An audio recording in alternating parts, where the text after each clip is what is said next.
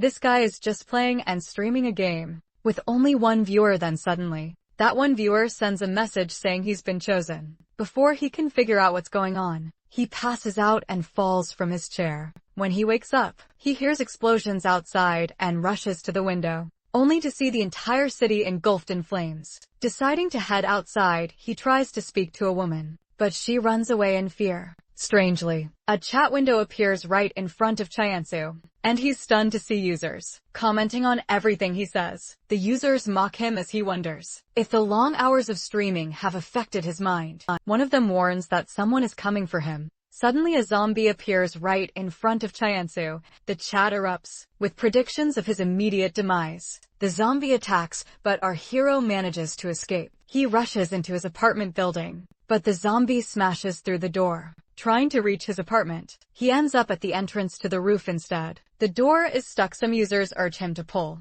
while others tell him to push. Finally, the door swings open, and Chion-soo makes it to the rooftop, slammed the door behind him, and gasping for breath. He recalls everything, from the explosion to the bizarre chat window, and decides he needs a weapon to face the zombie. Unexpectedly, his landlord, now a zombie, approaches Chiansu, trips and falls, giving the landlord zombie an opening to attack. A user jokes about whether the landlord is actually a supply chest, prompting Chiansu to look closer. He kicks the zombie back, and when it lunges again, he shoves it off the roof. Users call it luck before he can catch his breath. The rooftop door bursts open. As two more zombies reach it, our boy bumps into a supply chest, immediately opens it and finds a bat inside. The door slams open, and the zombies emerge onto the rooftop. Chiansu smirks, determined to take them on, even if the end of the world feels like just another game. The zombies growl as Chiansu swings his bat at them, but he can't land a single hit. He screams in frustration while continuing to swing,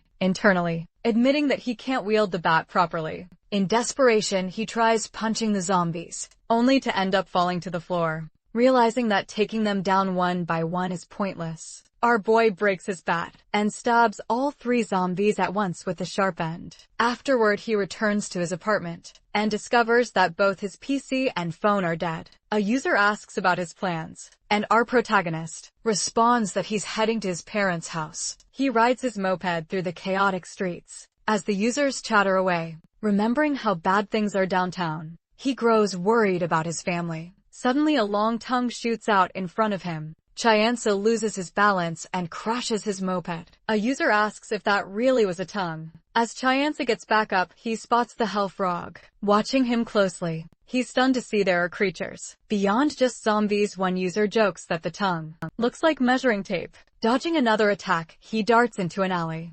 Deciding to take sharp turns to avoid the creature, he pulls out a lighter and a bottle of alcohol from his backpack, ready to make a stand at a dead end. Frog lunges, but Chiansu dodges, sending it crashing into the trash. He quickly lights the alcohol bottle and throws it at the frog, then hurls a second burning bottle straight into its mouth. Realizing the monster's weakness is being attacked from the inside, our hero grabs his last bottle, determined to finish the job. He taunts the frog to come at him, and when it lashes out its tongue, Chion-soo seizes the moment, tossing the burning bottle into its mouth. The creature falls writhing in a blaze. Before finally dying, one user remarks that they've never seen anyone perform so well in the early stages of the game. Chiansu wonders if they really see this as a game, while his life is on the line. Unsure whether any of this is real, he resolves not to die a fool's death. A system window pops up, and our boy learns he has gained the aggro and record-keeping skill. Realizing this is just like a game, he says skills panel, and a new window appears detailing his skills effects. He finds out he'll have to rush into danger first because of this ability closing the panel. Chion-soo decides to focus on finding his family. He discovers his moped is beyond repair, but fortunately he's close enough to walk. When he arrives at his parents' house, he finds the building nearly destroyed. He rushes inside to search for them, but sadly he comes up empty-handed. Then he starts looking for a note they might have left behind, and finds it in his room. His parents have written that they evacuated with the military's 7.5 Division. Chiansu freezes as he reads the name of the 7.5 Division. The users comment, asking if his parents have abandoned him, or if he's about to cry. Chyansu feels uneasy. His father would never leave him like this. It dawns on him that if this world operates like a game, then the missing person scenario must be set up intentionally. For story progression, he decides not to act rashly, realizing his only clue is the 7.5th division. Checking the kitchen, our boy finds some tuna. He decides to eat before leaving, since there's little else to do. Suddenly a noise catches his attention. Grabbing a kitchen knife, he cautiously searches the house. A crash from outside the window startles him. When he opens it, a zombie grabs his arm, trying to haul itself inside. Cheon-soo fends it off with a knife and shuts the window. The system notifies him aggroed 1A0958. Chyansu wonders if his skill activated because of that zombie. Recalling that for the next 10 minutes, he gets a boost for defeating each enemy. Eager to test this, he confronts another zombie at the door, eliminating it with a hammer. The skill tallies the kill. He repeats this process, striking down 7 zombies altogether. Before he can check his skill progress, a noise from the kitchen draws his attention. There he discovers a man hiding under the table. The stranger, grateful to be found, cooks a meal for them both, addressing his audience as brothers. Our hero jokes that he was planning to eat anyway,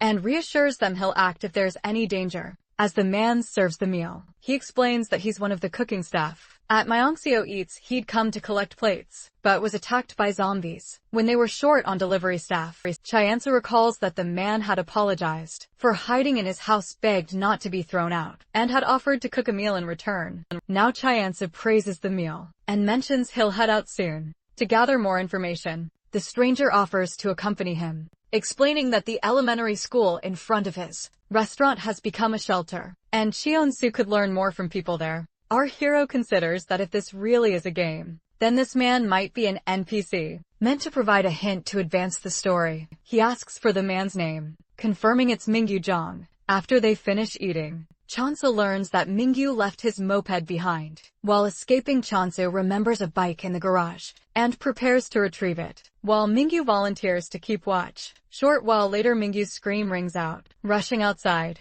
our hero sees a huge monster clutching Mingyu, ready to devour him. The users, his bros, refer to the creature as Big Head and advise ignoring it or risking death. Deciding quickly, Chyansu races to the garage, retrieves the bike and escapes as Big Head eats Mingyu. While riding, he spots Mingyu's moped. Complete with keys, he switches to the moped, considering how to deal with the monster pursuing him. Meanwhile, at the elementary school shelter, an officer orders everyone inside so barricades can be set up. Mingyu Sr. grows furious when told that Mingyu may already be dead, but Mr. Jang, an elderly man, calms him and encourages everyone to get inside. Just then Chyansu arrives at the shelter, riding the moped and dragging something behind him. Mr. Young notices and reacts to the unusual sight. The object Cheon-soo drags behind his moped is a massive finger, leaving everyone at the shelter stunned. Mr. Jang anxiously asks about Mingyu. Chonsu simply states that Mingyu is dead, then quickly adds that he's in a hurry,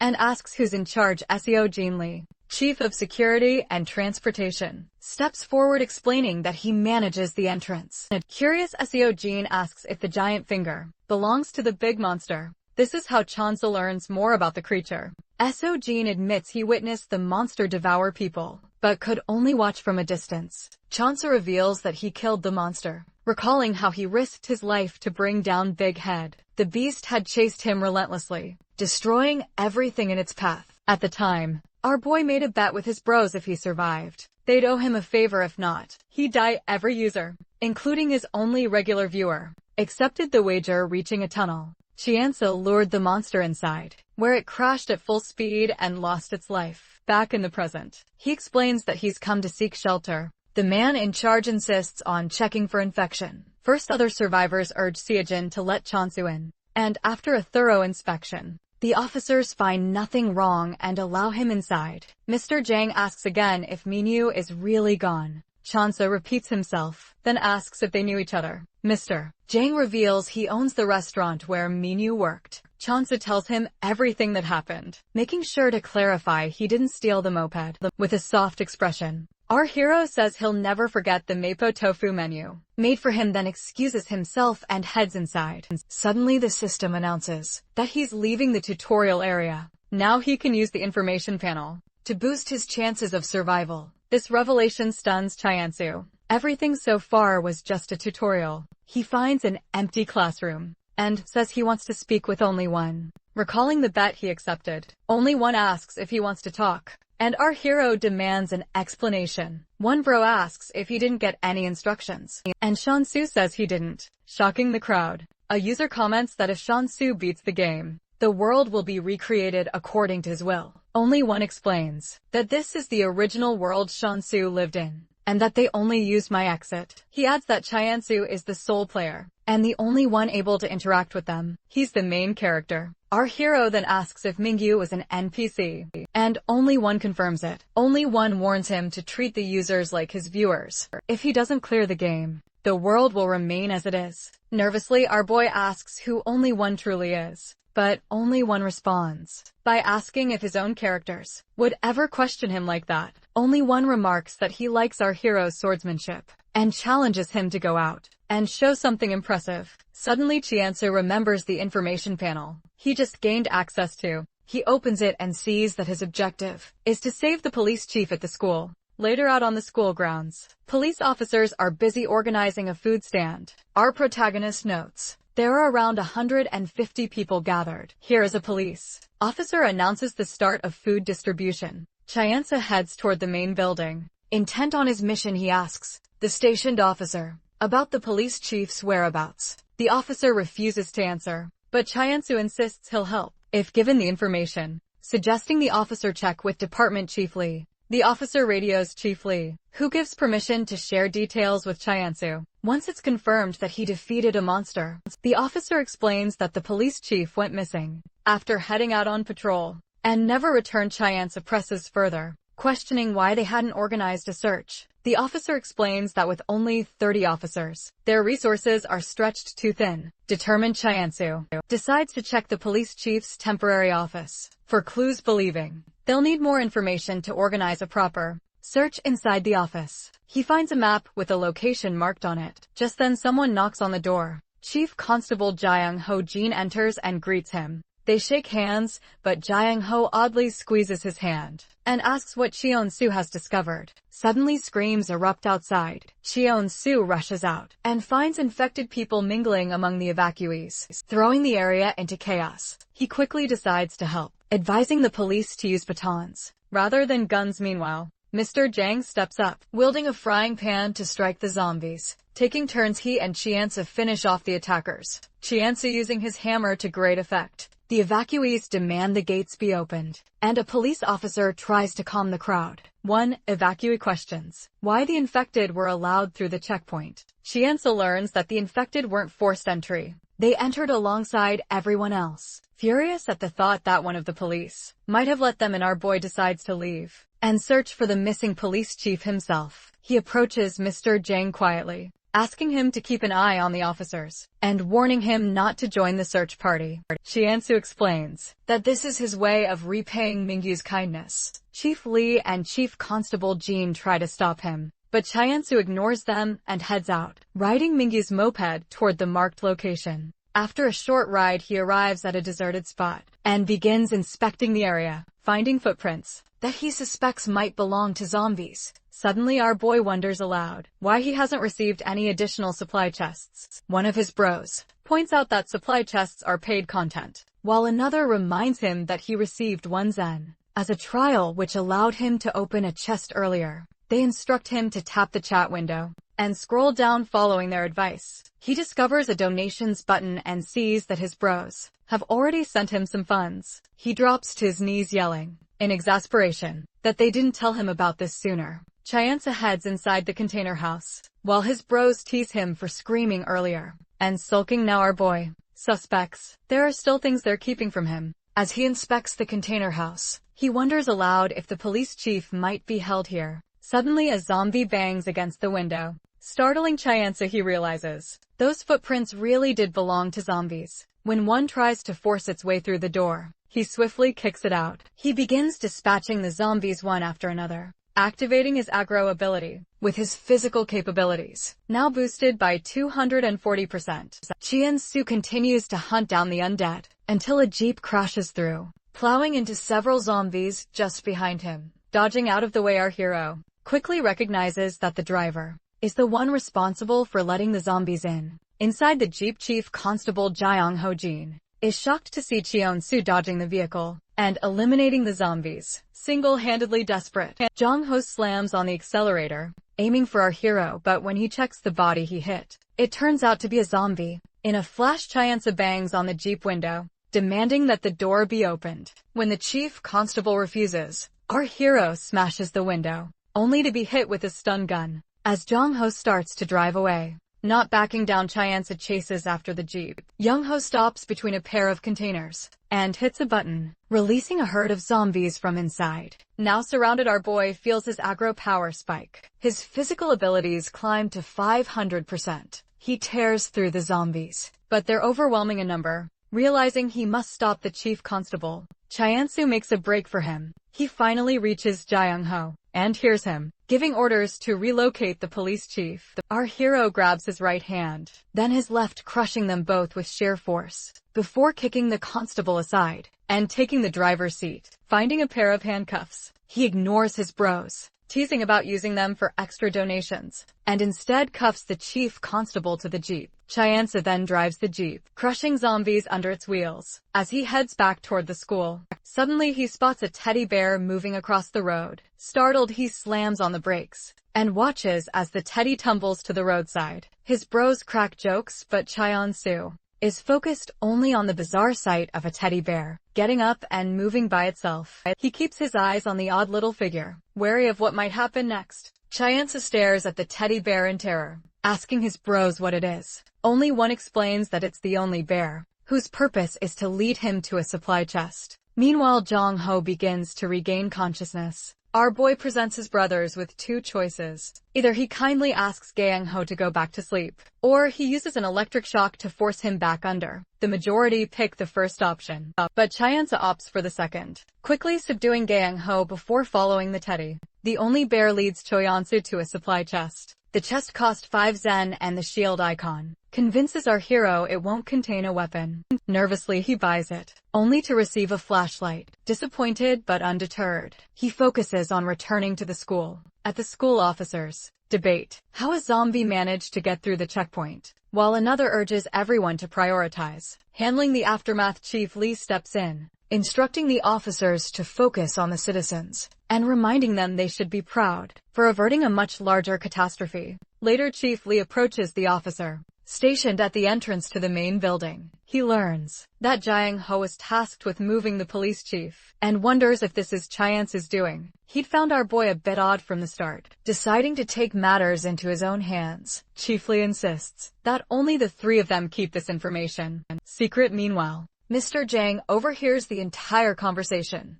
and suspects they're up to something. He watches as Chief Lee makes his way to the basement. Outside, two officers discover Jang-ho's Jeep and find him dead inside elsewhere. Mr. Jang dashes up the stairs in a panic, determined to warn our hero. Unexpectedly, he runs into Cha Yoon-soo, who's wearing a cap and hood. Mr. Jang hurriedly tells him the police chief and Chief Lee are in the basement, and the officer guarding the door is in on it. Our hero wastes no time and heads to the room where the police chief is being held. Inside, Chief Lee threatens the police chief with a stun gun. Meanwhile, one of the brothers promises to donate 1 zen if Cheon-soo drop kicks Chief Lee. Without hesitation, our boy charges in and delivers the kick, instantly earning the donation. Chief Lee fires his pistol, but Cheon-soo grabs his hand, causing the shot to go wide. He then knees his opponent, as Chief Lee keeps firing until the gun clicks empty. Taking advantage, Cheon-soo lands 3 punches to his face, demanding the keys. Cheon-soo watches as Chief Lee reaches for the stun gun.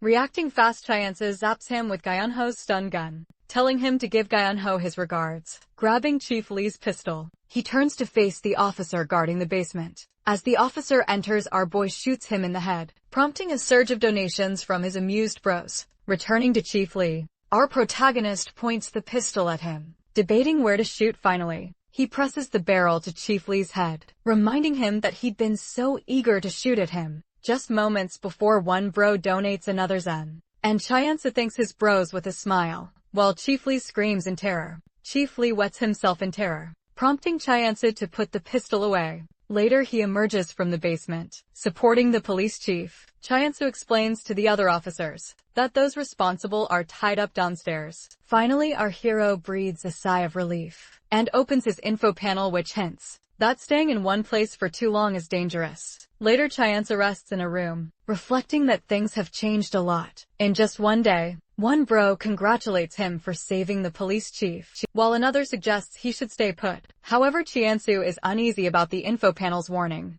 and wonders how long is too long. One of his bros suggests watching for an omen to judge when it's time to move, but gives no further clues. Frustrated, our hero eventually decides to get up and head out. Outside, the police chief approaches and asks if he's leaving. Shaking his head, our boy asks what's going on. The police chief thanks him for all his help and says they've decided to resupply him. Chiansu recalls that the chief couldn't bring himself to execute his former comrades, so Chiansu volunteered to handle it. He tied Chief Lee and the chief constable behind the jeep and drove off, dragging them along as zombies chased after them. A bro named Torture Enjoyer donated 1 zen. When our hero picked up speed, both chiefs were left behind. He later remarked that they had a little accident during their expulsion. Back in the present, our boy accepts the resupply offer, and the police chief also provides the jeep. That night, our hero sits in his vehicle, inspecting the flashlight. His bros remain vague with hints, so he decides to rest. After a while, he feels a chill and glancing in the mirror,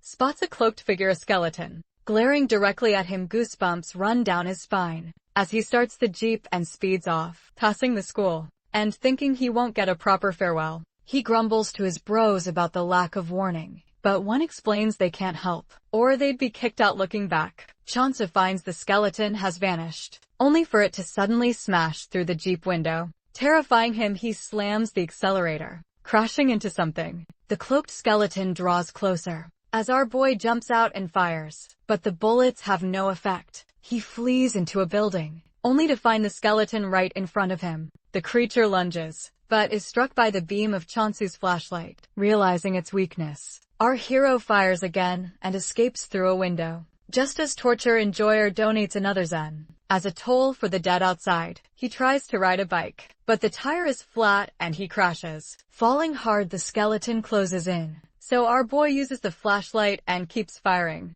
Noticing the creature can't move past a certain limit, he fires his last bullet, and the skeleton finally vanishes. Exhausted, Chiansu collapses, only to spot something unusual nearby. A flashlight flickers on and off. Chiansu watches this carefully. He recognizes the pattern as Morse code and readies his pistol. As the person with the flashlight approaches, our boy immediately points his weapon at him. The stranger, Minchil Yang, is wearing a school uniform and nervously insists he's not a bad person, asking if Chiansu is with the police. Chiansu learns Minchil is alone and demands his flashlight, which Minchil reluctantly hands over. Next, Chiansu tells him to hand over his bag. Minchil protests, explaining it only contains emergency rations, but under pressure he reveals it's just instant noodles, ham, and tuna. Attempting to leave, Minchil is stopped as our hero orders him to take off his clothes. After verifying Minchil has nothing suspicious on him,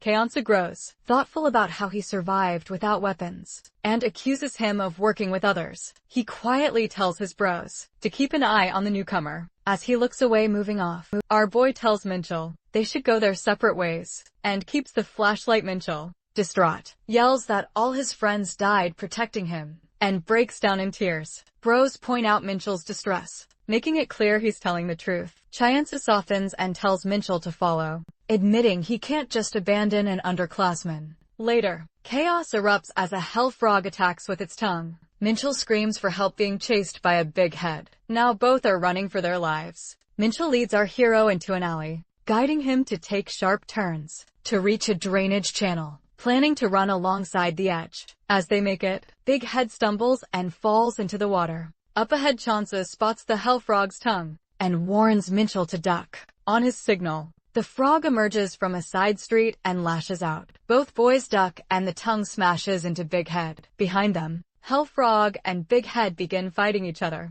giving Chiansu and Minchil a chance to escape. Minchil then guides him to a bicycle rental shop, and they take off on a tandem bike. Though steering is difficult, Minchil encourages him, saying they're almost at their destination. He explains he found the place on a map, describing it as very safe and well-equipped. Minchul asks if Chianza knows anything about the 7.5th Division, sharing that he'd searched for a friend, but only found a note saying the 7.5th Division had picked them up. Our boy admits he doesn't know much either, and wonders if they're only selecting certain people. Finally, they arrive at their destination, just as a jeep crashes right in front of them. Chansa rushes over and finds a person inside, determining he's human. Our hero drags him out and learns his name. Young Jin Cho, a private. He searches the jeep for supplies, but comes up empty suddenly. Yang Jin pulls a knife, but Chianza kicks it away and seizes the weapon, declaring Yang Jin a deserter. He demands to know why a private is here, and if he betrayed his comrades.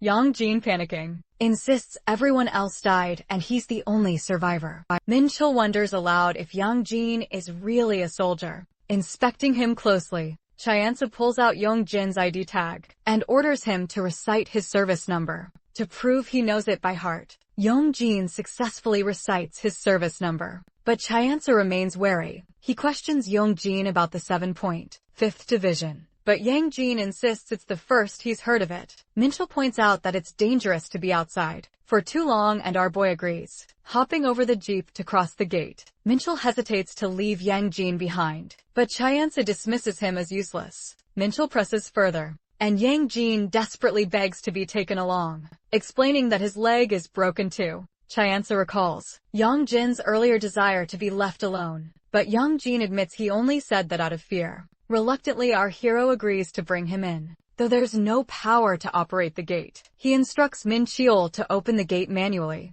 and help Yang Jin inside once all three are inside. Chianza notices there are only 4 cars in the parking lot and wonders why the gates are closed, if people have already left with their vehicles. As they explore the building, they find it empty. Minchul retrieves a crutch from the infirmary for Young Jin, while our boy announces he's going to scout the area. Minchul nervously grabs his sleeve, concerned about being left behind, but Chianza reassures him with a nod. While heading upstairs, Chianza quietly asks his bros whether he should leave Minchul or not, considering the vending machines make this a relatively safe spot. His bros, however, don't agree with the idea. Suddenly, our boy hears a voice coming from a radio. In a nearby room, he discovers there's still power, and learns from the broadcast that the 7.4th Division is directing people to Jeju Island, and everyone is being instructed to reach Taejun by train. Sensing a lead, Chianza summons his info panel, which now directs him to escape the city. Via the train station, his bros get excited, remarking on the long journey ahead. Heading back downstairs, our boy finds only Young Jin on a bed. Minchul has gone to the basement to investigate a strange noise. Instantly, Chianza heads to the office, hoping to find taxi keys for their escape. Suspecting someone may have deliberately turned off the lights while searching, he hears a noise and returns to Yang Jin, only to find him on the floor. Although Cha Eun-soo suspects a monster, Yang Jin sheepishly admits he just fell. Suddenly, footsteps echo from the stairs, and both tense up as a man appears, holding Minchul with a knife to his throat. Minchul urges Chianza to leave, but our boy simply asks why. He brandishes his own knife, demanding the man let Minchul go. The man, revealed to be the company owner, calls Minchul a thief for breaking into his business, claiming he's too busy taking customer calls to deal with thieves, and complaining about a shortage of drivers. Young Jin worries Minchul might get stabbed, but our hero admits it's his fault for sending him alone. Thinking quickly, Chianza puts on an act, claiming he's not a thief but a driver here to help, boasting about his skills and offering to handle all the customers. He insists the owner interview him. The owner asks for his application so they can proceed. Chianza bluffs that he left it in the office and quietly instructs Young Jin to grab any application that resembles him. Young Jin sneaks off and soon hands an application to someone matching Chianza's description. As the owner becomes absorbed in reading it, Minchul seizes the moment to kick him, and our boy knocks the man out with Young Jin's crutch. With the owner subdued and the keys in hand, they hurry outside and pile into a taxi. Young Jin is surprised to find himself driving, despite his broken left leg, but our hero urges him to head for the train station. As they make their escape, people begin to flood into the building seeking shelter, only to be devoured by an approaching monster. The creature draws near the taxi, screeching loudly, While Chyansu wonders why a crawler would show up here, fear overtakes young Jin as he starts the car,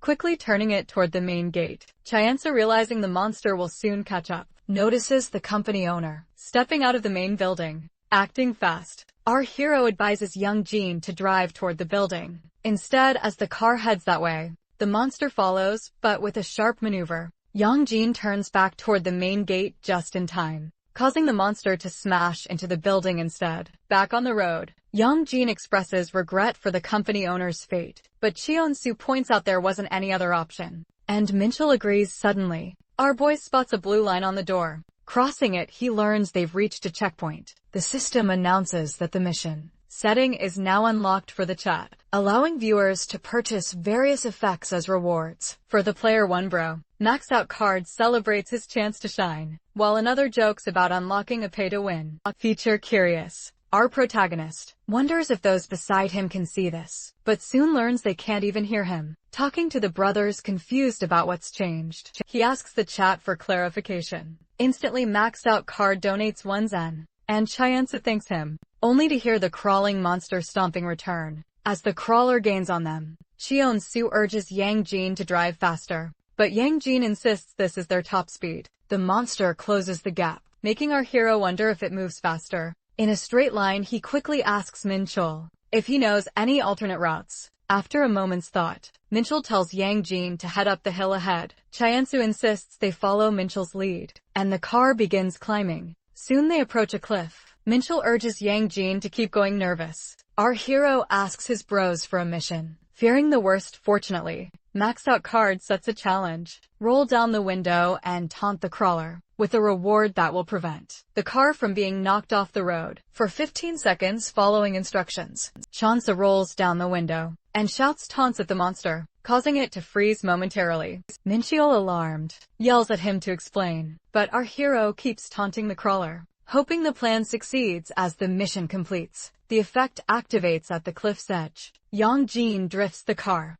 and the crawler tumbles over the side. Yang Jin is left baffled by their narrow escape, while Chyansu thanks Maxed Out Card for the timely mission. Finally, they arrive at the train station, only to find it deserted. Chyansu suggests hiding and continuing on foot, but Young Jin points out zombies standing ahead. Chyansu steps out to draw their attention, confronting 3 zombies in total. While reflecting on his increased strength and how he should invest in his skills, he swiftly eliminates 1 zombie and takes down the others with ease. He notes that both his strength and reflexes have significantly improved since day 1. Lost in thought, he snapped back to reality by a scream. Chyansu notices a man struggling against a zombie, calling desperately for Changuk-jong. Recognizing the name as the mayor's, Chyansu asks his bros if he should help. All agree except Maxed Out Card. Deciding to act, our hero eliminates the zombie, and then asks the man why he was calling for Changuk-jong. The stranger explains that the mayor abandoned him to die. He recounts how he suggested taking another route after they encountered zombies, but the mayor threw him out of the car for speaking up. Our hero reasons that they'll probably run into the mayor at the station, and the stranger agrees, adding that the mayor has plenty of people protecting him. Jeon-soo also learns that the mayor has hired outside help. He thanks the stranger for the information. Reaching the stairs to the main train station, our boy asks the stranger's name, learning he's Mr. Yu. As they ascend, they spot a small girl standing on the steps. Mr. Yu tries to call out, but our hero quickly covers his mouth, whispering that she isn't really a child. The girl is actually a zombie. Chyansu's bros remark that he has the worst luck. He wonders if he's in real danger, and asks for mission rewards. A bro mentions that the last mission from Maxed Out Card was worth 100 zen, with a single zen valued at about 753. Stunning Chyansu when he realizes the reward totaled $753. Instructing Mr. Yu to stay quiet, our boy waits as a loud noise erupts from the station. The zombie girl reacts to the sound and heads inside. Mr. Yu, however, refuses to follow and bolts in the opposite direction, only to trip and come face to face with another zombie girl. She kills him, while Chyansu's bros explain she's a silent girl, a zombie that can't see but reacts to sound. More noises from the station prompt the silent girl to move. Suddenly, New Master launches a mission Don't move until the silent girl passes. The reward is the ability to take away the hearing of any target. Chianza touches, holding his breath. Our protagonist stands still as the silent girl moves past. Without noticing him when she finally heads inside, he collapses with relief and collects his reward. Stepping down, he checks on Mr. Yu and takes his employee ID card. To his shock, Mr. Yu's body transforms into a zombie, but our hero swiftly eliminates him. Realizing the silent girl can turn people into zombies, he rushes inside to find young Jean and Minchel, only to see both being chased by silent girls. For a moment our boy considers leaving them behind, convinced it's not worth the risk. But new master intervenes with another mission. Save Minchel and young Jean for a 20 Zen reward. Accepting the challenge, Chansa heads to an empty restaurant, grabs a stopwatch, and dubs the plan Operation Self-Destruct Watch. Meanwhile, Minchel and young Jean huddle atop toilet stalls as the silent girls claw at the walls. Luckily, our hero arrives, repeatedly beeps the stopwatch, and tosses it out of the bathroom. The silent girls are distracted and chase after the sound. Minchel and young Jean quietly climb down. When asked by a bro why he didn't use the mission reward, Chiansu explains it's too dangerous, as it requires touching the target. Unfortunately, young Jean admits his ankle is broken, so our protagonist instructs Minchel to help him move. With 20 Zen now in hand, our boy leads them toward the main station, but suddenly notices young Jean starting to transform into a zombie. Gritting his teeth, Chionsu pulls Minchel away, declaring it's too late for their companion. Questions swirl in our hero's mind, but he resolves to escape for now. Just then young Jean points to the information board, signaling that the train is still running. Shansu is shocked to discover that the trains are still running. He thanks young Jean before moving forward, silently, vowing to finish the game and someday repay him. With Minchel by his side, our boy waits for the train, but warns Minchel to be cautious, as the train could bring trouble with it. Suddenly an announcement blares, stating that the incoming train will pass straight through the station instantly. They hide in a box. A bullet train rushes past, a crawler pursuing it, peeking out. Our hero wonders aloud what's happening, but another train soon arrives. Stopping at the platform, Chianza heads out, instructing Minchel to stay put. Approaching the train, he observes the operator, a woman who steps out furiously, demanding to know where the mayor is. While hiding, Chansa remembers reading her interview. Her name is Seo Yunjang, a train engineer. He overhears her grumbling about the 7.5th Division, and cursing the orders she's been given to follow. If she wants shelter, our boy notes that she looks quite different from her interview photo, and decides he should get her on his side. Meanwhile, Michelle peeks out, and signals that they could take her down. Since she's alone, our hero quickly intervenes, calming both Seo Yun and Min Chil. Seo Yun, suspicious, assumes they're trying to steal her train. Chianza flashes Mr. Yu's City Hall ID badge, claiming it as his own. Seo Yun recognizes his authority, and Chianza explains that a lot has happened. The mayor is dead, and they were ambushed on the way here. Now only they survived. Just then, zombie sounds echo through the station. Chianza urges that they leave immediately, insisting that only the three of them are left aboard. Seo Yun protests, but our boy points out that with the mayor dead, her contract is void. She reluctantly agrees and lets him on board, and Minchel's pleading expression earns him permission, as well as the train departs. Young Jean, now a zombie, trips on the stairs, while the mayor shouts after the train. Seo Yun realizes the mayor is still alive, but Cheon-soo warns her not to stop, or they'll be caught by the silent girls. She hesitates, but ultimately continues. The mayor, desperately invoking the code "the end" to catch a ride, is devoured by zombie young Jean. Later, inside the control cab, Seo Yun demands an explanation. Chianza repeats that the mayor is dead, and insists he was never at the station with him in the first place. He becomes furious, slamming Chianza against the wall, and demanding to know his true identity. After learning his real name, she accuses him of killing Young Hanyu, but our boy clarifies he never claimed to be Young Hanyu. When Seo Yun threatens to throw them off the train, our protagonist nervously explains their situation. If they hadn't acted, she wouldn't have let them board, and if they had saved the mayor, everyone might have died. Seo Yun kicks him, sending both Cha Yeon-soo and Min Cheol to the floor. He tries to lighten the mood by mentioning her interview, recalling how she once said, "Free rides depend on passenger circumstances, because some are going through tough times." When he addresses her by name, She blushes in embarrassment. Quoting the article title, he makes her cringe, but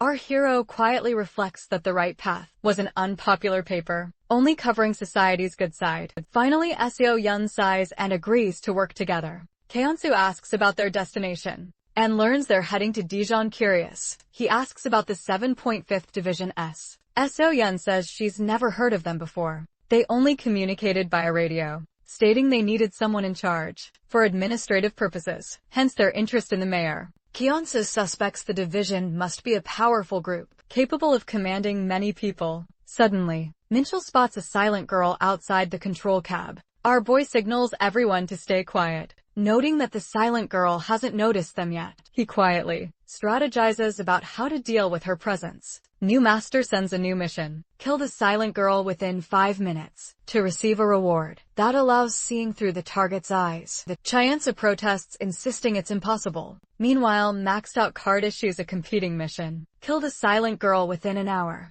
This sparks a dispute between New Master and Maxed Out Card. One accuses the other of attempting to set a mission to kill Kyeonsu, while the other complains about inadequate compensation for such a task. Despite the confusion, Cheon-soo braces himself and approaches the silent girl. After realizing she cannot perceive him, he uses his skill to take away her hearing. He taps her shoulder, which startles the girl and causes her to collapse in fear. As she becomes disoriented, she accidentally falls off the train. To confirm whether she has died, our boy peers down and discovers she's still clinging to the train, even as her legs are being scraped. In response, he stomps on her repeatedly, then stabs her arms several times. Eventually, she loses her grip, falls and dies, leaving our hero screaming in disbelief. As a result, he receives the rewards for both missions. Hyansa returns to the control cab, where Minchul expresses concern, and Seo Yun praises his abilities, remarking that the 7.5th Division just contacted her. They instructed her to stop at the upcoming checkpoint, but our boy quickly asks about the mayor.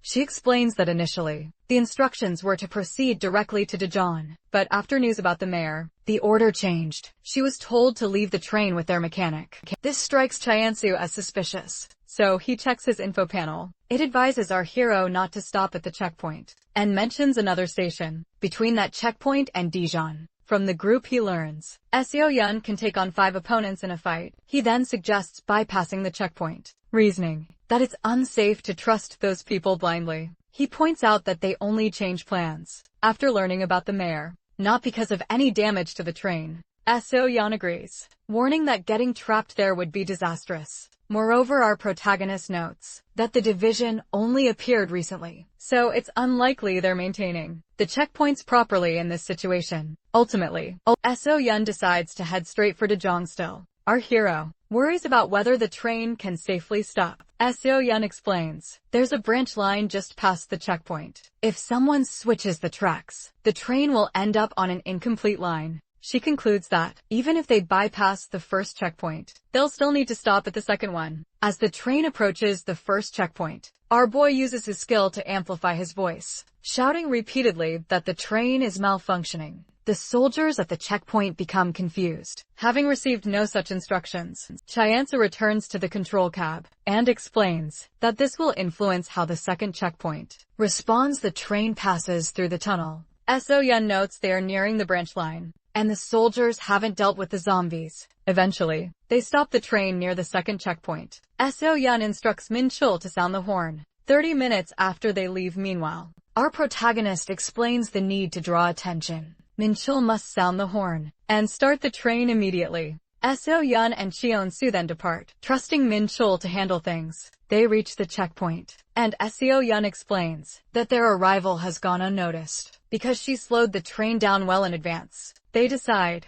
to approach via the hillside for better cover. Soon they spot 4 soldiers nearby, discussing plans to kill everyone except the engineer. Upon Seo Yun's signal, both launch their attack. Our protagonist confidently switches a soldier's rifle to safe mode, while Seo Yun knocks another down the hill with a kick. She then demands to know who is responsible for the planned killings. The other 2 soldiers flinch, but Seo Yun quickly strikes one with a rifle and sends him tumbling down the hill. The last soldier begins to plead, but she throws him down as well. Leaving no one left to interrogate, Hyansu picks up a gun and asks Seo-yeon if she knows how to shoot, explaining they'll need to take a more direct approach. Now moving forward, they come across a herd of zombies, slowly crawling up a hill. Our hero urges her to hurry. The checkpoint must be cleared quickly. They finally reach the main building, where soldiers are stationed. Our boy counts at least 10 or more inside. He and Seo-yeon position themselves, noting that the zombies will likely rush in as soon as the shooting starts. Despite the risk, time constraints with the train force them to engage. Just as they are about to fire, a soldier opens up on them, triggering a chaotic exchange of bullets. Some soldiers fall, but Hyansu is injured in the process. He asks his bros if they can help him see the checkpoint, but they can only view things in third person. Despite the struggle, our protagonist focuses on shooting at the remaining enemies. Unexpectedly, Seo-yeon is hit as well, but she reassures him that the bullet only grazed her. After a prolonged firefight, they are left with just 30 rounds. With the soldiers now advancing, the pair decides to retreat. As they run, Chansa pleads with his bros for a mission, but none of them want to spend money on someone who's dying. Meanwhile, maxed out card is out of funds and asks others for support, but no one responds. Our boy clenches his teeth, realizing the audience only cares about entertainment. He wonders if he can offer some guarantee of survival to convince them to help with options running out. He decides to lure the zombies on the cliff toward the soldiers. Confident he can turn the situation around, he shouts to draw the horde's attention. His aggro skill number spikes rapidly, leaving Seo-yeon confused. So our protagonist explains his plan to survive by leading the zombies to the soldiers. He sprints toward the enemy, then surprises everyone with a super jump, clearing the group of soldiers and reaching the main building with the zombie horde in pursuit. The brothers comment that his physical abilities have increased thanks to the high aggro count. Inside the building, our hero hears the chaos behind him. Meanwhile, Seo-yeon struggles to fend off zombies, but he arrives in time to rescue her. He tells her to get on his back, but she hesitates without waiting. Chiansu lifts her up and starts running. After a few minutes, they reach the crink. Chiansu instructs Seo-yeon to turn it, while he holds off the zombies. He listens to the sounds of battle between soldiers and the undead on the other side. Seo-yeon manages to turn the crink, and our hero instantly picks her up again. Suddenly, they hear the horn of their train, but quickly realize it's moving much too fast. As they take in the scene, they see Minchul lying on the floor of the now bloody control cab. The train shows no sign of stopping, so Chiansu rushes to catch it while carrying Seo-yeon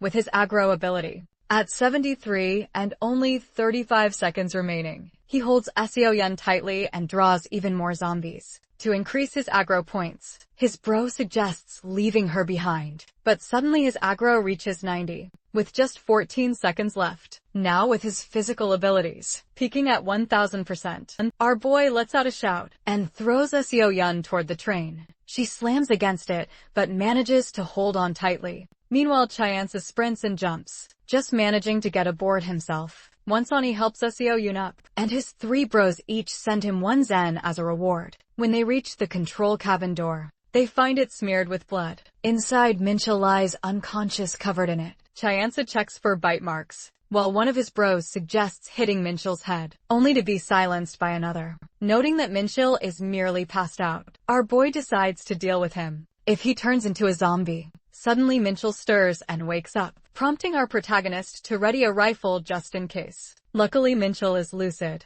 so Chiansa grabs his face and urgently asks if he's been bitten. Minchul explains that he fought off a zombie, but slipped and hit his head unexpectedly. Our hero hugs him tightly. One bro insists on a more thorough check, so Chansu inspects Minchul's body, but finds nothing alarming. Relieved, he hugs Minchul again. Minchul then asks how they managed to board the train, but Seo-yeon, still curious, questions Cheon-soo about how he managed to throw her into the air. Min Keel freezes at the mention, while our boy tries to stop her from misunderstanding. Min Keel warns Cheon-soo not to treat people like objects, prompting Cheon-soo to explain that it was about survival and adrenaline at the moment. Impressing Seo-yeon suddenly, someone from the 7.5th Division connects through the radio. Chiansa quickly responds, claiming to be a passenger on the train. Division officer demands his identity, so he claims he's just a civilian, explaining they fixed the train and stopped at the second checkpoint. He adds that they encountered unknown fighters battling zombies, and though they escaped with the soldiers' help, he is the only survivor. He further explains that the engineer started the train, but had to get off after being bitten. Our boy fakes a signal loss, but the division officer warns that they'll deal with him upon arrival at Dijon station. After the call ends, Chiansu insists they can't ride the train all the way to Dijon. They agree to stop at an arboretum near the city. Instead, upon arrival, weapons ready, they proceed through the strangely quiet arboretum. Suddenly a rustling sound comes from nearby. Oddly, only Chiansu hears it, so he asks his bros for input, but they provide little help, causing him to lose his composure.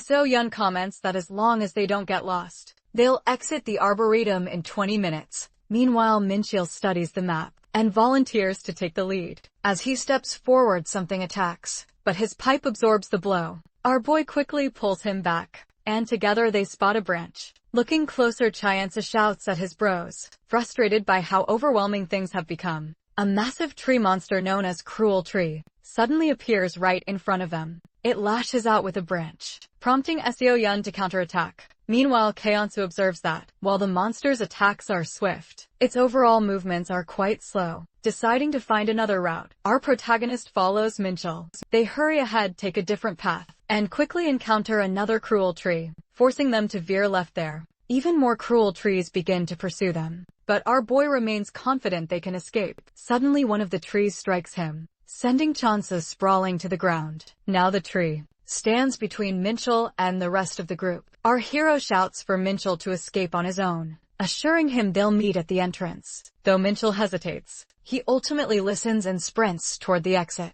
Meanwhile, Seo Yun attacks the tree with her rifle, but Chiansu is puzzled by his aggro skills and activity. One of his bros points out that the monsters aren't targeting him. They have no eyes or ears. Testing this, our boy kicks the tree immediately, triggering his aggro skill. He quickly stops Seo Yun from further attacks, explaining that the monsters can only sense them through direct contact. Together, they decide to double back and circle around the area. Elsewhere, Mitchell successfully reaches the entrance. He notices that the cruel tree behind him halts at the threshold, suspecting it stopped because there's no soil outside. Worried about our protagonist and Seo Yun, Minchil heads to a nearby convenience store. There he grabs bottles of alcohol, a pack of towels, and a lighter. Back in the arboretum, he sets a fire with the supplies and hurls it at a cruel tree. The tree thrashes wildly and Minchil ignites another, causing both to run amok and eventually explode. Realizing he's ignited all the nearby cruel trees, Minchil panics and flees, only to trip and fall. Fortunately, someone douses the flames with water. An old man holding a water pipe scolds Minchil, telling him to get out of there. After an explosion, the old man grabs Minchil's arm and leads him to an unfamiliar location. A short distance away, the man opens a utility cover and pushes Minchil into an underground shelter. Completely exhausted, Minchil listens as the old man explains that he built this place before the world collapsed. The old man slyly asks if Minchil is wearing a school uniform. Minchil confirms, then tries to get up to save Chiansu, but collapses onto the bed. The old man urges him to give up, insisting that anyone caught by those monsters is doomed once they start moving. When Minchil insists on helping his friends, the old man yells for him to wait until sunrise, explaining that the monsters become dormant in daylight. He tells Minchil to trust his friends, then offers him food to regain his strength for tomorrow's search. As Minchil begins to eat, the old man encourages him to take his time. The old man casually asks Minchil which way they entered. Minchil replies that they came in through the back gate. To his surprise, the old man correctly guesses they arrived by train, remarking that's the only way. People have been coming to this place lately. He then asks how many are in their group, and Minchil tells him there are 3, including himself, as he puts away the food container. The elderly man casually inquires about the contents of Minchil's bag. Nervously, Minchil explains that he only has food and a few personal items. The old man reassures him, saying he's not interested in taking anything, and tells Minchil to let him know if he needs anything, even offering him the bed while he takes the mattress. The lights go out and both settle in for the night. Minchil, struggling to sleep, reflects on how generous the old man has been, even sharing food and a bed with him. Still he can't help but worry about his friends, imagining Cha Eun-soo and Seo Ihan running for their lives on empty stomachs. He gets up and considers taking a food container for them, but guilt keeps him from going through with it. He returns to bed, unaware that the old man is still awake. Meanwhile, Chaeon-soo and Seo Yun are still trying to shake off the cruel trees. Our boy realizes these monsters awaken others nearby, creating a chain reaction. Seo Yun arrives, mentioning she lost her weapon during a fall, and demands to know if Chaeon-soo has any idea where to go. One of his bros suggests finding an axe, but Chaeon-soo doubts there's one nearby. Suddenly, he spots a cruel tree moving in the opposite direction. Looking closer, he sees the familiar white teddy bear hanging from a branch. Seizing the opportunity, our boy grabs Seo Yun and sprints after the teddy. On the run, he counts his Zen 37 in total, and decides he'll open whatever he finds. Unfortunately, he comes across a supply chest, but it's priced at 72 Zen. Frustrated, our protagonist drops to his knees, cursing his luck. Seo Yun, watching from behind, assumes he's lost his mind from all the stress. She slaps him to snap him out of it, telling him to get a grip, then drags him away from the nearby monsters. Chaeon-soo feels hopeless, and briefly considers using his aggro skill, but quickly dismisses the idea as too dangerous. He decides he'll need fire to deal with the cruel trees. Just then someone splashes water on the monsters, causing them to stop. A young man with a ponytail waves at them, and our hero is stunned to see another person. In a place like this, the ponytailed guy leads them to a shelter. Back in the old man's hideout, Minchul feels weak and exhausted. The old man notices his struggle and encourages him to sleep, telling him to leave his worries behind. Despite his efforts, Minchul can't stop fighting the effects, prompting the old man to rise. Surprised at Minchul's resistance, he assures him everything will be over by morning. When Minchul asks what he did to him, the old man claims he only saved him, then gestures to the food containers, revealing they're laced with poison, made from the leaves of the monster trees, absorbed through the skin. Minchul, now unable to move, is gently laid back in bed and covered with a blanket, while the old man gives a sly smile. Minchul desperately wishes he could warn the others, but he passes out. Meanwhile, the ponytailed guy opens the entrance to an underground hideout. Seo Yun climbs down first, and our boy insists the ponytailed stranger go next. After some protest, the young man complies,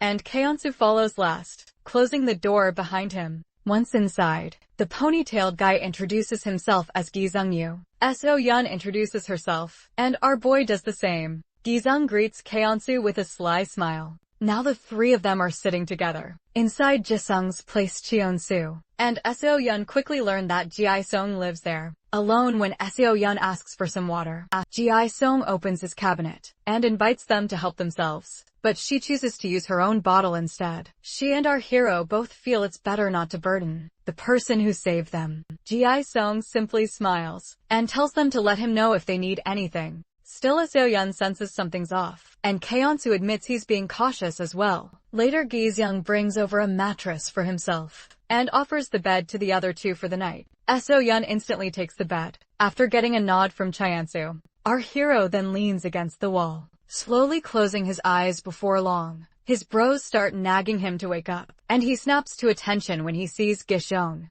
draping a blanket over him. The brothers can't help but tease Chaeon-soo about it. Gi-sung offers a pillow and some sheets to help him rest comfortably. Our boy lies down on the mat, realizing he can't even remember the last time he slept. Like this, he drifts off almost immediately, but one of the brothers warns him not to fall asleep so easily. Glancing over, he notices Seo Yun sleeping soundly, and thinks it must be exhausting for her to keep up with his high stats. He pinches himself trying to stay awake. Once he believes Gi-sung is asleep, our protagonist quietly gets up to inspect the place. He finds the shelter well equipped, which raises his suspicions. Not only does Gi-sung seem familiar with the cruel trees, but he also left his shelter at night to help them, something that doesn't quite add up for our hero. Looking over the food containers, Chonsun notices the logos on the lid and don't match, suggesting Gi-sung resealed the can after changing its contents. Taking action, he grabs Gi-sung's arms to prevent any movement. Seo Yun wakes up and quickly assists, helping our boy Tae Ji-sung up with a blanket. One of the brothers suggests using the ladder,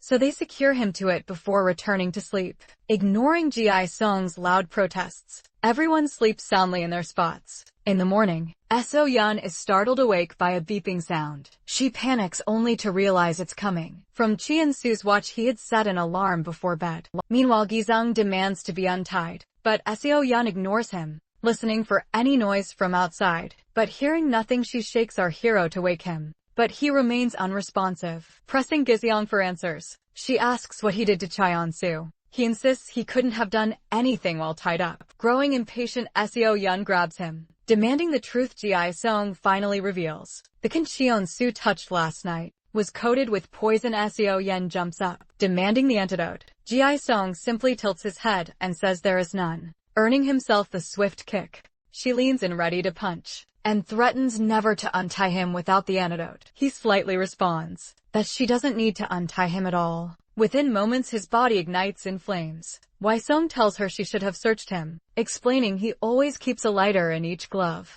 and wears flammable clothes. So-yeon stares at him in shock, as he calmly explains that he is just kindling, and so is everything else in the shelter. So-yeon tries to smother the flames with a blanket, but it's no use, so she grabs the water pipe and douses Ji-sung, extinguishing the fire. Unfortunately, this gives him the chance to break free and grab her. She quickly kicks him away, but starts coughing in the thick smoke. Losing sight of Ji-sung, she's caught off guard when he suddenly attacks from behind. Now wearing a mask, he grabs her by the neck and pins her against the wall. Struggling, So-yeon tries to reach for a food container, but fails. Ji-sung remarks that they needed fertilizer, and the two of them arrived just in time. He adds that if she had let him burn earlier, he would have been used as fertilizer himself. So-yeon desperately tries to call for Cheon-soo, but only manages to murmur his name. Isayama explains that the poison acts like a sleeping pill, keeping most adults unconscious for half a day or more. He tells her to sleep as well, but warns she won't last long enough for the poison to take effect. Her vision dims, but suddenly light streams in from outside. Looking up, she sees Cheon-soo opening the door. Our hero descends, stunning Gi-sung, who can't believe he's awake. Gi-sung demands to know how he managed to resist the poison, but our boy simply shrugs, saying that if it had been any stronger, he probably would have died. In a swift move, he breaks Ji-sung's arm. Gi-sung tries to punch him with his other hand, but fails. Cheon-soo rips away Ji-sung's mask and grabs his neck. Gi-sung begins to act like a zombie, but So-yeon strikes him with a food container, then punches him down and stomps on him coldly. Our boy quickly stops her and washes her hands, warning that she touched the poison. So-yeon complains that he slept for too long, but he replies that he woke up at the right moment. To ensure Gi-sung can't escape, our hero breaks his leg, causing Gi-sung to scream in pain. He notes the irony. Gi-sung set himself on fire without hesitation, but can't handle pain inflicted by others. When our boy breaks another bone, Gi-sung screams again and calls out for his grandfather coldly. Cheon-soo demands to know who else is involved. Meanwhile, outside, the old man is digging a hole in the pit. Minchul lies bound, and the old man shovels dirt over him. As Minchul struggles and demands answers, the old man calmly says he's going to become fertilizer. Cruel tree roots begin to snake toward Minchul. The old man explains that the roots only move during the day to absorb nutrients from bodies like his. Minchul shouts to be let out, but the old man describes how the trees need nutrients to thrive and will die without them. When Minchul tries to escape, the old man stabs him with his shovel. Minchul collapses screaming in pain, as the old man tells him he'll live forever as part of nature by becoming fertilizer. Minchul manages to get up before the roots can reach him and charges straight at the old man. The elderly man swings his shovel, but Minchul quickly turns, so the blow lands on his hand ropes. Freeing himself, he then grabs hold of the shovel and pulls,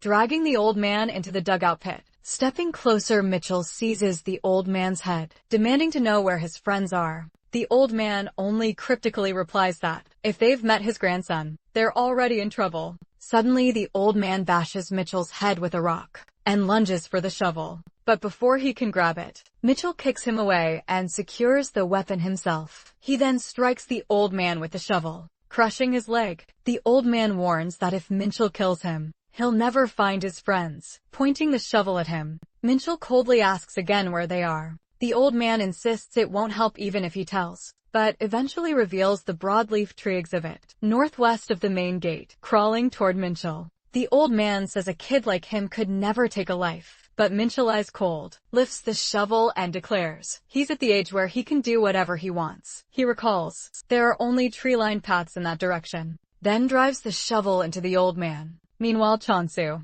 sits in front of the 72 zen supply chest, sighing about its price, and attempting to persuade his bros to give him more zen by claiming there must be something amazing inside. No one is convinced. He tries to lift the chest, but it won't budge. One bro suggests playing roulette, hinting that our boy will come across a game machine later, where he can bet his zen with nothing else to do. Chianza kneels in frustration. Suddenly, only one comments, offering to loan him some zen, with the promise of taking it back from future earnings. Chansa perks up at the offer. Only one agrees to loan him 35 zen. Just this once though, warning, he may regret it later. Still, our boy accepts the loan. Later, our protagonist returns to Seo Yun, proudly holding his new weapon, and tells her he was out searching for it. Meanwhile, Minchul escapes the pit, leaving the old man behind, to be absorbed by the cruel tree's roots. After some time, Kyeonsu and Seo Yun find Minchul lying on the ground bleeding heavily. They try to wake him, but he's unresponsive.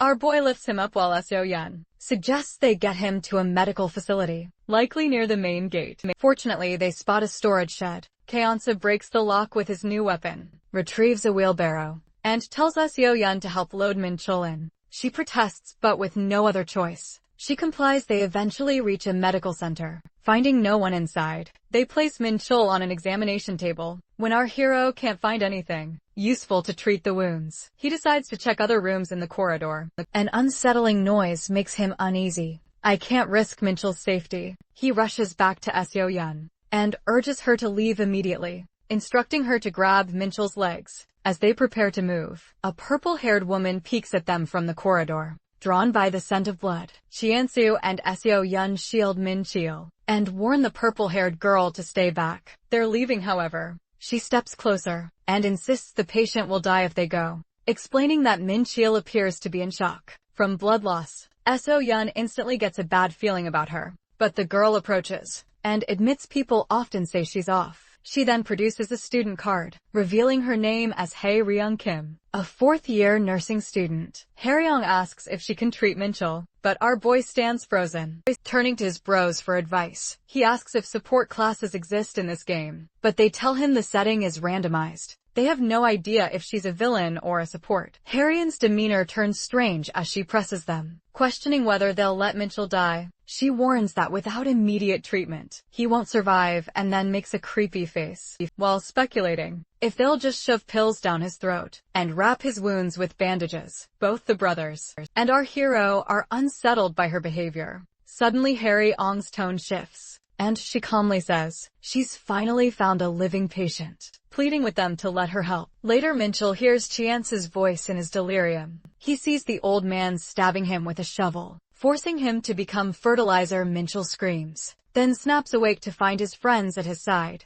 Our hero tells him he lost a lot of blood. They weren't sure he'd make it, while Seo Yun adds that he was out for almost half a day. Tears fill Minchul's eyes, but he quickly asks about the old man. Chianza realizes that Minchul must have been the one who dealt with the old man in that pit. Suddenly, Minchul asks where they are and who the purple-haired girl is. Hae-ryung steps forward, introducing herself and explaining that she saved him. Minchul nervously thanks her, and she beams with happiness. Our boy wonders if they should bring her along, but notes to himself that characters like her can become trouble when put under pressure. As they head out, Kyeonso tells Minchul to get on his back, but Minchul hesitates. Kyeonso points to the wheelbarrow, asking if he'd prefer another ride in that, which convinces Minchul to accept a piggyback.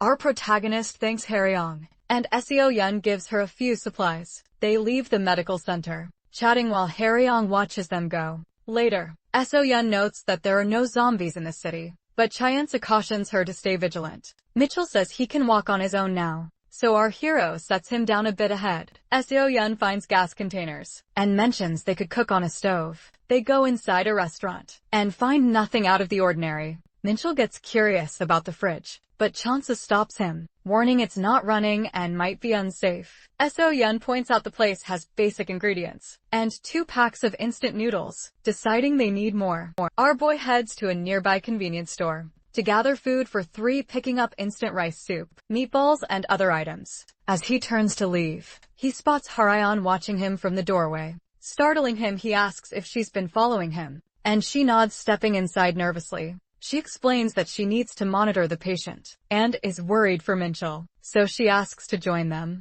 Our hero suggests she should ask Minchul instead, and wonders aloud if she sees him as the group's leader. Observing her closely, he notes that this is Haru Yang's true self, confident when she feels useful, but unsure when she thinks she's lost her place. He admits to himself that she is skilled, then tells her she can come with them, but only under one condition. Chansa returns to the restaurant, carrying enough food for everyone. Taking charge, he tells So-yeon to get a pot and frying pan ready. With confidence, he mentions he's got experience living alone, so they can trust him with the cooking. Promising to finish in 30 minutes, our hero begins to prepare the meal. He cooks with surprising skill, leaving everyone stunned, as he expertly combines the pre-made ingredients into what he calls Cheon Sugo's convenience store feast. When the food is ready, everyone digs in and quickly finds the dish delicious. Our protagonist finishes his meal in record time, so Minchul hands him some water to keep him from choking afterward. Chansa stands up and tells So-yeon that if he ever does something outrageous, it's because he has a reason. As he encourages them to enjoy the food, then heads out back at the convenience store. He finds Hara-young waiting for him, looking genuinely happy to see him. Our boy recalls that the condition he set for her was simply to wait for 30 minutes. Her patience confirms he can manage her. Spotting her student ID on the ground, he notices she's obscured something on her ID number. Haru Young explains, she's actually a second-year student, not a fourth year. She came with her seniors, but when they encountered soldiers, only her seniors were taken away. That's why she covered her ID number, though it didn't help much still. Chiansu insists she keep her student ID, and officially welcomes her to the group. Harry Young beams, promising to do her best even as a second year. As they start walking, she shyly asks if she can call him Sir Chansu. He's not used to such formalities, and feels a bit awkward about it. Later, when they all regroup, Minchul and So-yeon are surprised to see Harry Young with him. Our hero explains that she's helped them before, and was abandoned by her previous group. He urges them to trust his judgment regarding Harayeon. Minchul accepts her right away, and So-yeon follows suit next. Our protagonist explains that the area is filled with cruel trees, which Minchul realizes explains the lack of zombies in the city. With his new weapon, our boy strikes one of the nearby trees, and a strange liquid oozes out, proving it's not a normal tree. On top of that, he notices red marks appear with each hit, and the number changes, depending on how many times he strikes. Suddenly So-yeon calls him inside, to listen to a radio broadcast from the 7.5th Division. The message advises all survivors to head for the refugee camp their troops have set up, with rendezvous points at train stations and bus terminals. So-yeon adds that she found the battery-powered radio while he was at the convenience store, which is why it's picking up broadcasts. Our protagonist, however, wonders how the division has managed to deploy at nearly every major facility, especially since they aren't the only military force in the country still. He decides they should head to a terminal.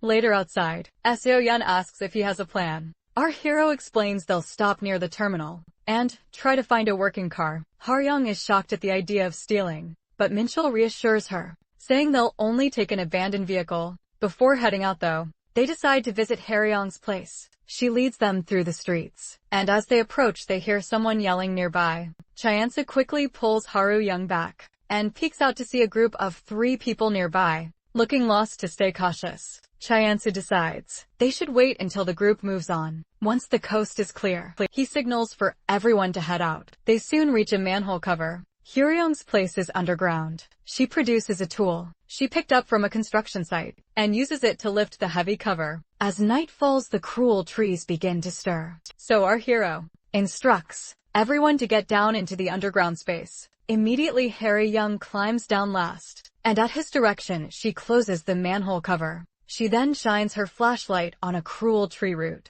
Tied beneath the cover, the roots start moving. then grab the cover from the outside and pull it shut tightly. Harryong explains that when you shine UV light on the roots, they automatically seal up any hole. The light shines through, thinking it's sunlight, since the trees only grow underground. The group is amazed, and our protagonist admits she's an absolute genius. Inside, everyone is pleasantly surprised by how well Harryong has decorated her underground home. Chianza comes across detailed research notes about cruel trees. There are also extra beds, and Harryong shyly admits it's her first time hosting guests. Inchul asks if they can stay the night, but our boy simply pushes him onto a bed, making the decision for him. The others soon pick their own spots to sleep. Before dozing off, Chiansu asks his bros to wake him if anything happens, though he's doubtful anything will go wrong. Sometime later, a woman's voice shouts for him to wake up, and he manages to rouse himself. As he scans the room, he notices a cruel tree root dangling above. Reacting strangely, his bros breathe a sigh of relief. And one mentions that maxed out card is nearly broke. Chianza realizes it wasn't his bros who woke him, but maxed out card who used a bunch of Zen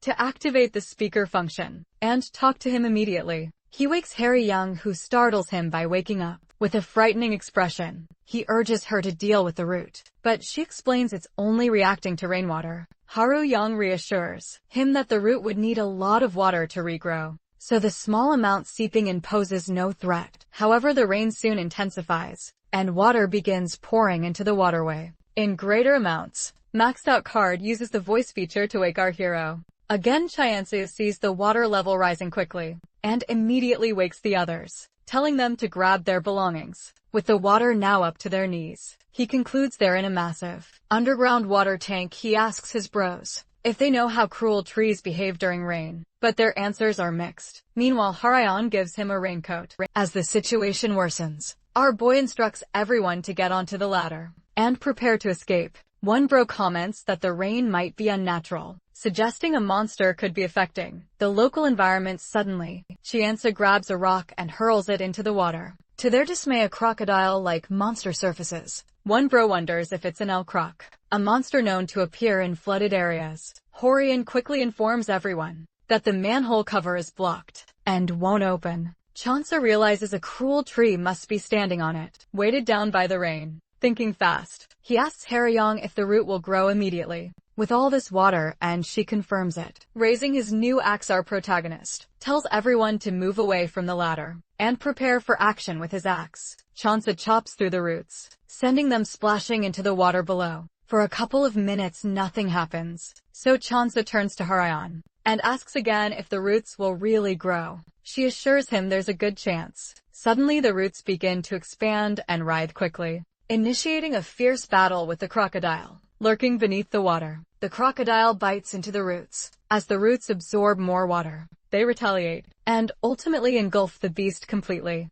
As the rain stops, the cruel tree has grown massive. Deciding it's too dangerous to leave it unchecked, Chianza readies his axe and leaps down to confront it. Meanwhile, 6 bros, including Maxed Out, Card and New Master, announce a joint reward mission. Eliminate the cruel tree and earn 20 Zen energized. Our hero swings his axe at the monstrous tree, activating his aggro skill. After striking it a second time, the tree lashes out, but he ducks and continues his assault. While battling, he realizes his axe has a hidden ability. With each consecutive strike, he feels the power building. On the 10th blow, he lands a devastating hit, leaving his friend stunned. One bro calls out the weapon's name, the 10 axe. Our boy quickly understands that, regardless of where he strikes, the 10th hit always unleashes an explosive, cutting force. The cruel tree, desperate, absorbs the last of the water, but Chianza presses on at the 10th strike. His axe delivers another explosive blow, finally cutting the tree into pieces.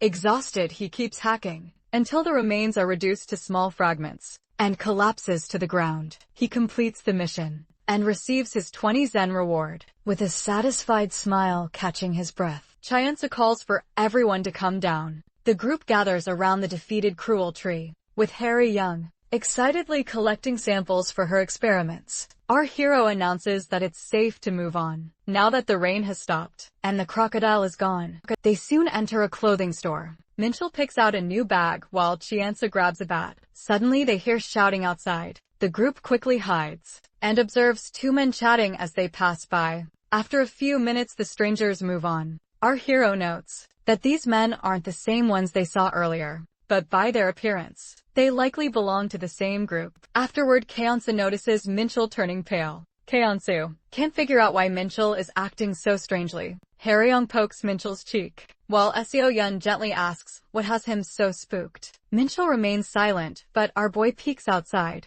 and confirms the coast is clear. As they step out, a man in uniform suddenly screams and runs toward them for help, only to collapse when one of his bones snaps. Moments later, a green-haired guy appears, cursing at the fallen man. Spotting Chiansu's group, he calls for his underlings. Sensing trouble, Chiansu quietly tells everyone to get ready to run. But then the green-haired guy recognizes Minchul. Minchul starts to sweat, and Chansu urgently asks if he knows these people. With no response, Chansu firmly tells the green-haired guy they're leaving and there's no need to come any closer. The green-haired stranger claims Minchul as a friend, but Chansu retorts that Minchul doesn't want to see him. Chul stays quiet, leaving our boy confused. Raising his axe, Chiansu warns the group they'll regret pushing any further, but the green-haired guy only mocks him. He lifts his bat and on the count of 3 lunges, but Chiansu counters with his axe, disarming him and landing a hit. The green-haired guy's underling rushes in only to be knocked down as well. Soon the entire group is lying on the ground. Even as the green-haired guy curses him, our hero lands another blow,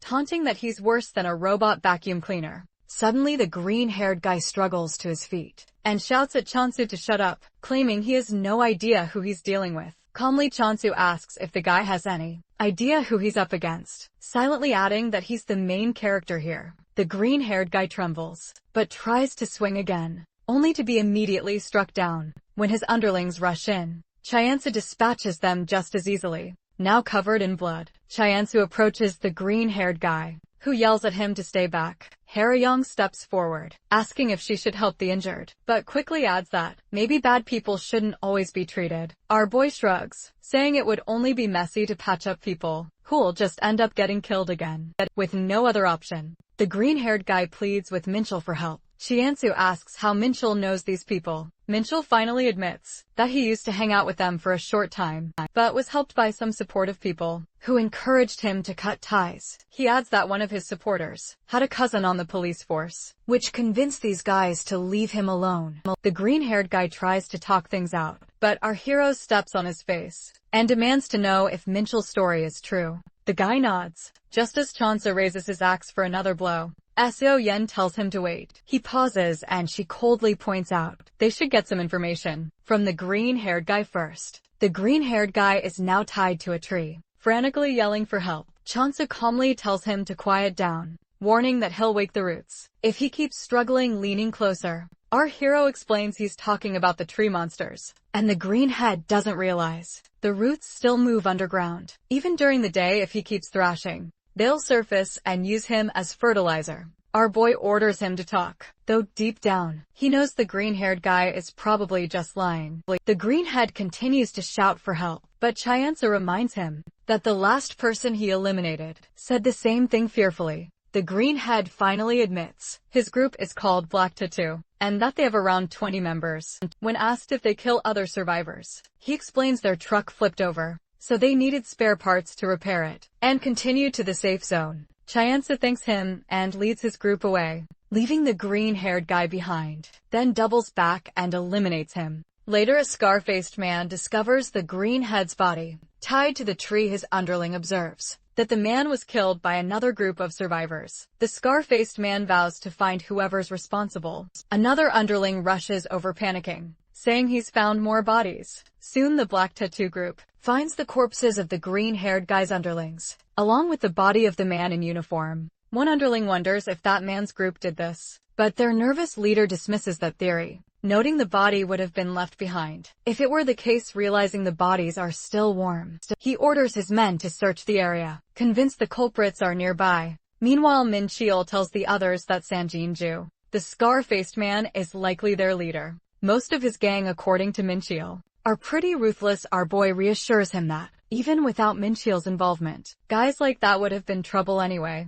Min Cheol explains that the boss likes to split his gang into teams, one for patrol, another for guarding, and a task force. The green-haired guys group belong to the patrol team, who typically handle scouting missions, while the other teams keep watch and loot nearby areas. Eventually the group comes across an abandoned, blood-covered truck. Mitchell suspects it's the same one the greenhead mentioned. Our hero wonders aloud if the mess is due to infection. They discover the truck is missing key parts, prompting Chiansu to call the previous owners fools for ruining a perfectly good vehicle. They determined that zombies must have attacked the truck, after which the Black Tattoo gang stripped it for parts. As they continue, Chiansu suddenly spots someone peeking at them. He approaches axe in hand, causing the stranger to recoil in fear, demanding to know who he is. Our hero listens as the man explains. He was in the truck during the ambush, managed to survive, and has been hiding ever since. Chiansu asks Minchel if he recognizes the man,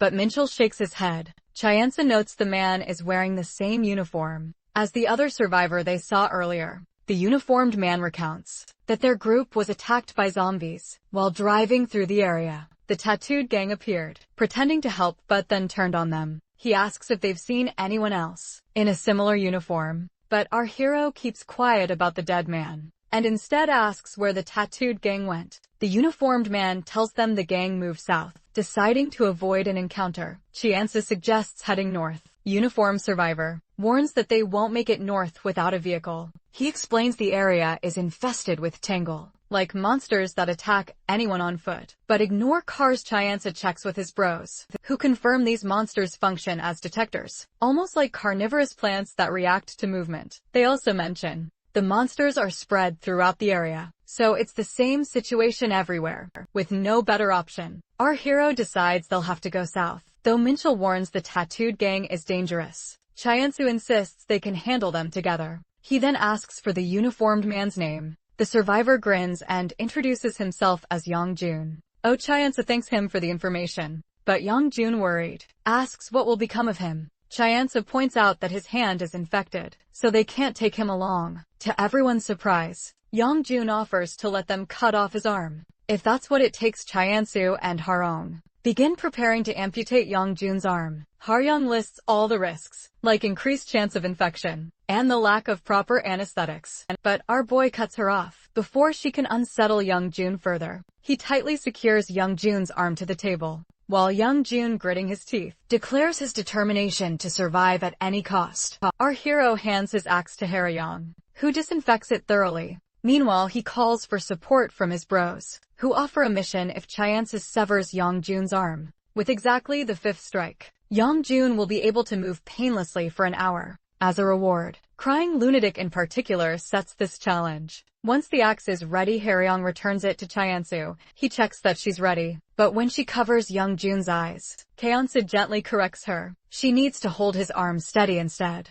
Taking a deep breath, our protagonist raises his axe, intent on making the 5th strike the one that counts. The air fills with Yongjun's screams as Chiansu carries out the grisly task outside. Min Cheol and Seo Yun pale at the horrifying sounds, grateful that Chiansu volunteered for the job and spared them from witnessing it. When the screams finally stop, Haryong emerges and invites them in. Inside, they see the operation was a success. Yongjun's arm has been cleanly severed, leaving only the thumb on the hand. They agree to wait 5 minutes before deciding whether to leave him. But Yongjun suddenly bolts upright, as if nothing happened, and starts swinging his arm around. Still, our hero isn't sure what will happen once the hour is up. Just then, a banging noise from outside draws their attention. Chiansu spots 2 men scavenging parts from a truck. One grumbles about their boss's obsession with the vehicle, while the other, masked, insists the refrigerator inside is valuable. In times like these, both express frustration with their leader.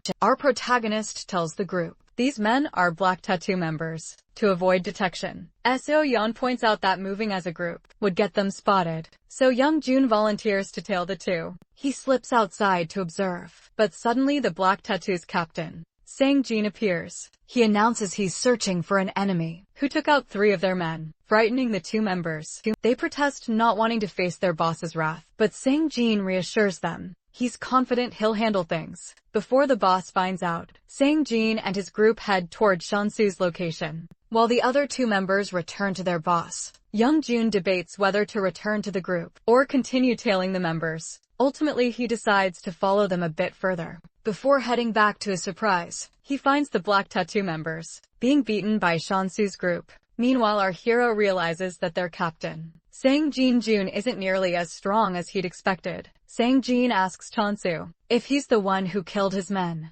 Our boy casually nods unfazed. When Sang Jin spots Minchul taking down more of his crew, he clicks his tongue in irritation. But Chansu reminds him to focus on the real threat, himself. Suddenly, Sang Jin glances at Young Jun and, in a desperate move, grabs him from behind, striking the back of his neck and holding him hostage. He threatens Chiansu, warning that if he comes any closer, he'll kill Yang Jun. Disappointed to see a supposed gang captain resort to this, our hero steps forward anyway undeterred. Sang Jin backs away, still using Yang Jun as a shield. But as he draws his knife and moves it toward Yang Jun's chest, Yang Jun tells Cheon-su not to worry about him. Without hesitation, Sang Jin stabs Yang Jun and shoves him aside to make his own escape. Our protagonist rushes after him and lands a solid blow to Sang Jin's back with his axe. As Sang Jin collapses, Cheon-su tells him that the most popular streams are the ones where people apologize. He then forces Sang Jin to apologize for all his misdeeds. When Sang Jin finally starts apologizing, our hero demands he make it up to Minchul and Young Jun. Directly not satisfied, Cheon-su insists on a proper apology by slamming his head to the ground. He even helps by repeatedly pressing Sang Jin's head down. For emphasis afterward, Harry Young reports that Sang Jin's infection is spreading rapidly due to his weak immunity. Sang Jin tries to apologize again, but our protagonist tells him it's not necessary, and instead asks if he's found the Black Tattoo hideout. Sang Jin nods and, struggling to his feet, agrees to lead them there. Cheon-su then turns to Min Chil, telling him it's time to face his past once and for all. When they reach the Black Tattoo hideout, Young Jun boldly steps forward, shouting for the gang members to come out and face him. Your boss, a red-haired man just as Minchul described, emerges demanding to know who Young Jun is. Recognizing him as Yang Hyung-gu, Young Jun quietly vows to kill the boss. Gang members burst out laughing, mocking him for thinking he could take on their leader. Unfazed, Yang Hyung taunts Young Jun, asking if he's eager for death, while brandishing a metal pipe. But Young Jun shouts defiantly, and Cheon-su's group charges in to take down the gang. Our protagonist throws his axe, hitting a member square in the chest, and eliminating him instantly. The boss begins to sweat, his confusion mounting even more when he sees Minchul taking down his men. With determination, Cheon-su approaches Yang Hyung and asks if he's the one who's been causing trouble for Minchul. The boss spits out a curse and demands to know if Minchul hired him for revenge, to which our boy simply nods. Raising his axe, Cheon-su faces off against Yang Hyung, who swings his pipe at him blow after blow. Our hero blocks every strike with his axe, until Yang Hyung's pipe finally clatters to the ground. Realizing he's outmatched, Yang Hyung begins begging Cheon-su not to come any closer, calling out desperately for his underlings, only to see every last one of them lying defeated. Meanwhile, Young Jun is shockingly devouring one of the fallen gang members, leaving our protagonist stunned. This distraction gives Yang Hyung just enough time to scramble away. As soon as the boss flees, our hero turns to Young Jun, and despite his gratitude for Young Jun's help, says he'll have to be eliminated. Har-young insists Young Jun is still hanging in there, so Cheon-su sighs and decides to focus on the boss, who's abandoned his truck in his haste to escape. He instructs Young Jun to handle one last job elsewhere. Young Hyung hides inside a building, cursing Minchul under his breath. Suddenly he hears Seo Yun and Haryong talking nearby about checking the very building he's hiding in. Panicking, he rushes upstairs, gripping his pipe tightly from his vantage point. He reassures himself that, as long as he has his truck with the refrigerator, he can always recruit more followers and rebuild. Suddenly Minchul appears through a door. Young Hyung erupts in anger, shouting at Minchul for betraying him after everything he's done for him. But Minchul calmly replies that if he lets Young Hyung manipulate him again, he might as well give up on his future. He points out that the boss has tormented plenty of people here, some to the point of death. When the boss yells that Minchul used to be just like them, Minchul counters that all he learned was how to smoke. He never hurt anyone. He challenges the boss to come down and fight, but Yang Hyung hesitates, suspecting a trick. At that moment, Seo Yun and Haru Yang appear upstairs, fixing Yang Hyung with terrifying stares. Hearing them, he bolts downstairs, only to find Minchul blocking his way. Minchul quickly steps aside, slamming the door just as the boss charges, making him crash straight into it. Still, Seo Hyun and Haeryong don't let up, forcing him to flee outside. Young Hyung makes a desperate dash for his truck, but our hero gives chase. Just as the boss reaches the vehicle, Chiansa catches up and strikes him on the head. When Young Hyung finally regains consciousness, he finds himself in the front seat of his truck. At first, relief washes over him as he sees his masked gang member in the driver's seat, but that relief turns to horror when he realizes he's tied down with rope. Looking closely, he notices the masked man only has one arm. As the truck speeds forward, Young Hyung starts to scream and curse, trapped and helpless. As the vehicle hurtles down the road, Young Hyung frantically demands that the truck stop, convinced something is out there. In a panic, however, he immediately tells Young Jun not to stop. Suddenly, the truck slams into something and comes to a jarring halt. Peering out the window, Yang Hyung spots enormous vines rapidly approaching. The vines pierce through Young Jun first, then through Young Hyung himself. Moments later, the truck explodes, leaving only fire and smoke in its wake. From a distance, Cheon-soo watches the flames and smoke rising, concluding that Young Jun must have reached the detectors. Minchul approaches and asks if they really didn't need that truck. After all, our boy explains that managing such a large vehicle would have been impossible anyway. It would have just burned through their fuel. He then teases Minchul, and wondering if there's any real sadness about losing someone he once knew.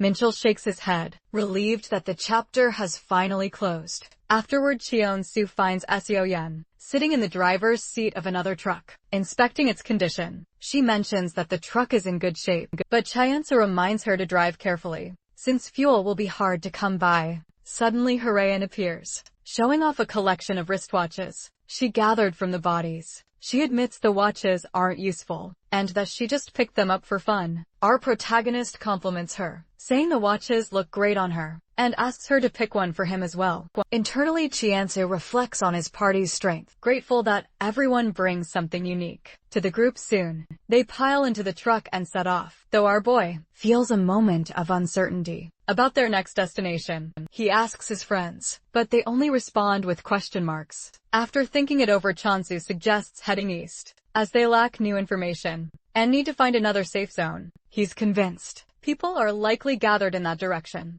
As they move ahead, the group encounters many potholes in the road and eventually passes the truck Jong once drove. Just then, a notification appears, informing Cheon-soo that he has reached a new milestone. He learns he can now use a new skill function, and soon a series of notifications arrive. The skills are divided into two categories. Those under Skill 1 can be used continuously, while those under Skill 2 are single use, with only 3 allowed per category. He makes a strange face, realizing this limitation puts him at a disadvantage. When Cheon-soo says the word offer aloud, a mic icon appears. He tries, offering to eat food for a 100 Zen reward, though his friends aren't interested in paying him. For that, the countdown begins, and when it reaches 0, the icon disappears. Only then does our protagonist understand that someone must accept the offer for it to become a mission. He then tries to offer food invincibility for himself, which is set to 1,000,000 Zen automatically, but none of his friends have that much to give.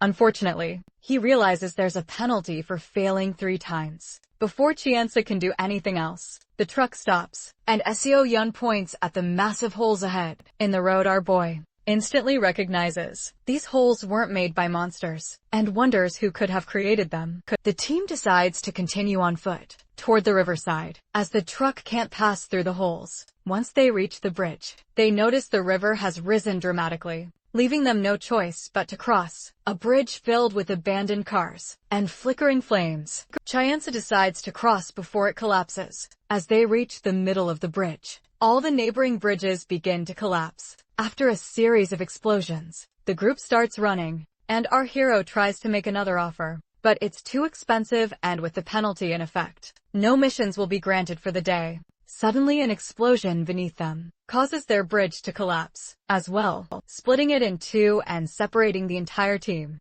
Cheon-soo falls into the river, and one of his bros uses the voice chat feature to guide him. He can't see anything and isn't good at swimming, but his bro continues to give directions. Unfortunately, our protagonist starts to drown, but his friend insists he is almost there. Fortunately, the water pushes him to the edge, Now his bro calls out for him to wake up, and after a couple of minutes, Chyansa finally comes to. He learns he didn't make it across the river, and his bros explain that his friends got swept away as well. Then our boy notices Haryong's bag resting at the edge. He gets up and demands help from his brothers in the form of Zen, but the brothers refuse. Chyansu insists that they should help him, saying this is an emergency. One of them comments he has lost it, then goes silent thinking about it. This is the first time he has been alone since he left Myung Seo Dong. Then one of his bros suggests making a raft. Suddenly, 3 soldiers arrive in front of their electric boat. While hiding, our hero listens to their conversation.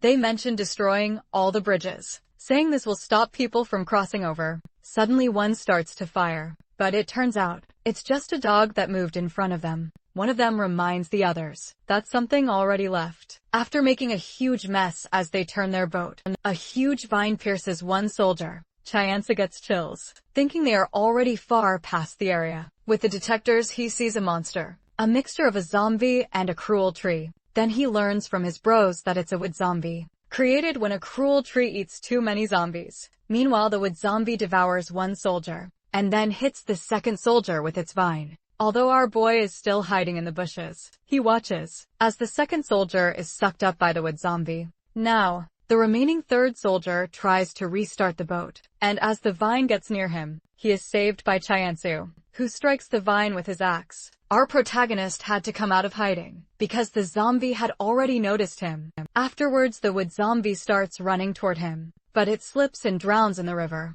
Afterwards, Chyansa grabs one of the rifles left behind by the dead soldier. With that rifle, he threatens the soldier, ordering him to swim over. Later, our boy changes his fit and asks the soldier if he came from Daejeon Station to the terminal. However, the tied-up soldier says nothing. So our hero gets closer and asks about the 7.5th Division. Meanwhile, the Byros comment on the soldier's appearance, comparing it to our protagonist. Chyansa then points out that the soldier has no tags, and finding his eyes scary, he pokes both of them while reloading the rifle. Our boy asks again why they blew up the bridges. The soldier remains silent, which makes Cheon-soo fire at his shoulder and legs. The soldier screams in pain, but our boy only wants him to answer his questions. He demands to know why they are blowing up the bridges. The soldier finally speaks, mentioning they are from the 7.5th Division. However, Chonsu already knows that, so he presses the trigger again, but it's already on safety. The soldier trembles in fear and curses. Chyansa now wants to know if they already have the people they needed, and that's why they have destroyed the bridges. The soldier remains silent, but surprisingly our protagonist tells him the code, the end which the mayor told him in the past. The soldier grows confused, and then unexpectedly, Cheon-soo states he will be joining the 7.5th Division. If the soldier asks if he is one of the VIPs, Chyansu confirms and continues his act by mentioning he was promised work with the Hush-ranked people, but before he could even learn the details, he was attacked surprisingly. The soldier actually believes him, and our Chyansu presses that it's all their fault for blowing up the bridges. The soldier yells that it will only complicate things, but Chyansu states he is a combatant, a mercenary. He is used to the battlefield, and this is how he calms himself when not treated correctly. He tempts the soldier, saying if he answers everything, he will take him along. He bluffs, mentioning that he can treat him as he is, a field specialist. Finally, the soldier gives in and starts explaining the 7.5th Division is a special force for dealing with a national crisis. Their job is to efficiently gather up important personnel and bring order back to a collapsed society. Hearing this, Chyansa makes a weird face. The soldier asks if he is alright, and our boy covers it up by saying it was just a bug. After that, he gets to know the 7.5th Division is in Daejeon, but the soldier doesn't mention their numbers. The soldier refuses to answer regarding where they are headed to. Then our hero wonders aloud if their destination isn't Jeju Island, since he heard it is safe. He then gets to know they are headed to Cheongju Airport. His jaw drops as he didn't expect that. After that, the soldier starts to breathe heavily, demanding treatment. He also demands to be untied so that they can at least make a raft to cross the river. Now Chonsa knows there aren't any boats coming, and with that he questions one more time if they blew the bridge because they have everyone they need. Soldier admits that they don't need many civilians, as it will be difficult for them to keep everyone in line. Hearing this, our boy makes a scary face. He steps closer to the soldier and concludes that it could make sense if the purpose was to prevent panic and chaos. But destroying the bridges is too much to him. It feels more like a coup than a relief effort. The soldier yells that he is working to help the country, but his face says something else. Then Chiansu aims the rifle at him. Having heard everything he needed, unexpectedly he notices a zombie coming by. Therefore our protagonist opens the door for the zombie and leaves the soldier behind. As he steps out, he comes back to the riverside and opens the shop window. One of his bros suggests he look for an inflatable tube. It turns out it costs 2 zen. After that, our boy sees a notice for the shop, which will be updated at random. His bros don't explain much about this and are excited for tubing. Next, he makes a tearful face because he still owes 10 zen to only one. Then a bunch of his bros donate him 1 zen each. One bro mentions Maxed Out Card is spending a lot as his super fan. Then our hero observes the river and concludes the currents are faster now. Meanwhile, Maxed Out Card again donates him 1 zen. Unexpectedly, the wood zombie notices Chiansu from the river. Our boy starts to run towards the buildings and enters one. Meanwhile, the wood zombie loses track of him. After a couple of minutes, Chiansu sees the zombie from the rooftop. As it is now going back, he decides not to let it go, and then pulls out a box of meat tuna from Haryong's bag. After finishing it, he throws the empty box below and surprisingly jumps from the rooftop. Chiansu jumps and lands on the next building's rooftop. However, his foot trips and he falls. But this doesn't make Chiansu give up. Then he jumps to the next building and ends up falling again. However, he gets up once more and jumps to the next one, but this time doesn't fall on the 3rd try. Now Chiansu stands near the spot where the detectors are located, and he throws an empty box of tuna there. It turns out the wood zombie reacts to the noise, and as it reaches the detectors area, the detectors attack it. Now our hero hopes for them to fight each other. Then, Chiansu runs toward the exit of the building he's in. As he makes his escape, he notices the wood zombie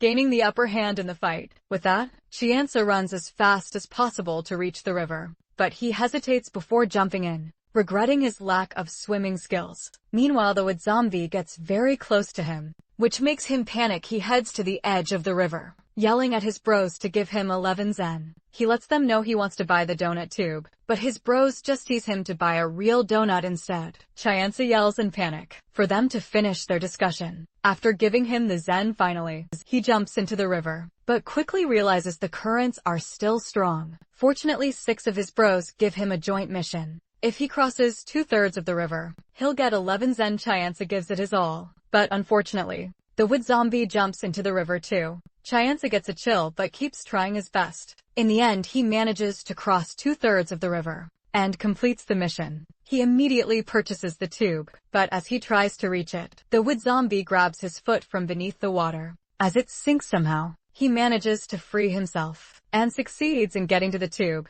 Then, Chiansu pauses for a few seconds to catch his breath. He explains to his bros that he is trying to gain some distance by following the current. Unfortunately, the wood zombie somehow figures out how to ride the wave and starts following him in a panic. Our boy remembers the tube technique skeleton and lays flat on the tube to increase his speed. Eventually, he reaches the area beneath the destroyed bridge, and his bros warn him to be careful, as the bridge is still collapsing. The wood zombie continues to follow. Luckily, some of the remaining bridge rubble falls on the wood zombie. Our hero finally sighs in relief, but then he notices something nearby. Fortunately, it turns out to be the dog from earlier. He tells the dog to pull him to shore. The dog comes closer, and Chiansu gives it the name Black Furball. But in the next moment, the dog moves ahead, leaving our protagonist behind. Deciding to continue on his own, he notices the dog is actually guiding him to where the current is weaker. After a couple of minutes, Chiansu finally manages to cross the river. The dog barks softly, hoping for a reward. Chiansu offers it a box of tuna. Later, after changing his clothes, our hero tries to get his bearings using a map posted at a bus station. Suddenly, the dog starts barking at something. When our protagonist looks in that direction, he is surprised to see a bus stopping at the station. Chiansu is confused when he sees the bus. Then the driver yells at him to get on. Immediately next, our boy notices a bunch of wolves approaching them. With no other option, he gets on the bus and the dog hops on too. The driver accelerates right away, Turns out those wolves are gray wolves, known to be very annoying. Our protagonist opens a window at the back to deal with them, and the dog follows along. He takes out a can of tuna and throws it at one of the wolves. As a result, 2 wolves fall behind, but the rest keep chasing. Then, he discovers that one of them is actually their leader. So Chien-Su throws his last can at its leg. The wolf trips and falls, causing the rest to stop as well. Chien-Su sighs in relief, hoping that's the end of it. Afterward, the driver introduces himself as Chang Sik Park, the driver of the number 2 express bus. This stuns Chien-Su, who asks why he picked him up, despite being a total stranger, and mentions he came from across the river. Chang is surprised knowing the bridge collapsed, but Chien-Su explains that he swam across. The driver says he came from the garage, but our boy is clear. He wants to know where Chang stopped first. Chang explains he arrived after meeting some soldiers at the Daejeon terminal. Those soldiers are protecting people and getting ready to leave, so they're putting passengers on buses. Gang adds that he wanted to pick up at least one last person before the soldiers left. As someone who's lived here all his life, driving this bus between Daejeon Station and the terminal daily, helping people is his mission. He can't just sit back, as long as people's destinations still match his route. Bros start commenting on how selfless Chang is, saying it's something our hero would never have. According to Chang, he'll stop at all the places mentioned by people at the terminal. He praises Chien-Su for losing the monsters, and mentions it'll take about 15 minutes to reach their destination. But our boy refuses to sleep for that time. He can't fully trust the driver yet, so he spends this time chatting with his bros. He wants to know more about the superfan. The fact that superfans exist means there's more to this system. The brothers didn't expect him to notice, and one even blames Maxed Out Card next. Our protagonist acts all affectionate toward Maxed Out Card. Then the brothers tease him for playing favorites, but he calms them down, saying he was just cheering Maxed Out Card up. He points out that if there are super fans, then there must be other things like that as well. There's one thing every streamer needs, he adds, and that's a mod. All the brothers react in shock, since he's not supposed to know about that yet. While Chien-Su gets confused, he then smirks, guessing they're afraid he'll become too powerful. The brothers admit he's caught them, and even say they're a little afraid of him. Our hero just shrugs it off, assuring them he'd never do anything to his bros. As he asks how the mod system works, the bus suddenly takes a sharp turn, causing him to fall suddenly. Chang yells that the wolves are on the left side. Out of nowhere, one wolf crashes into a window. Looking outside, Chien-Su sees 3 wolves giving chase. He gets a chill realizing that earlier, they'd only stopped chasing when their leader tripped. All of a sudden, one wolf howls to call even more wolves. Our boy rushes to Chang and says they need to get out of here, insisting they can't save anyone if they die now. Then another wolf howls, calling for reinforcements. Chien-Su notices that a wolf is coming for them, so Chang decides to turn the bus around. As the bus turns, it immediately hits that wolf hard. The driver accelerates ahead, but now 6 wolves start chasing the bus. They keep crashing against the windows, and our boy doesn't know what to do. Suddenly something slams into the wheel, affecting the bus's movement. After that, his bros suggest our hero throw Black Furball out as bait to lure the wolves away. He hesitates, but then notices his aggro skill is inactive, which means the wolves are only after the bus itself. Our protagonist quickly comes up with a plan and yells at the driver to open the back door. Chang is confused, so Chien-Su takes it upon himself to open the back door and instructs Chang to close it. As soon as one wolf gets inside, as soon as the gate opens, a wolf jumps in and his aggro skill activates. Chang instantly closes the door, and then our boy grabs his axe and strikes at the wolf. As the bus takes a turn, the wolf loses its balance and trips. Beyonce strikes from different directions until the wolf is completely defeated. At his signal, Chang opens the door again, but this time 2 wolves come inside. Dealing with 2 is more difficult for our hero, but he somehow manages to throw one aside, while the other leaps at him. Fortunately, the bus takes another sharp turn, causing the wolf and Chien-Su to fall in different spots. After regaining his balance, the wolf rushes toward Chien-Su. Before he can attack, the wolf gets dangerously close. He tries to kick it off, and then Furball jumps in and bites the wolf's leg. With Furball's help, our boy finishes off the wolf. Chang asks if he's okay, but our hero acts tough, saying he's been training all his life. He then glances at Furball. Deciding to take a walk, he steps out of the bus, while the driver keeps going ahead. 6 wolves spot Chiansu, and as he moves toward them, ready to eliminate the group, having regrets, donates 3 zen. But the brothers are confused why he is taking on all of them at once. However, our boy has a plan. According to that plan, once he gets off the bus, Chang will honk the horn 5 seconds later. When the horn sounds, all the wolves shift their attention to the bus. This gives Cheonsu the perfect opening to defeat them with ease. Afterward, he heads back to the bus, noting just how strong Furball truly is. Then he demands his bros clarify whether this little guy is an item or something else. They explain it's just a clever mutt, though one bro adds that some animals are on par with rare items. He reaches the bus and notices the back tire is completely shot. He suggests to the driver that they walk the rest of the way, and adds that they need to hurry, since the pack leader is still out there. Cheonsu also promises to stay with Chang until they run into the soldiers at Taejun Terminal. Civilians yell at the soldiers to let them in, but the soldiers do not listen. The crowd discusses among themselves how long they will have to wait like this, clearly frustrated apparently. Another team asked for more time, yet no one in the group thinks there will be any more people, since they have done their job and already gathered everyone they needed. Some wonder what would happen if the other useless refugees realized what was about to happen to them. But as long as the meat shields do their job, until the group reaches Cheongju Airport, nothing else matters to the soldiers. Suddenly Chang shouts for help. Chased by wolves, the civilians panic, while the soldiers quickly start firing to eliminate all the monsters. Their captain soon signals them to cease fire. Chang thanks them for saving his life, mentioning that he is alone. However, the captain finds something off, confused at how an old man like Chang could manage to avoid a pack of agile monsters on his own. Another soldier suggests Chang was a bus driver and might have hid somewhere before coming out. Then the captain spots a higher-ranked soldier. He salutes, but the higher-ranked officer scolds him for saluting in public, warning that such actions could make him a target.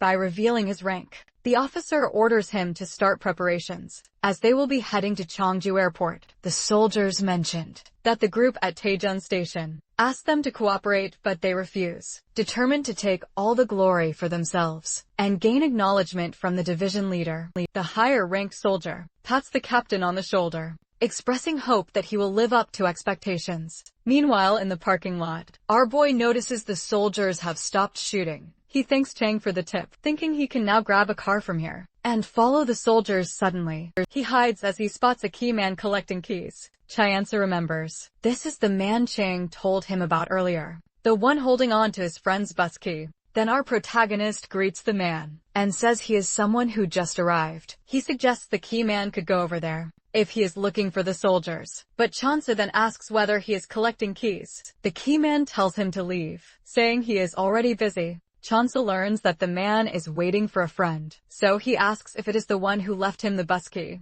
The key man wants to know how Chansa knows this, and Chiansu explains that he met the driver of the number 2 express bus. The man then demands to know if the old driver is still alive, and our hero confirms it. He adds that he will not be leaving with the soldiers, since he needs to take care of some things. The key man realizes our protagonist needs a car, but Kyonso insists he only wants to borrow one, and offers to go together. The key man wants to stay and watch over the cars, since people might return for theirs later, and he believes his friend will come back for his key. Eventually, he gives Chiansu a car key. Later, as Chiansu finds the car, he makes a strange face because the vehicle he finds can barely be considered a car. Inside, he notices it has a GPS. Suddenly, his mood changes completely, as the system notifies him that the shop has been updated. There he finds a new item, Accelerated Cover of Fury, which allows the car to drive at 300 km/h for 7 minutes. However, if the car slows down after reaching maximum speed, its lifespan is reduced to 60 minutes. Our boy is amazed but suspicious, since the item only costs 2 zen. One of the brothers mentions that items update according to the situation,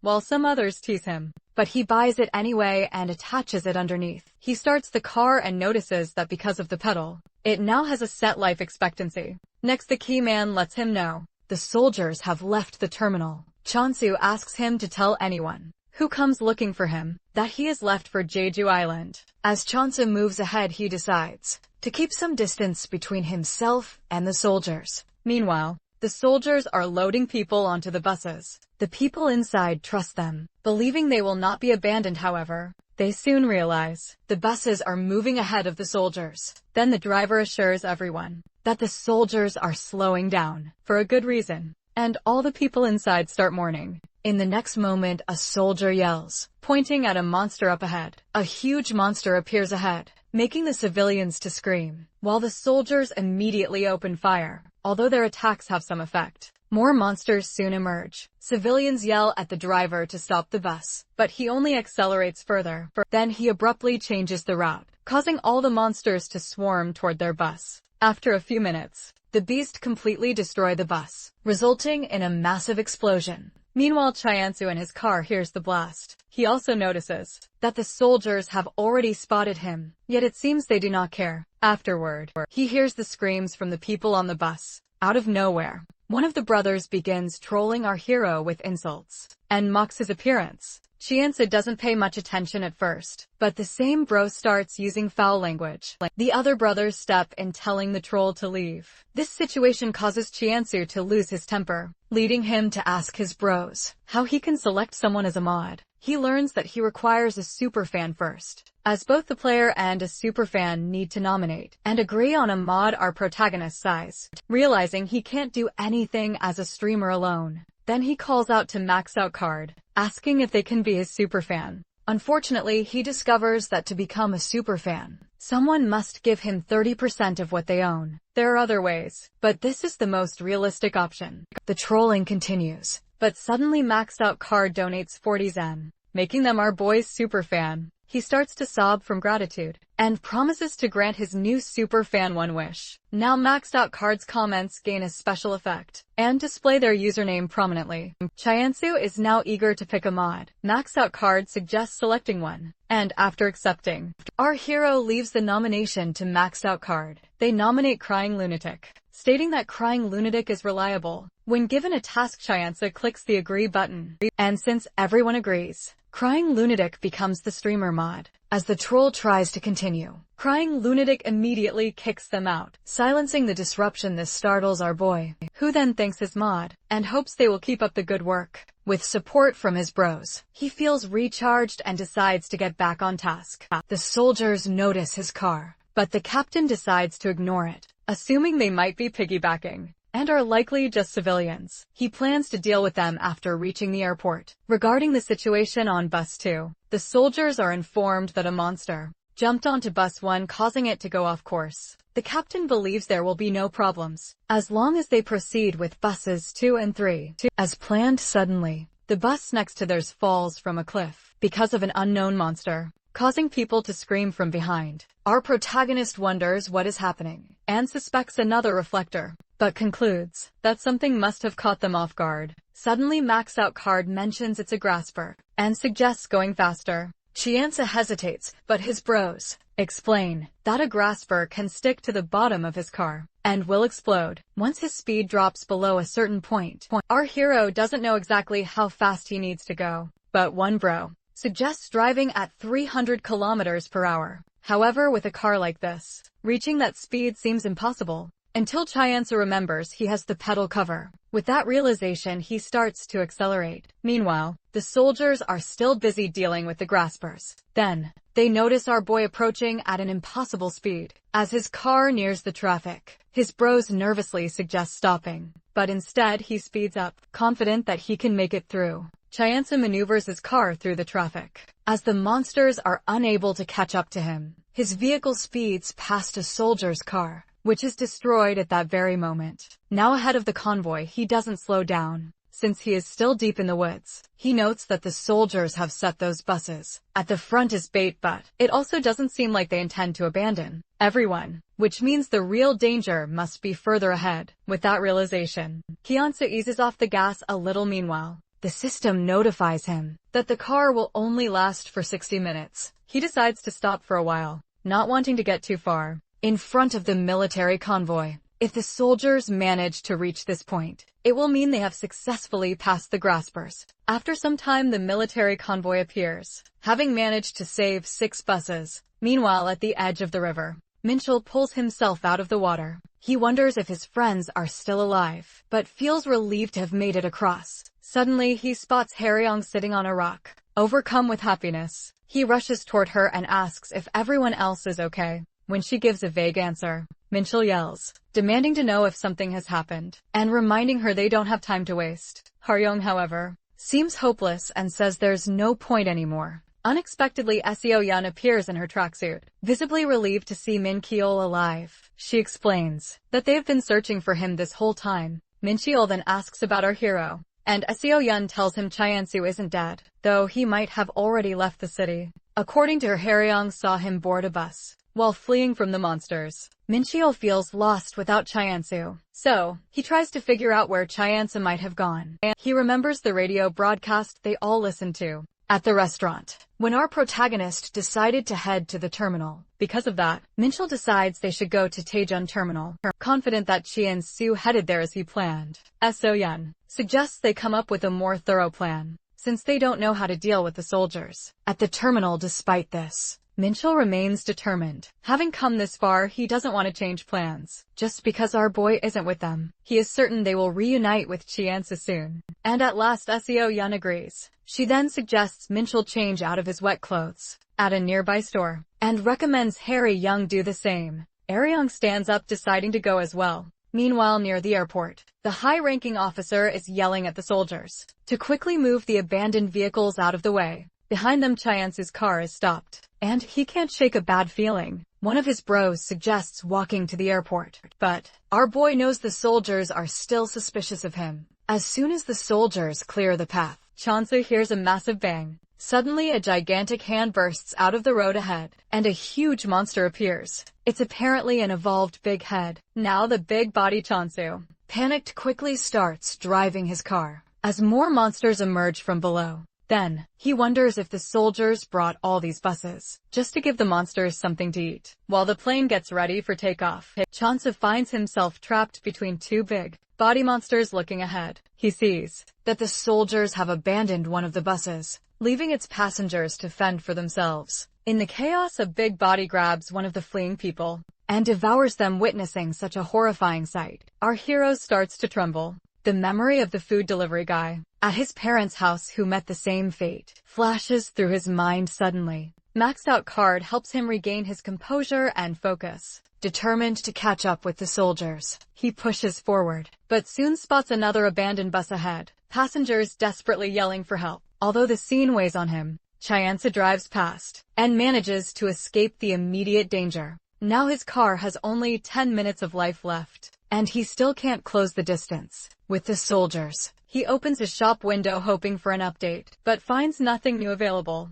Chyansu is uncertain about what lies ahead, but suspects the soldiers already knew about these monsters. Except for the graspers, this leads him to believe that someone at the airport is relaying information to them, possibly over the radio. If long-distance communication is involved, it's probably coming from other soldiers stationed at the airport. Since the soldiers took the most direct route, our boy decides to take an alternate path. After a few minutes, he arrives at the airport with Furball. To his surprise, he finds no one inside. Suddenly, a soldier spots him and asks if he is the person who sent the rescue request. Chyansu notes that this soldier is from the Air Force, not from the 7.5th Division. The officer urges him to hurry because the monsters are close by, and at the same time his men report to Major Jean that they are ready for takeoff. Major Jean grabs our boy's arm, announcing to his men that he is a survivor. The Air Force soldiers guide Chyansu to the plane, assuring him they'll explain everything later.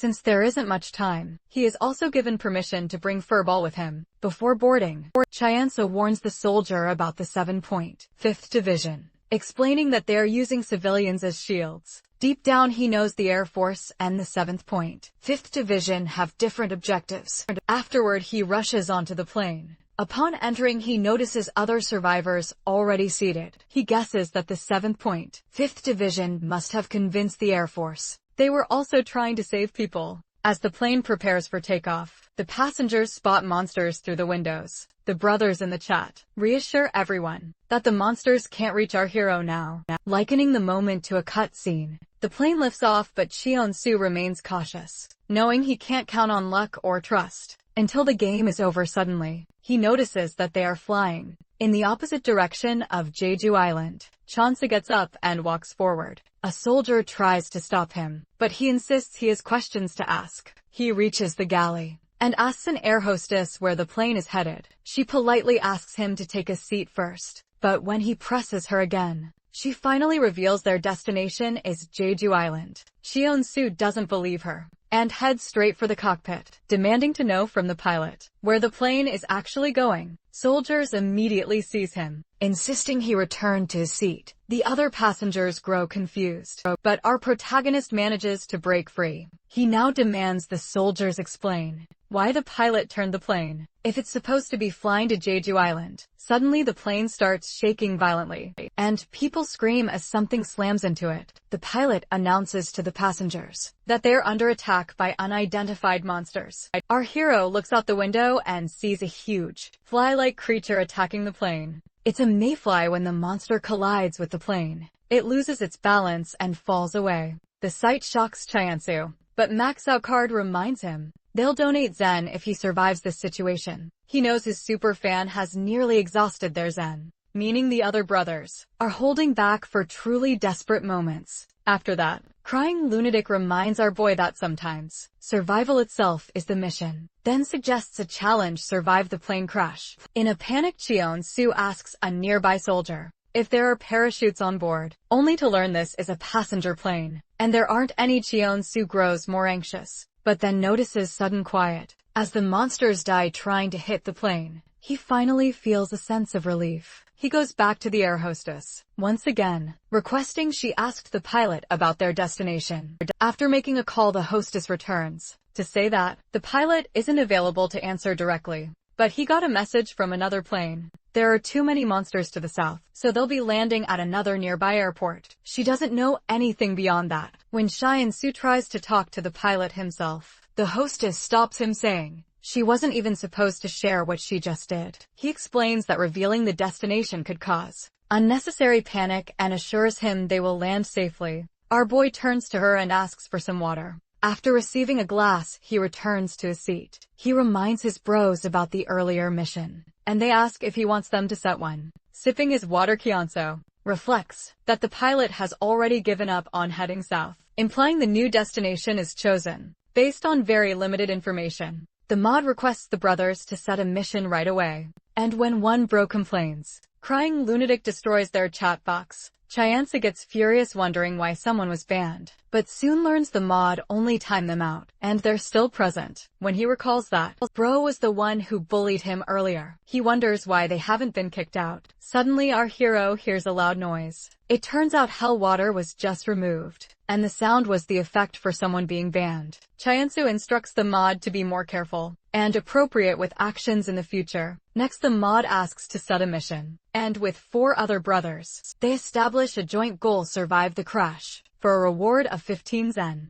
At first, Cheon-soo complains they could do better than that, but then realizes that demanding immediate participation and too much Zen might backfire. Suddenly, Furball looks up at him with an innocent face, and our protagonist glances outside. As the plane passes a checkpoint, he quickly opens his info panel and discovers that the plane is heading to Pohang Airport, with the southern routes blocked by monsters. Cheon-soo freezes as he processes this new destination. One bro points out that the destination was already set, but Cheon-soo isn't sure if the hostess misled him, or if the pilot changed course. Afterward, he wonders whether Pohang Airport is near a port, yet his bros just joke around. Still, he believes the system is hinting that he should travel by sea. At that moment, another mayfly slams into the plane. Our boy reflects on how he's been heading west up until now, but since the plane isn't going to Gunsan Airport, there must be a heavy monster presence in that direction. Suddenly, he stands up, deciding to look for something. Meanwhile, back at Taejun Terminal, Minchul finds the key man and asks if he works there. The key man nods, so Minchul asks if he's seen Cheon-soo. The key man explains that he was told to deliver a message to anyone looking for our protagonist. Hearing this, Minchul panics and shakes the man, desperate for more information. Suddenly, So-yeon runs over and knocks the key man to the floor, while Hae-young, standing behind, points her knife at him. Minchul quickly yells that it's just a misunderstanding, insisting he was only asking about our boy. A moment later, all three apologize. But the key man understands. The world is no longer what it once was. He delivers the message. Cheon-soo is headed for Jeju Island. So-yeon asks if he mentioned how he planned to get there. But the key man shakes his head. She starts to panic, but Min-cheol wants to know if our hero is following a group of soldiers. The key man replies that Cheon-soo was driving after them as the soldiers headed to Cheongju Airport, but advises against that route since they've long gone,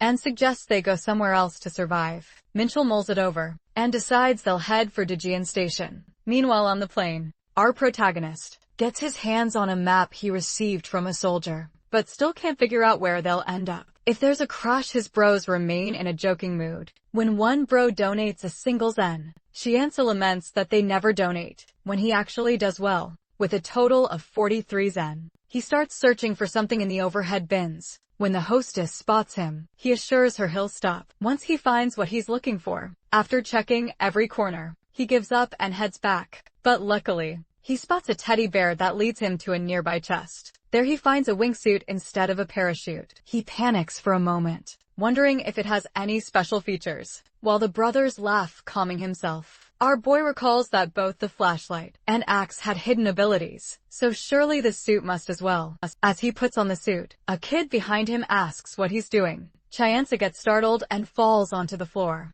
The kid hadn't meant to scare him, and reaches out to help, but our hero gets up dramatically on his own, insisting he doesn't need assistance. The kid, excited, compares Cheon-soo to inchworms in documentaries. Cheon-soo tells the kid to return to his seat, but the child asks if he's planning to ride down, and insists on going with him. Our hero explains that the wingsuit is only for one person, and suggests the kid sit next to him if he's bored. After the kid settles beside him, Cheon-soo asks about his family. Sadly, he learns that the kid's parents were killed by monsters and the Air Force rescued him. Now Cheon-soo wants to know if the kid has overheard anything from the soldiers. After thinking for a moment, the kid recalls hearing a soldier refer to someone as commander. Over the phone, our boy considers that the Air Force seems to have a solid command structure, even though they're missing troops. He remembers how Major Jean acted, and concludes that their plan wasn't to work with the 7.5th Division. So there's a chance the commander mentioned wasn't from the 7.5th. When he tries to pat the kid's head, and thanks for the info, the kid dodges, claiming he's not a child. Cheon-soo gets a bit annoyed, and points out that the kid doesn't even reach the top of the seat. Kid argues back, saying he doesn't want his hair touched, since he just styled it. The brothers remind our hero that the kid is an orphan. So Cheon-soo stops arguing,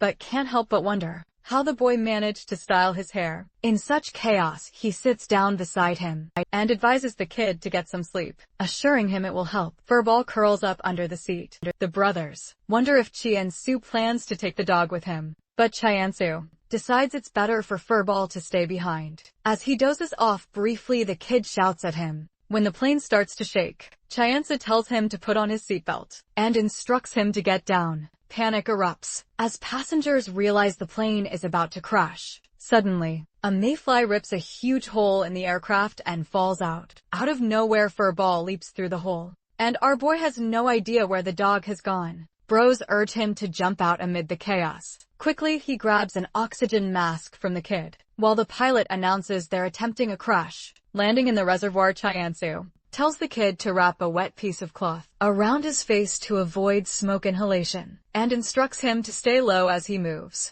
As the plane descends, Cheon-soo decides it's time to jump. He tells the kid to survive no matter what. Memories of watching a sports documentary on wind gliders, and he thought he could easily do something like that, flash through his mind, but now as he plummets, he screams in terror, realizing he's not getting the hang of it at all. He's falling at full speed, begging his bros for help. Maxed out card suggests he put his wrist behind him, so our boy follows the advice. Thankfully, his speed drops by half as he starts gliding. His superfan apologizes for not helping sooner, explaining they can't spoil things. Afterward, Cheon-soo thinks to himself that he really needs more fans. Cheon-soo decides to grab onto one of the mayflies that is falling down, and slowly manages to reach one and grab hold of it. Under the pressure of the wind, the brothers start donating him some zen, and he notes that he now has a total of 39 zen. It turns out, the monster he is holding on to has passed out after slamming into the plane. When he looks back at the aircraft, he sees the kid almost jumping out himself. Chiansa yells at him not to go,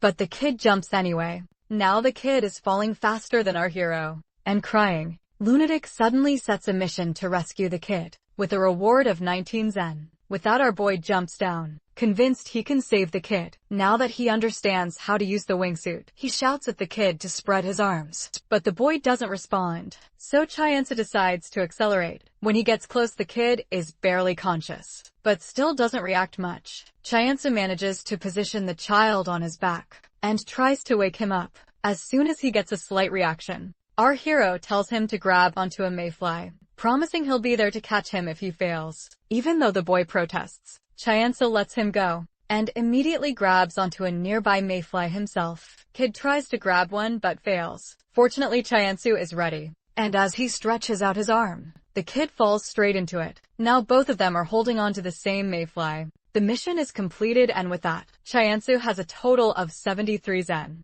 Meanwhile, the kid can't stop crying, and an annoyed Chiansa shouts, demanding to know why he jumped off the plane. The boy only says he was worried about the incoming monsters, but our hero tells him they'll talk about it later. Now he focuses on landing, and decides they have to jump off before they hit the ground. After a few minutes, they leap off toward a nearby tree, and thankfully survive. The kid feels like throwing up, while our boy is busy unzipping his wingsuit. Meanwhile, more mayfly bodies crash onto the ground around them. They look up and see their plane falling from the sky. After confirming that the kid isn't hurt, Chiansa worries about Furball. His bro suggests he look for the dog's body, but to everyone's surprise, Furball runs out of the woods toward our protagonist. The dog barks in relief, while both he and the kid are amazed to see it alive. As Chiansa bends down, Furball licks his face. Suddenly, our hero notices something in the dog's mouth and figures out that Furball must have grabbed a mayfly and come down that way. As they start to move forward, he learns the kid's name is John Park. Then Cheon-soo instructs Jun to keep moving quickly, warning that he'll be left behind otherwise. They both realize that the mayflies don't care about people. On the ground, suddenly, a military plane flies overhead, launching flares to destroy the monsters. From this, our boy learns that the mayflies react to bright lights. The group moves ahead, while Chiansa believes there is a good chance that military plane will land safely. Later, he reaches the entrance of Pohang Airport. Before Chiansa can enter, he hears a huge noise of collapse. It turns out, the insides of the airport are falling apart. He feels relieved and tells Jun and Furball to stay behind. Suddenly, a number of people rush out, while the soldiers guide them. Fortunately, those soldiers are from the Air Force. One of them is Major Jean, and after seeing our hero alive, he believes the plane landed safely. However, our boy insists on getting those people out, as the building is collapsing. Therefore, Major Jean orders one of his soldiers to assist the people and get them out of there safely. Unfortunately, they find that the key they need has been trapped under the rubble. That key was left behind by the soldiers for them, but the Major changes the subject, asking about the other people who were with Cheon-soo. He learns that the plane crashed. Cheon-soo explains he grabbed onto one of those flying monsters and survived. Major Jean is stunned for a moment, then asks if there are any other survivors. Our hero mentions there is one child and a dog. Meanwhile, Jun with Furball is hiding outside in the bushes. Next, Cheon-soo wonders if there are more soldiers coming. From Cheongju Airport, he learns from the Major that there are supposed to be more, but he doesn't know what happened to them. He was careful. After hearing the message our boy left for him, they put those soldiers from the 7th Division on another plane. But they're not here, which makes Major Jean feel uneasy. He believes it's his fault, as he should have found another way. But our protagonist reminds him that they need to put everything aside and find the key. It turns out, the way to find the key is to pass through a narrow path. So the Major orders one short soldier to go inside. However, that soldier is unable to pass through.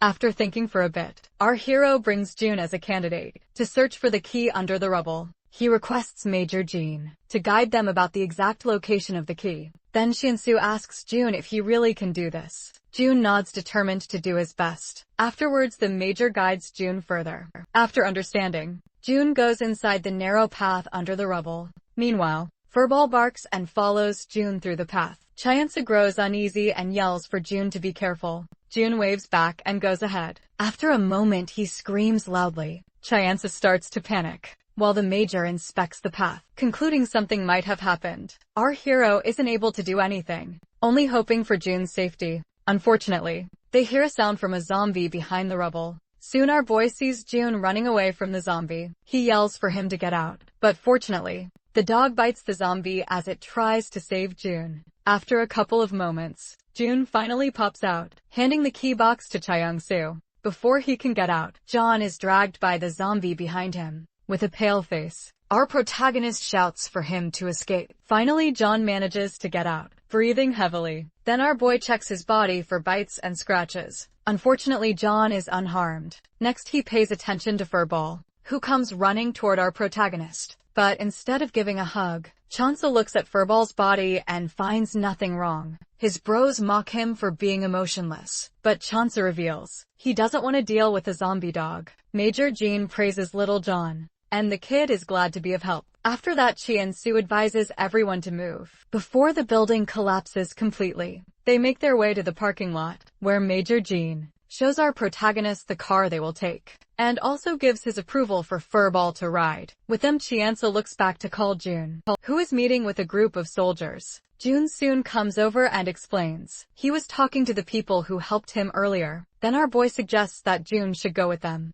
since those people seem like friends to him. His bros, however, tease Chyansu for being jealous, but our hero clarifies that June already has a group, so it makes sense for him to go with them. As June leaves, Chyansu waves at him. After parting ways, our hero gets into the Major's car. As Major Jean sits in the front, the airport building begins to collapse even further. All the cars in the area leave immediately, and Chyansa turns pale, realizing they would have died if they had been delayed even a second longer. As they get onto the road, something underground tries to break through, and the road cracks open. Vehicles barely manage to cross, while the Major instructs his soldiers not to stop until they reach the port. Next, our boy learns they are heading for Ingik Port, and there is likely a large ship waiting for them there. The soldiers before them must have made preparations, as they promised cars and actually delivered. Their conversation shifts to the port, which is nearby. The port is known mainly for its large ships that carry steel products, so even if there's a ship, it might be hard to find one suitable for their escape. It turns out, one of the Major's friends works at the port, and the Major has had a chance to visit a few times. This news only makes Chyansa worry more,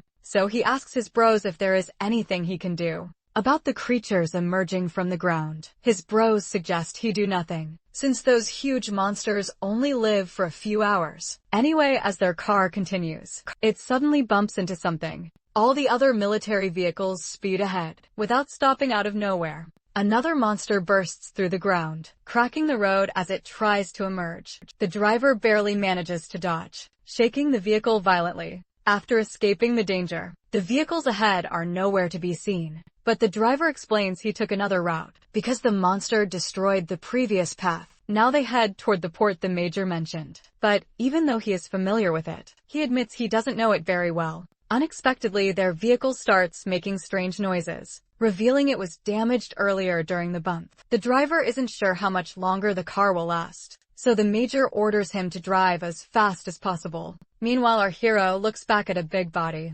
noting that they've managed to get away from it. He grinds his teeth, wondering why things can't be peaceful even for once. After some time, they finally make it past the danger zone. Then our protagonist turns to the Major, wanting to know about the commander he spoke to. Over the radio, it turns out it wasn't Major Jean, but their battalion commander, who communicated with that commander. When Chyansa presses for details, the Major explains that the battalion commander said it's difficult to act with their remaining forces, so he demanded all branches work together. When our boy asks how many troops are left, the Major admits the losses have been severe. He reveals that the commander was from the Capital Corps, and assumes they are still active on the ground. Hearing this, Chyansu is stunned, realizing the Seoul forces are not completely wiped out. Now that he thinks about it, the bullet train KTX at the station wasn't just bait. His bros are amazed that he's finally piecing everything together. Next, our protagonist sincerely thanks the Major for sharing this information. The Major just shrugs it off, saying that since they're working together, it's not an issue. After a few moments, They finally arrive at Pohang Port and spot a cruise ship. Seeing that ship, the Major immediately senses trouble. They get out of the car, seeing the cruise ship right before them. Chiansu always wished to get on a cruise ship once in his life, but he quickly remembers what cruise ships are like. In horror survival games, the Major points out the location of the ship, noting that it is anchored far from the dock. They wonder if someone is already on board. Suddenly, Furball barks as a person waves at them from the ship, but the person abruptly freezes, and the whole group starts to sense something strange. Suddenly the ground begins to shake just like before, and the Major runs off to find his friend. The soldier next to Chianza goes pale and starts to panic, and our hero glares at him, noticing he looks about the same age as himself. Lost in thought, Chianza weighs his options. One is to hide, while the other is to try to get on the ship. Even though a big body doesn't live long, he would still need to hide for several hours for it to die, and even surviving that doesn't guarantee safety afterward. If they attempt to get on the ship, there is a high chance it could leave them behind, since it looks operational. He also considers trying to reach Ingot Port, but that doesn't guarantee they'll find a ship waiting for them before he can think further. The Major calls him from behind, having brought a cargo crane. It was because his friend had been waiting here all this time, and the soldiers stationed here had told him they were on their way. Our hero is stunned that this friend waited for so long, and even has a crane ready for them. This means the ship has been anchored for a while, but fear had kept it from coming closer to dock. Major Jean shouts that his friend will position the crane so they can reach the ship soon. Suddenly Chianza hears gunshots and knows they are from the 7.5th Division. He turns to the Major and asks for a weapon, but the Major has already thrown his away after it malfunctioned. Our boy insists they need to hurry and gets inside the crane. The Major pushes his friend aside and takes the controls himself, insisting his friend go with them and promising to join after. The friend hesitates, but our protagonist grabs him, explaining that if he doesn't act, Major Jin's sacrifice will be wasted. At that moment, a vehicle stops behind them, and soldiers from the 7.5th Division step out shouting for them to stop the crane. Unexpectedly, a car rams into one of the soldiers from behind. It's Chang. Chang grabs a rifle from an unconscious soldier and starts shooting at the remaining 7.5th Division soldiers, blaming them for letting so many people die just to save themselves. A high-ranking officer of the 7.5th Division dodges the bullets and heads straight for Major Jean, seeking help. But Major Jean forcefully opens the crane door and injures the officer, making him fall to the ground. Our hero waves for Chang to come with them. Chang is shocked to see that survival is actually possible. He still wants to eliminate the high-ranking soldier for good. Unfortunately, the rifle doesn't work,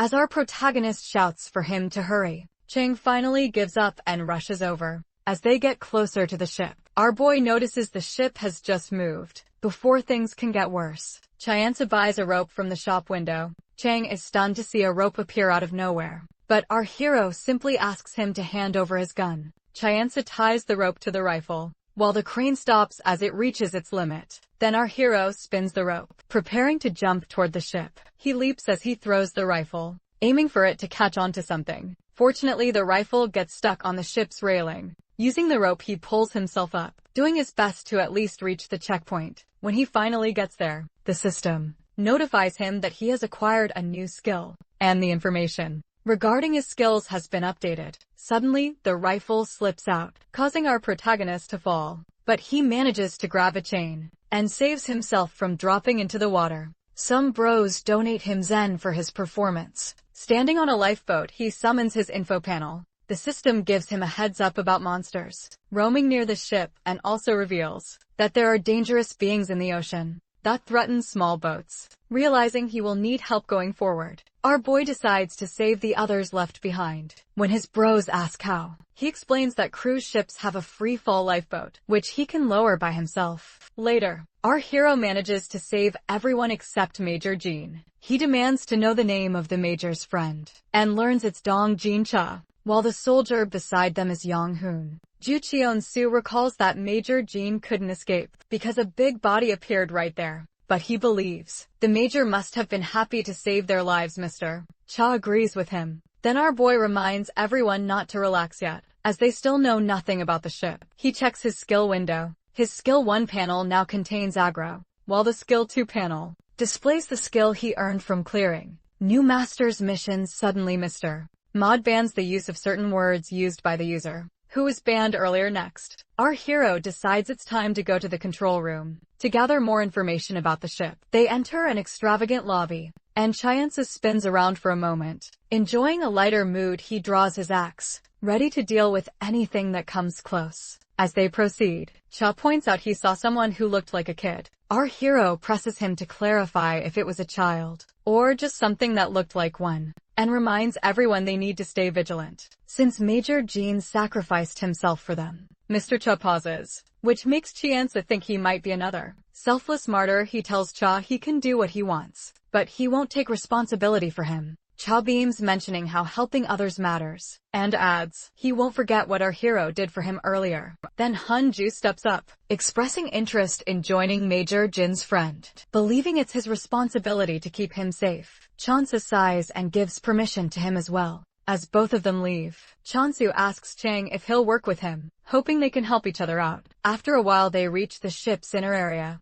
which resembles a mall. There, they find elevators and Chang suggests using them. Unexpectedly, a zombie appears near the elevators. Our hero doesn't hesitate, and eliminates it with his axe. Mr. Chang concludes that there are other people on board. Considering the massive size of the ship, Chiansu estimates there could be almost 2,000 people present, increasing the ratio of zombies significantly. Chiansu gets chills, as he wonders if he should get on a lifeboat. He turns to Chang and suggests finding a weapon for him. Surprisingly, our boy goes inside a cloth store. Furball looks happy, and Chiansu decides to get something for it as well. The dog heads straight to the pet treat section, so our protagonist gives it treats to eat. As he grabs more treats to store, he finds Haryong medical supplies there, which turn out to be useful for the time being, as this ship contains a medical station as well. Suddenly Furball goes to the pet accessory section, wanting Chianza to select a collar for it. After putting on a collar, Furball looks more terrifying. While our boy is thinking about Mr. Chang, the elder slides behind him, showing his vibrant outfit. Chiansu is stunned, which makes the old man wonder if he looks weird. But Chianza shakes his head, as he expected the elder to find a weapon for himself. Chianza grabs a nearby mop, and separates the mop pole from it. Then he advises the elder to use that pole as a weapon, mentioning that wide attacking weapons are best for amateurs. Now they head to the elevator. As the elevator gate opens, both of them become alert, grabbing their weapons. The elevator seems fine and they step inside. The brothers start to joke about being so alert, but our hero reminds them that zombies can pretend to be dead, or drop from the ceiling. When they reach the 4th floor, the shop has updated, while a terrifying zombie attacks the elevator, making the door end up in a terrible shape. They stop on the 5th floor, and our hero dashes out instantly to see that terrifying zombie. From the 5th floor, that zombie makes a terrifying loud noise, and the brothers mention it's a red zombie, which are highly angry beings due to its presence. Our hero notes they can't go down by elevator. The old man from behind Chiansu reminds them that they can't stay for long, and suggests they go ahead. Both of them run upstairs while mazed out. Card cheers up Chiansu, mentioning he can do it. However, he is feeling quite nervous. He wonders if they should have gone up through the exterior of the ship, but concludes that it must have been more dangerous. Therefore, he decides to go through the interior of the ship. As they move up, Chang spots a zombie coming their way, but our boy eliminates it with his axe. As his aggro skill counts 1, he learns that the red zombie doesn't seem to be interested in him. As they move ahead, they can hear the terrifying sound of that red zombie. Eventually, they reach the entrance of a theater. Chianza points out that if it is a multi-floored theater, then they can move up through here. But as the old man opens the door, he freezes, seeing a group of unconscious people lying on the floor. Chianza inspects, and concludes they are still breathing. Then he decides to find another way, and closes the door behind them. As they leave, he decides to take the direct path, as quickly and silently as they can. Ahead they see an escalator that is filled with the same type of unconscious people. Both of them get chills, as they don't know much about the situation. After asking his bros, our hero learns these people are harmless, but they should get wary of the thing which made them like this. Without thinking more, Cheon-su moves ahead, stepping on those unconscious people. However, Mr. Chang hesitates, but as he listens to the terrifying sound of that red zombie, he starts to move. He feels wrong stepping on people. As they reach the next floor, The old man believes nothing affects. Our protagonist wonders what kind of training he must have had. Kyeonsu acts as if he really received a horrible type of training, and the elder seems to believe him. After a couple of minutes, they reach yet another staircase, where they find the same kind of unconscious people. Unfortunately, they hear weird sounds coming from above. Kyeonsu moves upstairs and finds a zombie eating the flesh of an unconscious person. He eliminates that zombie immediately. He is stunned to learn that these people do wake up, even if they are being bitten. On the other hand, his bros don't say a word to prevent spoiling anything. Next, our hero calls out to Mr. Chang and mentions they can move ahead, as the path is clear but out of nowhere. The red zombie appears given that situation. Kyeonsu instructs Chang to move upstairs, as he decides to counter that zombie. Unexpectedly, the elder charges forward with his pole, as he doesn't always want to get saved by our boy. However, the pole doesn't have any effect on the zombie, and it runs straight to our protagonist. With the pole in its mouth, the zombie tries to attack our hero, but the pole doesn't make it reach its target. Then Kyeonsu strikes with his axe, but it turns out, one strike isn't enough to eliminate it. As he strikes on its neck, the zombie screams in pain, and in that way our hero learns its weakness. Meanwhile, Furball tries to bite its leg. When the zombie diverts its attention to the dog, our boy strikes its neck instantly, and the zombie gets eliminated. The old man reaches him worriedly, while Kyeonsu feels lucky to learn the zombie's weakness. In time, after praising Furball for its help, our hero advises Chang to listen to him the next time. He tells him to run deep down. Kyeonsu wants to avoid unnecessary sacrifices. Out of nowhere, Furball starts barking as it goes upstairs, spotting someone as Kyeonsu and the elder reach there. They unexpectedly find 3 red zombies at the same spot. Unfortunately, all 3 of them approach our hero simultaneously. However, he ducks down as the 3 of them bump into each other. Fortunately, the old man uses a fire extinguisher on the zombies to find a way out. Suddenly, a door in front opens up by a female attendant, who calls them to her after entering the next area. The door closes, leaving the zombies on the other side. The attendant assures them that the zombies can't break through that door. She makes them follow her upstairs. After reaching the top floor, the attendant advises Kyeonsu to keep his axe down, but he insists on holding it. As she opens the door next to them,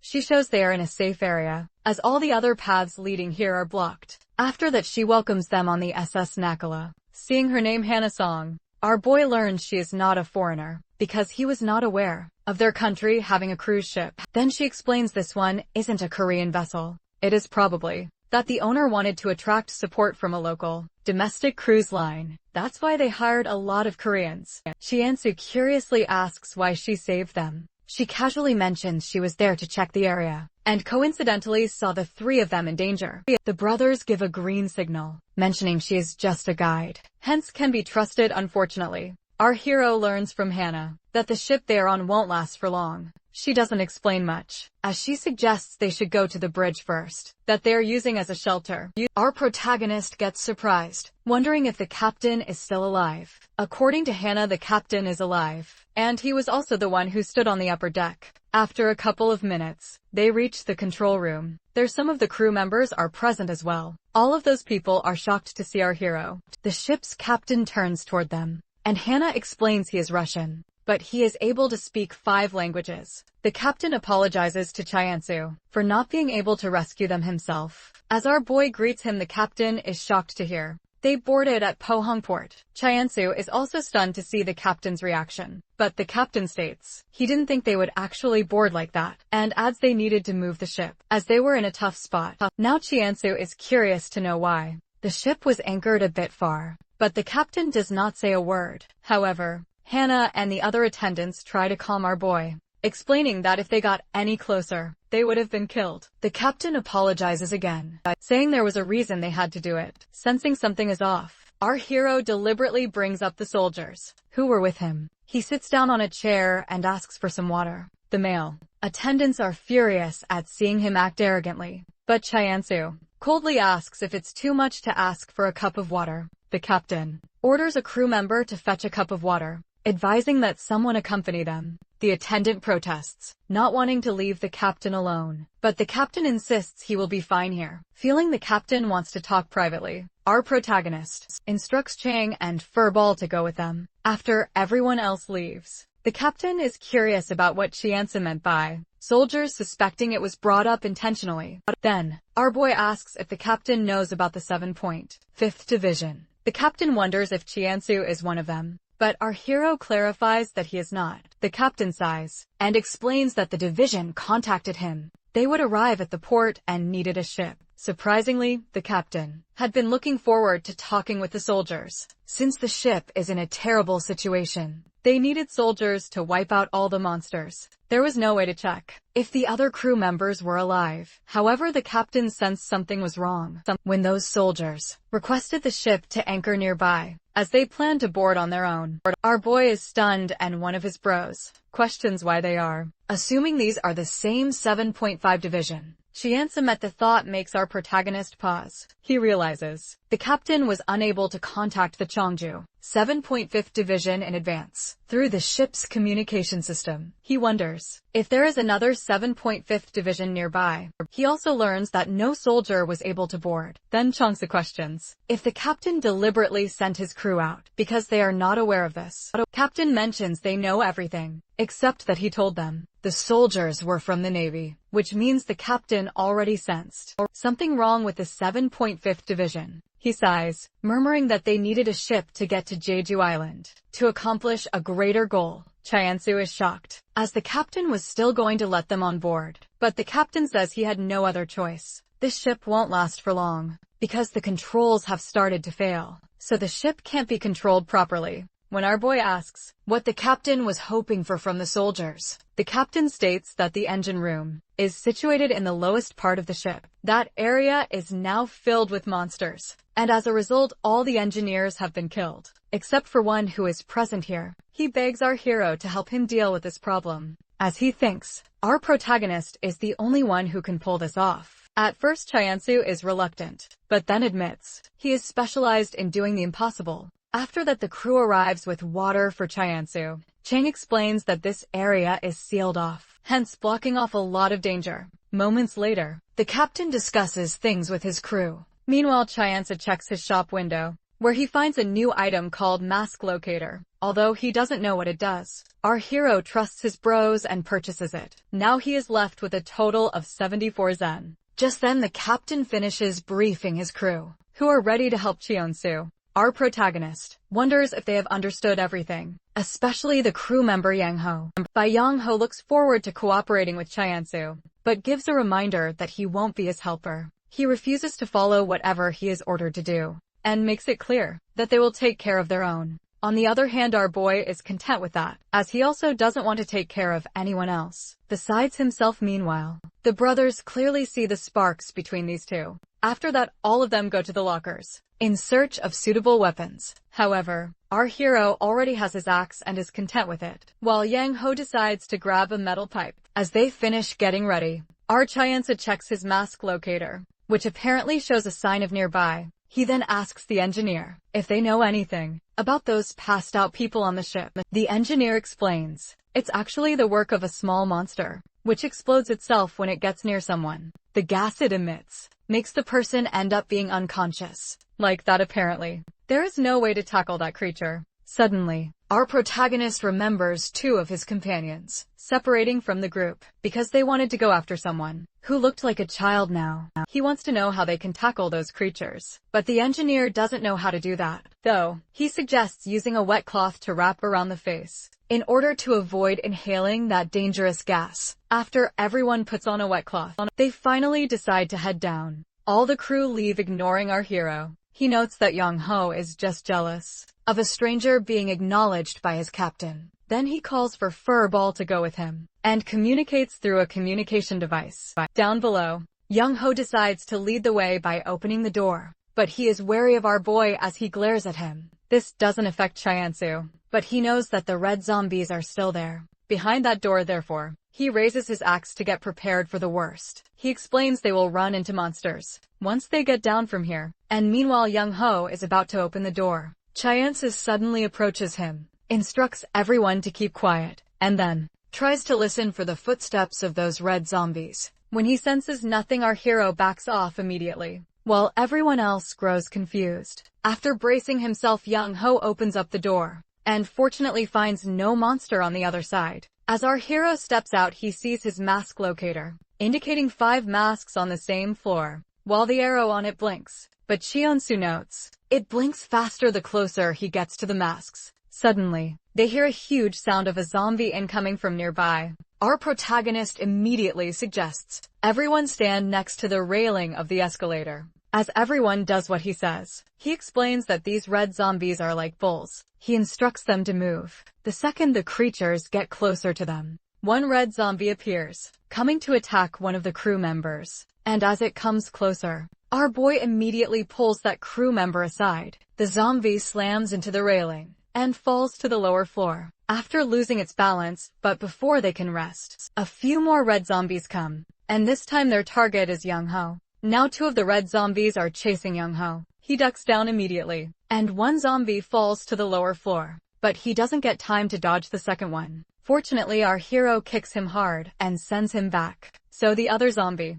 also ends up falling to the lower floor. Our boy asks if Young Ho is alright, adding that it was necessary to kick him to save his life. After that, he mentions that he will be going somewhere to find a mask. The engineer gets curious, and Cheonsu explains that the cloths on their faces aren't enough for protection, so they need something better. Surprisingly, Young Ho nods in agreement. Later, all of them reach the food area. Young Ho is curious to know what our hero is holding, as it doesn't look like a pocket watch. However, our protagonist shrugs it off, reminding Young Ho they should be focusing on the task at hand. He points out that a veteran crew member like Young Ho knows much more about the ship than he does, and bets that Young Ho is more familiar with everything. On board, Young Ho agrees with a happy face. Therefore, Cheonsu admits he is better at fighting, but doesn't know much about the ship, which is why he's putting his faith in Young Ho to guide him. Our boy is determined to help them save their precious ship. With that, they move ahead, and the engineer points at the multipurpose storage ahead, suspecting that masks will probably be there.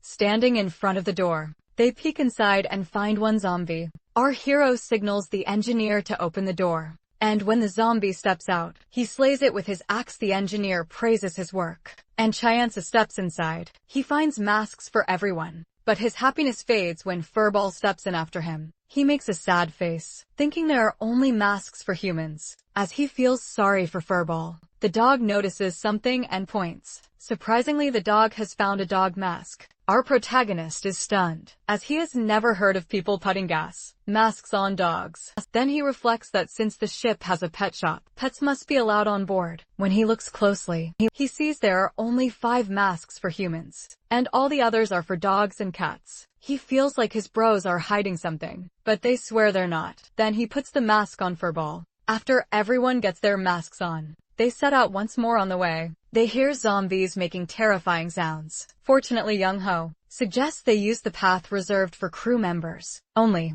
That route is only known to a small number of people, so there shouldn't be any potential danger. They reach the secret staircase, going down a pathway that connects all the lower floors, except the engine room. Cheonsu reflects that the engine room has been radio silent since the monsters appeared, which means they are getting closer to danger. After some time, they finally reach the exit. Young Ho opens the door and motions for everyone to move forward. However, out of nowhere, his mask gets destroyed by a zombie. Cheonsu rushes forward and strikes down the attacking zombie immediately. Fellow crew members get worried about Young Ho, but our hero believes he has not been bitten. Meanwhile, the brothers suggest eliminating him right away, saying he will turn soon as Young Ho takes off his mask. Cheonsu observes that the injuries are from his broken mask, not from the zombie directly. Young Ho feels pain having lost one eye. Therefore, our protagonist decides to leave him behind. When the others protest, Cheonsu reminds them they have another priority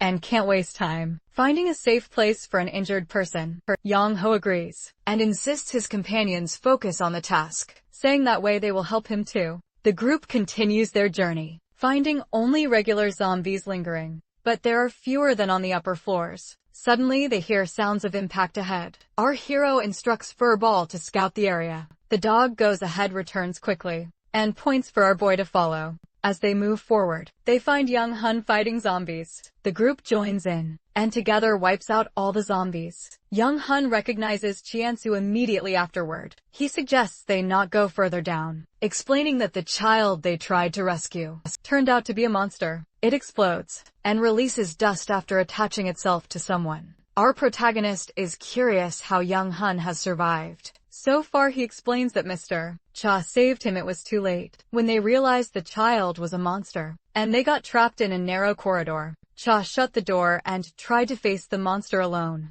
to save Young Hun, but after breathing in the dust, he collapsed instantly. Young Hun saw him through the window, but couldn't risk opening the door in case the dust was still present. Now Young feels terrible as a human being, but Cheon-soo points out he had no other choice. He gestures at his mask, explaining that they came prepared to tackle such threats. Young admits that if it weren't for his scary eyes, he might not have recognized him. Our boy pauses for a moment. Although Max Out Card says he actually has kind eyes, he shrugs it off and instructs the corporal to leave this area since he does not have a mask. Chyansa tells him to stay alert and says that if he heads in that direction, he'll find one of their crew members injured there. He also instructs him to go to the lifeboat they used earlier to get here. After Young leaves, the group eventually reaches the lowest floor. Inside the closed corridor, they see Mr. Cha lying unconscious. When Cheon-soo asks the brothers how to cure that illness, one confirms that there is a way. Next, our hero instructs everyone to prioritize the safety of the engineer. As soon as they step inside, they don't know how long the repairs will take, but it's crucial to protect the engineer the entire time.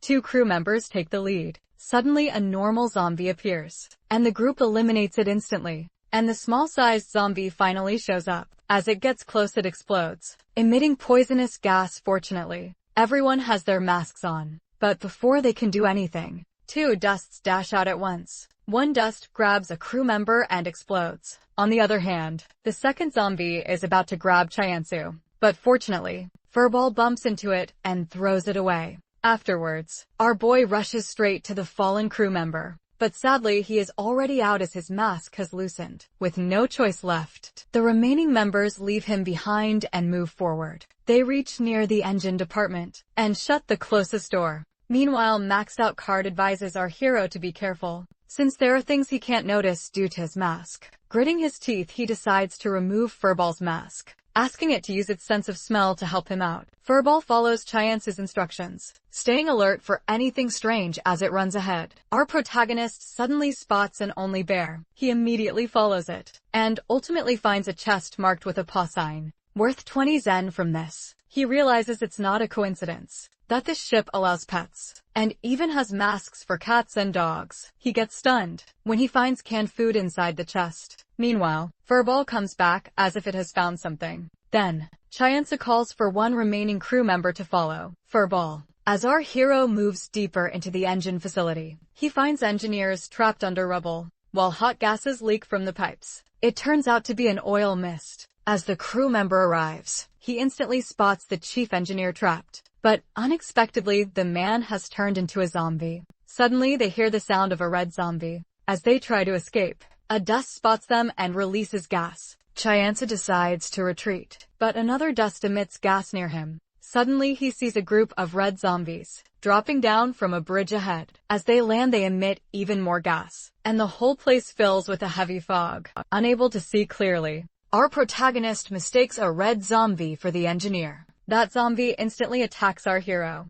but he doesn't give up and strikes the zombie repeatedly. After losing its balance, the red zombie slams into a wall. Seizing the moment, our boy strikes its neck 10 times to finish it off for good. Now he is breathing heavily, and unfortunately, he finds his arm has been bitten. He panics, instantly tying a piece of cloth around it to prevent the spread of the zombie virus. He frantically wonders if he really got bitten. When did it happen? He doesn't remember, as he was unable to see anything clearly. He recalls the past events, how he was chased by the dusts, and then encountered the red zombie. Meanwhile, his bros try to calm him down, but after bracing himself, Chyansa gets ready to chop off his arm. Chyansa stops when Max Out Card tells him to, insisting he will be fine. He shows reluctance, but his super fan tells him to leave it as it is, saying it's similar. Our boy is confused, and also mentions he doesn't have time to waste here. The other brothers also say not to chop off his arm. While crying, Lunatic mentions he has already taken care of it. Maxed Out Card insists again, as they wonder if he doesn't trust them. However, our protagonist can only grow more confused, wondering if he will be fine. and notes he doesn't feel anything else besides pain. He implies the hot fumes are behind his heavy breathing. Then, he finally decides to trust his bros and move ahead. After a couple of minutes, our hero finds the engineer lying unconscious, and notes he is already dead. Meanwhile, another crew member along with the dog finds him. Seeing the situation, Chansu decides to head back, but the crew member worriedly asks about the ship. He explains that the oil is leaking, the engineer is dead, and the ship will explode at any moment. They need to get on a lifeboat to save themselves. As our boy decides to leave, he contacts Hannah, explains the whole situation to her, and lets her know about heading to a lifeboat. The ship starts to turn over, while the system shows him the info he got before. Suddenly something explodes behind them, and the crew member urges them to shut the bulkhead door. To prevent the danger, however, our protagonist reminds him they really need to get out. But despite that, the worker leaves to shut those doors. Then Chaeyeonsa heads with Furball and they find Young Ho. When Young learns about the situation, he decides to stay, not wanting to abandon his colleagues. As Chaeyeonsa steps ahead, he decides not to forget the memories of them working together. He finally reaches outside as multiple blasts erupt. Soldier Young is already there. Hannah will also reach there in 5 minutes. Our hero only hopes to rescue at least one more person. He recalls that since he got separated from his group, he was unable to form a proper team. In the meantime, Hannah finally reaches, stating the captain decided to stay behind and Mr. Chang is nowhere to be found. Without wasting more time, our protagonist decides to lower the boat. Later, Chaeyeonsa is sitting in the control room, sighs as he regrets rescuing only 2 people, even though he entered the ship with more people. Seeing the info regarding potential danger in the sea, he knows they are still in danger. Meanwhile, Hannah mentions to Young that the captain decided to stay, as he can't abandon the ship and its passengers. He also decided to protect those who are getting off the ship. On the other hand, our boy's condition is only getting worse, and he wonders if it was right for him to get on the ship. Other than Furball's sake, he didn't gain anything. His body is all sweaty, as he asks his bros why they are not responding. Suddenly, he feels a sharp pain and his vision gets blurry. System shows a warning that his life is in danger. The wound is only getting worse, and his body refuses to move. He shuts the door of the control room, and doesn't want the other 2 to come closer. They learn what is truly happening, and our protagonist is starting to turn. He mutters to Max Out Card that they mentioned he will be fine, but his so-called super fan only refuses. Maxed Out Card praises his progress till this point, but they were afraid that he would end up like this. One bro states that Maxed Out Card nominated Crying Lunatic for a purpose. The other says they are working together. Chaeyeonsa coughs and feels his joints twist painfully, while he feels his body burning. Sadly, the system notifies that he is in a critical condition. The system produces a shrill beep sound as our hero's eyes shut down. After a moment, his eyes open up as he feels like devouring humans. Chaeyeonsu in zombie form reaches to grab Yang, wanting to devour him. The corporal kicks him back, and as he is lying there, our boy realizes he can't read chat anymore. He gets up determined to devour Yang again, and Yang quickly opens the exit door. Surprisingly, the system notifies that a skill is being unlocked and will take effect in 30 seconds. However, he still manages to grab the soldier. After a struggle, Yang falls into the sea. The countdown ends and the skill recovery activates. A blue light surrounds our protagonist, and he returns to normal. His body is back to how it was before, except for the scar from his wound. Otherwise, he is perfectly fine. He calls for the corporal, but there is no response. Looking back at Hannah, he wonders if she has been bitten or not. His bros are overjoyed to see him alive, recognizing that he has just received a revival. Looking at the skill window, Chaeyeonsa learns he has just used the recovery skill, which was locked when he boarded the ship. The skill needs 30 seconds to activate after the player dies from infection, and he notices the notification appeared after more than 30 seconds. Now he is concerned about Hannah, since she might have been bitten. As he observes her closely, he does not find any wounds. He asks his bros what just happened. While he was a zombie, he steps closer and Hannah turns to him, then grabs him unexpectedly. She wonders if she has scared him, knowing she has caught him off guard. Our hero is confused as ever, and she can feel how heavy he is breathing. Chansu immediately frees himself, realizing that although she looks like Hannah, inside she is someone else. The girl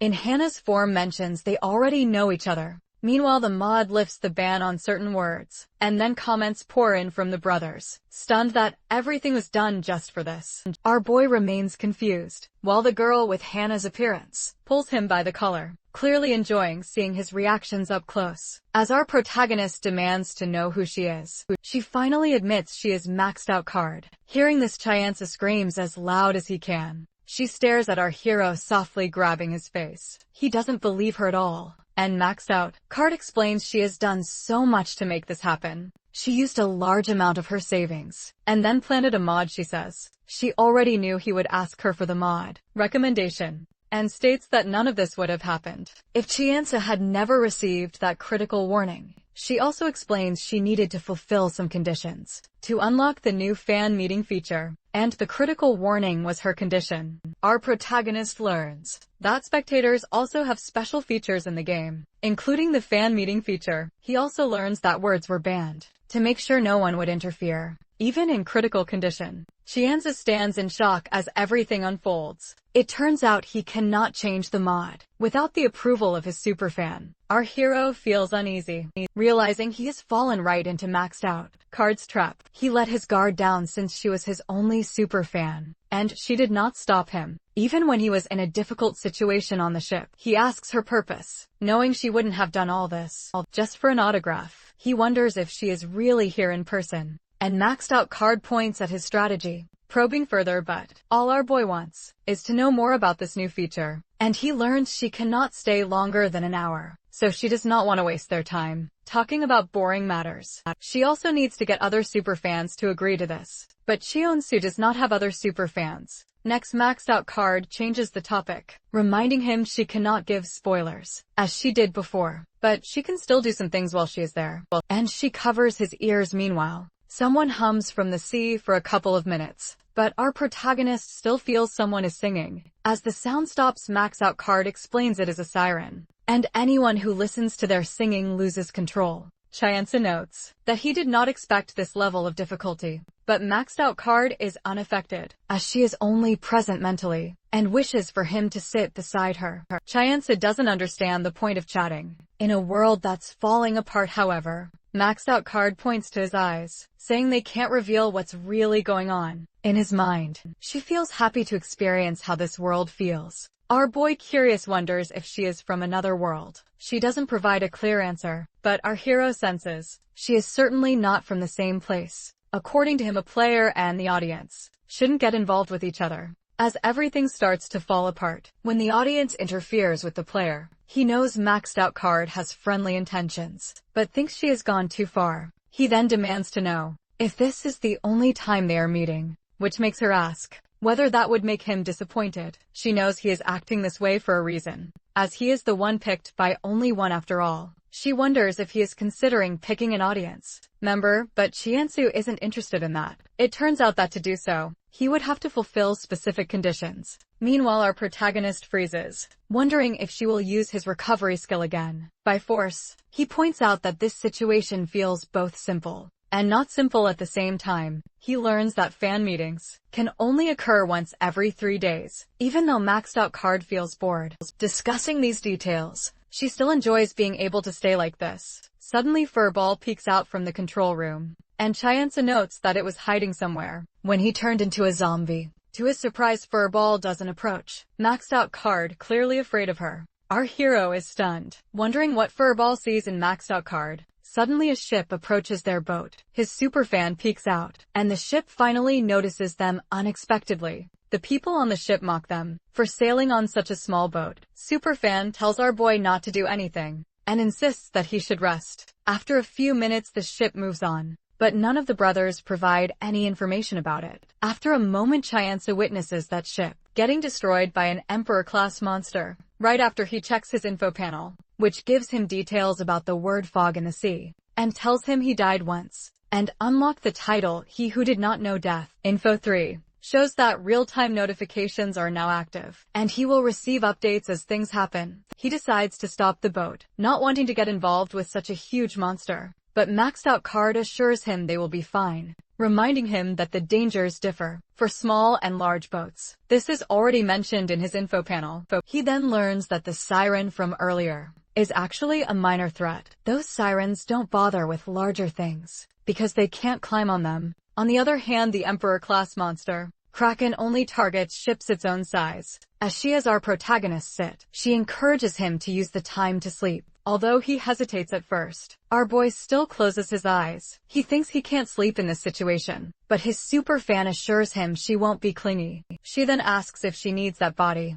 The next time she appears, she shakes her head, but adds that it will be his decision whether or not she stays. He finally falls asleep. When he opens his eyes, the sun has already risen. Meanwhile, Maxed Out Card is sleeping, leaning on his shoulder. When she wakes up, she immediately hits his head out of embarrassment. As she starts to panic, he realizes that Maxed Out Card is gone. Hannah, clearly embarrassed, demands an explanation, but Chianza claims that they were both unconscious. He makes up a story about a monster that came up and messed with their brains, causing her to lose her memories and end up lying there unconscious. He explains that Corporal Yang fell into the sea and is still missing. Then he notices their lifeboat has stopped, and he doesn't understand what has gone wrong with its engine. It seems like the Kraken has disappeared as well, since nothing happened, even though their boat was left completely open. Not able to find any clues, he calls out to Maxed Out Card. However, according to the brothers, after a fan meeting, she is locked out of the chat for 3 days. One suggests reaching out through community DMS, but it turns out those are locked as well. Through this conversation, our hero learns that they even have a community and can meet in person. Meanwhile, Furball is hiding under a sheet. When it comes out, Chauncey removes its mask, gives it water, and offers the treat he got from the chest. As Hannah appears, he remembers Maxed Out Card's face and size. Hannah, noticing this, starts to panic about his behavior, but our boy lies and says he sighed because of the current situation. He then asks what they should do if the lifeboat stops functioning. However, Hannah only knows that they can rely on the distress signal, as these boats are equipped with a device to send one out. This makes our protagonist feel stressed, since it is already tough to expect AC rescue, even in a normal world. In short, their only real option is to fire a flare. If they see someone nearby, Chianza suggests they should rest, believing that it will take some time for them to be rescued. As Hannah sits down, she admits she truly can't remember what happened to her. She feels guilty, knowing her captain trusted her to keep others safe. Next, our hero wonders aloud if she has any unique skills, and Hannah mentions her gymnastic abilities. Our boy insists she show those skills, saying he wants to decide whether he should help her survive or not. With determination,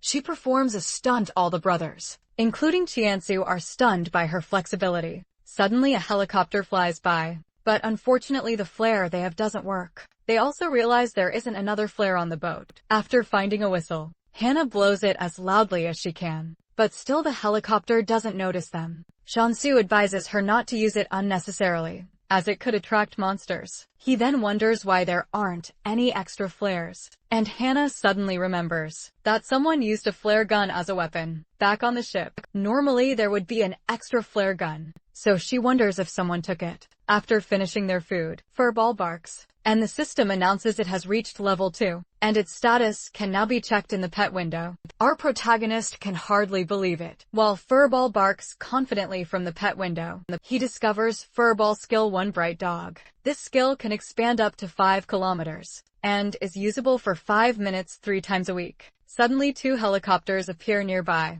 Without knowing how to activate the skill, our hero awkwardly says the name of the skill out loud. Unexpectedly, Furball starts to glow, emitting golden light. The light is so intense that Chiance's eyes can't handle it, and he collapses onto Hannah. Yelling for less light. Comment section comes alive, excited by Furball's display. Still, the helicopters continue on without noticing them. As Hannah lies there, she freaks out, while our boy comments that it's his first time seeing something like this. As well, Hannah, however, points out that he said Bright Dog earlier, but Chianza denies it, holding the radiant Furball. He is happy to realize they won't need a flare anymore. He insists he doesn't know what happened with Furball, and claims it doesn't matter as long as it helps them. Placing Furball on the boat's roof gives a reference to the poem Twinkle, Twinkle Little Star, since he knows the dog understands him completely. He then gives Furball clear instructions to blink its light if it sees any helicopter passing by. After going inside the boat, he reassures Hannah that Furball can handle it, and that it's safer for both of them. He feels there's a high chance more helicopters will pass by,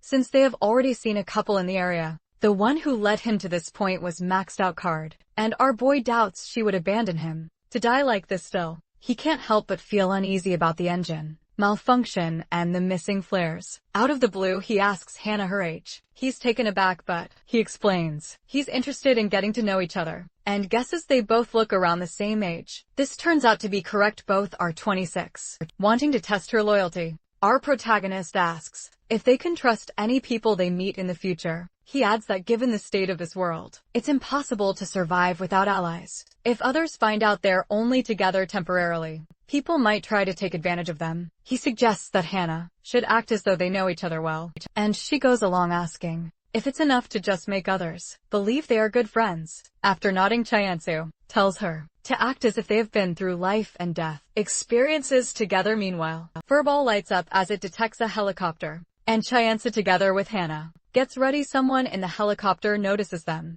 and lowers the aircraft. In a short time, about 10 more helicopters appear. However, our hero is worried about one thing. All this noise from the helicopters might provoke the Kraken at that moment. A helicopter lowers a stretcher, but doesn't send anyone down. There are two possibilities. Either they are short-staffed, or they don't want to take the risk of sending someone below. As soon as all three step onto the stretcher, Kraken grabs the lifeboat. The brothers explain that Kraken attacks what it considers to be a threat, and the noise from the helicopters has angered it. Chiansu quickly calls for an offer to throw his bag away in exchange for a reward that has the total weight on the stretcher. For 3 minutes it's expensive, costing 68 zen. Meanwhile, the pilot tries to take the helicopter higher, making the stretcher swing wildly, and our protagonist shouts for him to stop. New master surprisingly accepts the offer, so our boy throws his bag into the sea, and the reward is applied. With their weight now halved, they still struggle to balance on the stretcher.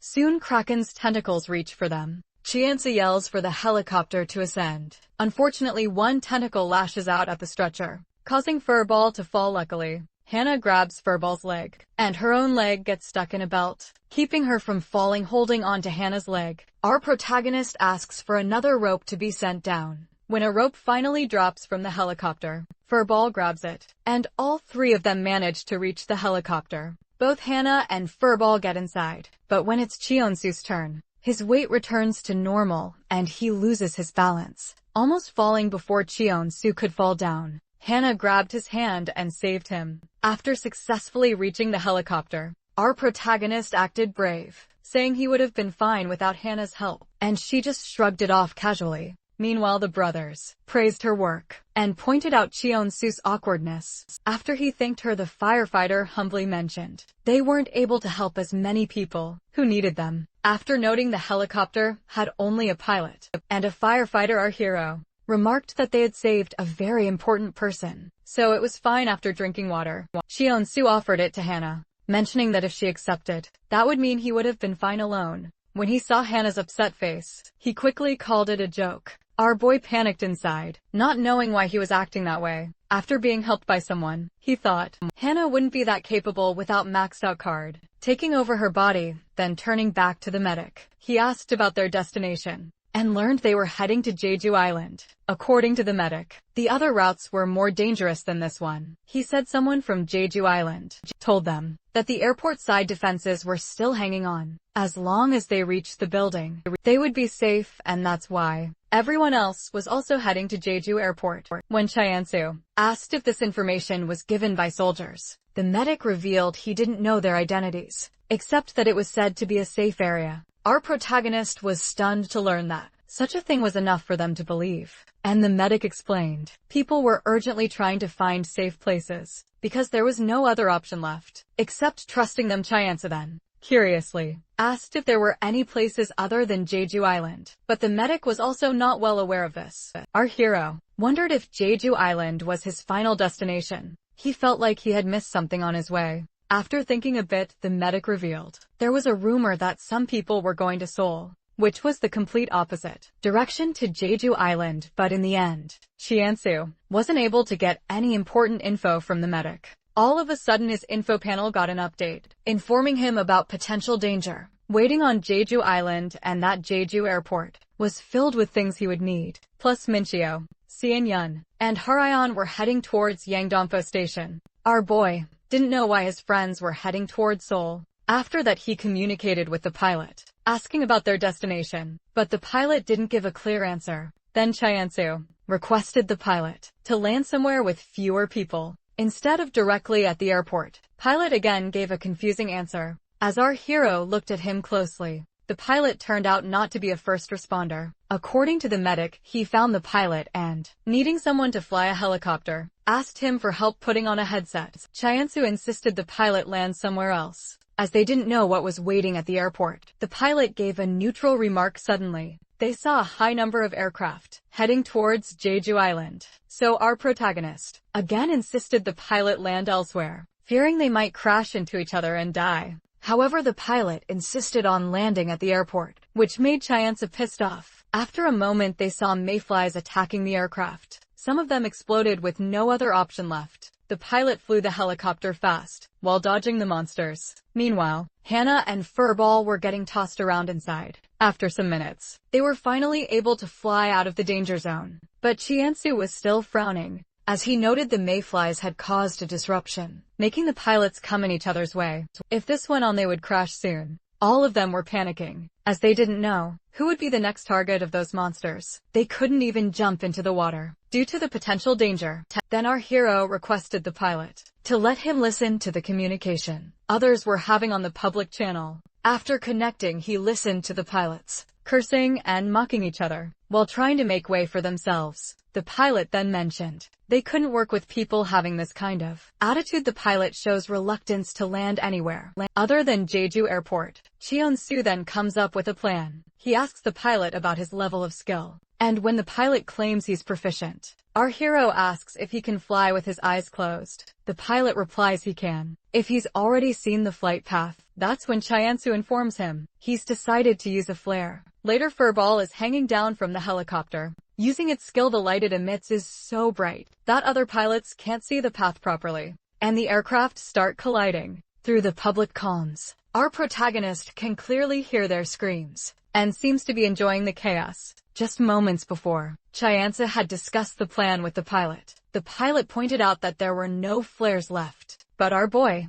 confidently said he had something much better. He asked again if the pilot could fly blind, and the pilot replied it wouldn't be a problem, unless a flare popped up right in front of him, suggesting the pilot wear his shades. Chyansu then connected with the public communications. He tried to negotiate, reminding the other pilots that they couldn't land safely if things continued like this. Despite his warnings, the others refused to listen. So our hero insisted that they would all end up in a dangerous situation at Jeju Airport if they didn't cooperate. Even after urging everyone to work together, one of the pilots cursed at him and claimed the people with him were far more precious than anyone else there. This made Chyansu angry. He tied a rope to Furball and advised everyone to put on sunglasses if they wanted to survive. But the pilots only continued to curse him, giving them one last chance to put on their shades. Our protagonist received the same response. Annoyed, he threw Furball down and ordered it to use its power at maximum. Now in the present, Furball is shining intensely below,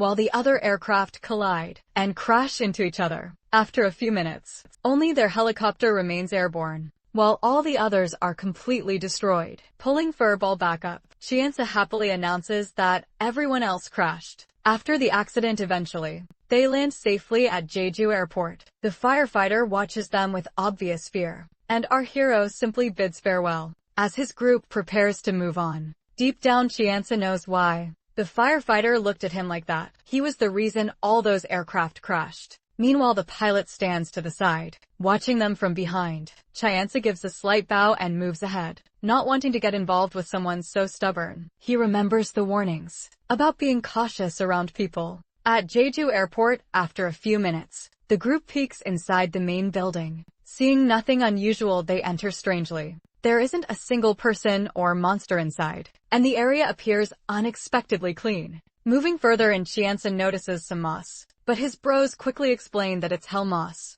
If someone touches it, it turns into a moss ball and vaporizes instantly. Our hero decides to keep clear of it. Suddenly, Furball spots someone lying ahead. After a close inspection, it points out the person isn't a zombie unexpectedly. that person wakes up and screams. Upon seeing Chiansu's group, the stranger rises, apparently intent on attacking Chiansu, but receives a kick instead. As he collapses, our boy pins him down with his foot and demands that he reveal his identity. Anna suggests checking the stranger for weapons, but Chiansu orders Furball to handle the search. In the end, no weapons are found. Our hero is convinced this blonde stranger isn't simply someone looking for a fight. The blonde man insists he is homeless, but Chiansu is skeptical. The man repeats that he is truly homeless, explaining that he reacted earlier because he saw an axe in Chiansu's hand when threatened with the axe. The stranger claims he is a free traveler, a Korean-British individual who started his journey from the UK and was supposed to transfer flights here to China.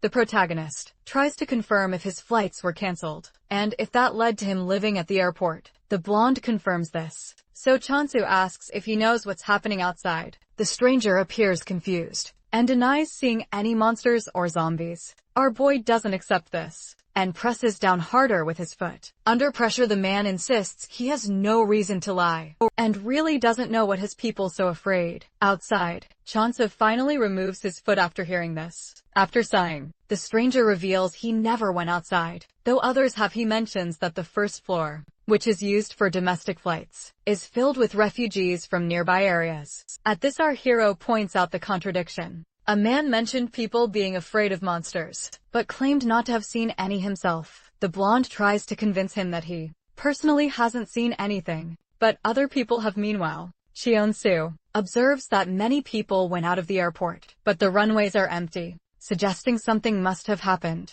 The protagonist decides he needs to investigate the lower floors. The stranger wonders why they don't simply ask him instead, which would save them the trouble. It turns out the man is afraid of those on the lower floors, saying he gets a bad feeling from them. He urges Chiansu not to go down, claiming he is stopping him for his own sake, because those people will come up and target Chiansu. As well, our hero wonders aloud why the stranger chose to be here instead of waiting on the third floor, which is for international flights. The blonde says he was frustrated with waiting and decided to check out the other floors. Plus, there was no one upstairs to bother him. He repeats his warning about going down to those wild people, mentioning the 7.5th Division. Upon hearing about the 7.5th Division, our boy leans in to find out more. It turns out the 7.5th Division promised to take everyone to safety if the airport was secured. But in the end, the 7.5th Division never showed up. Chiansu asks for Hannah's opinion. She suggests they need proof to confirm whether the stranger is being honest or not. Leaning closer, Hannah demands to see both his passport and boarding pass, explaining that she knows his transfer flight is through the same airline.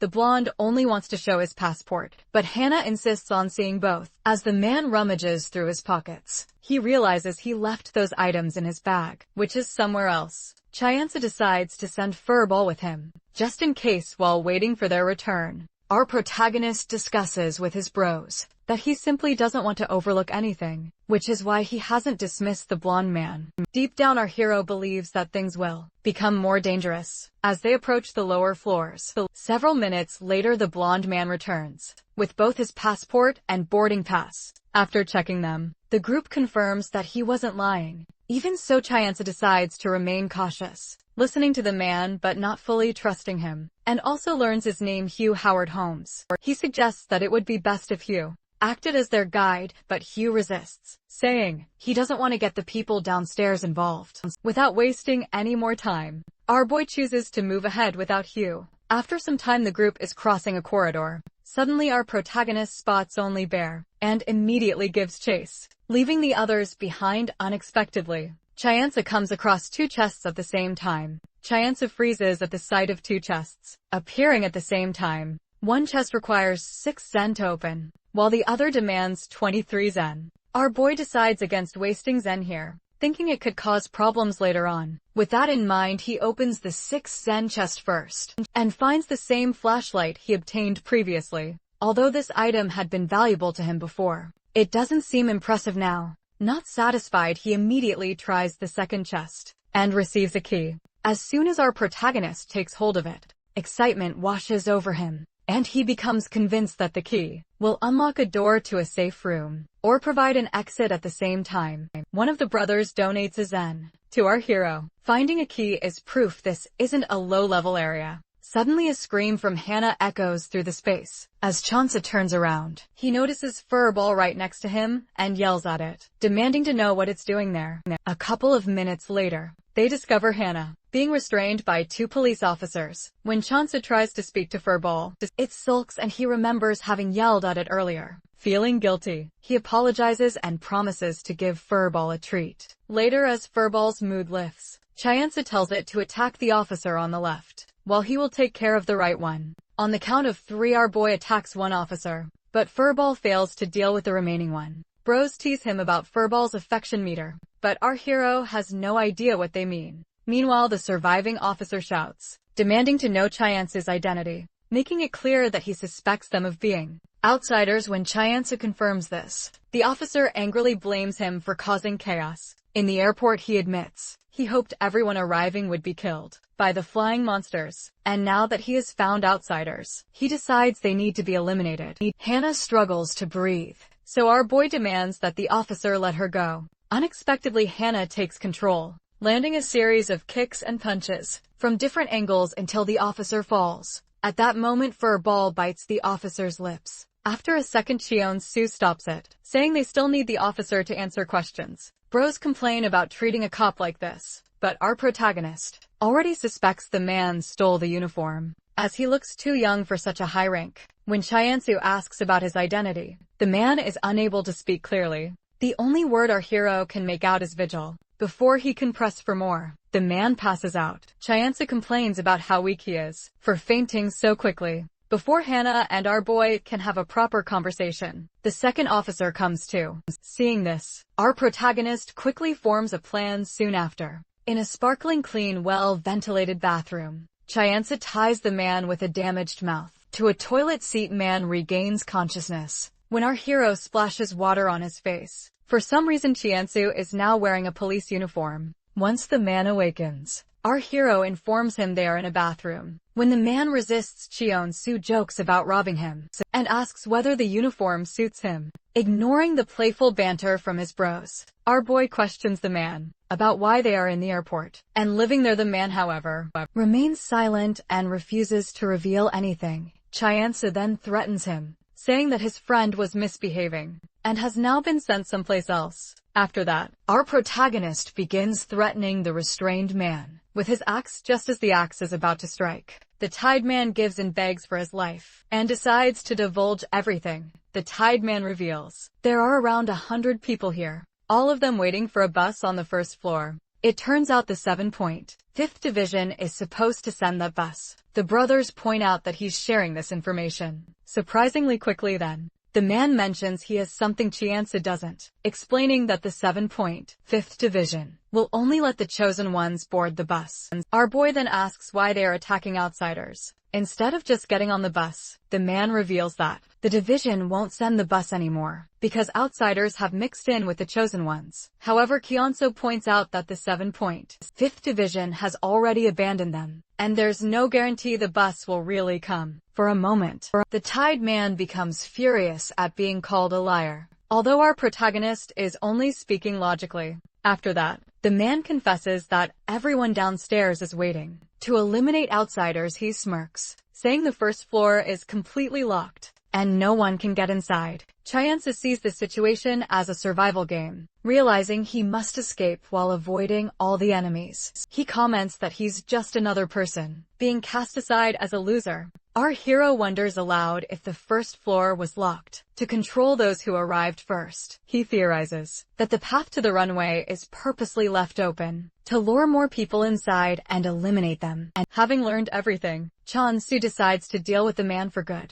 As he strikes, our boy reminds him that they are enemies. After finishing the job, he heads out and finds Hana wearing a police uniform. She mentions she's only using the shirt, while the pants are from a nearby store. Right then, Furball appears carrying a pair of sunglasses for dogs. It wants our protagonist to put them on for it. Cheon-soo realizes Furball is acting this way because of how he treated it. Back at the helicopter, Furball looks happy wearing the sunglasses. While thinking about what to do next, Our hero recalls what Hugh mentioned about the vigilant group. He considers the possibility that Hugh might be working with that group and decides that something about Hugh is off. Later at a store, they grab bags. Chianza crafts a chain fist weapon for Hannah, using a chain from another bag, telling her to use it for protection, not to fight any monsters now. Now the whole group is ready to head to the third floor. Unexpectedly, they find an overpass connected to the third floor that none of them had seen before. But as they approach, they discover the bridge is completely destroyed.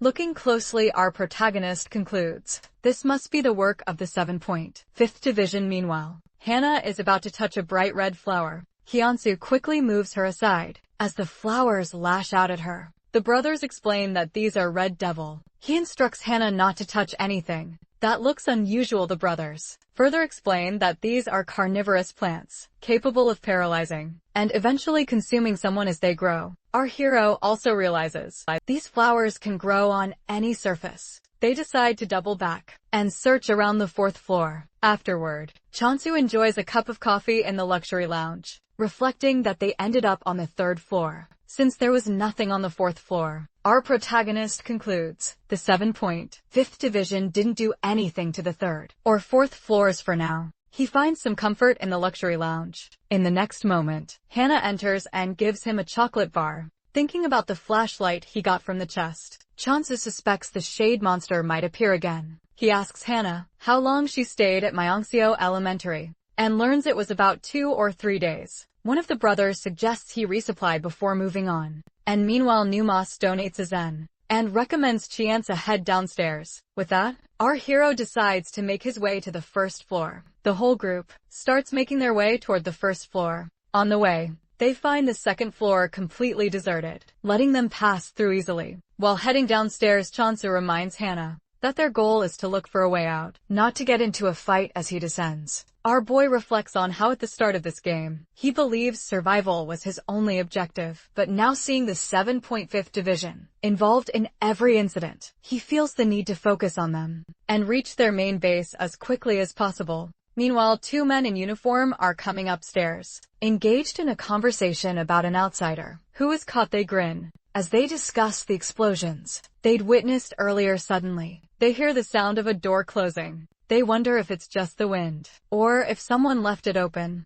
As the two approach the door, Chansu suddenly flings it open, slamming it into the man nearest to him. Man loses his balance and tumbles into his companion, sending both men tumbling down the stairs. As they fall, new master donates 1 zen. It turns out both men are knocked out, but the brothers comment that they look dead. Our hero quickly grabs their batons and hands one to Hannah. She attaches her chain to the baton, so she can use it at least once. Upon reaching the 1st floor, Furball peeks ahead and signals for them to come, indicating the area is clear. After crossing the corridor, they spot the firefighter who saved them earlier, now being held by several men in police uniforms. One of the men, who appears to be the leader, accuses the firefighter of attempting to get on their bus. Despite the firefighter's protests, the men in uniform ignore him, simply shouting for him to die. The scene sends a chill down our protagonist's spine, as all the men shout for the firefighter's execution, and their captain strikes the firefighter, knocking him unconscious. Chianza looks for a place to hide,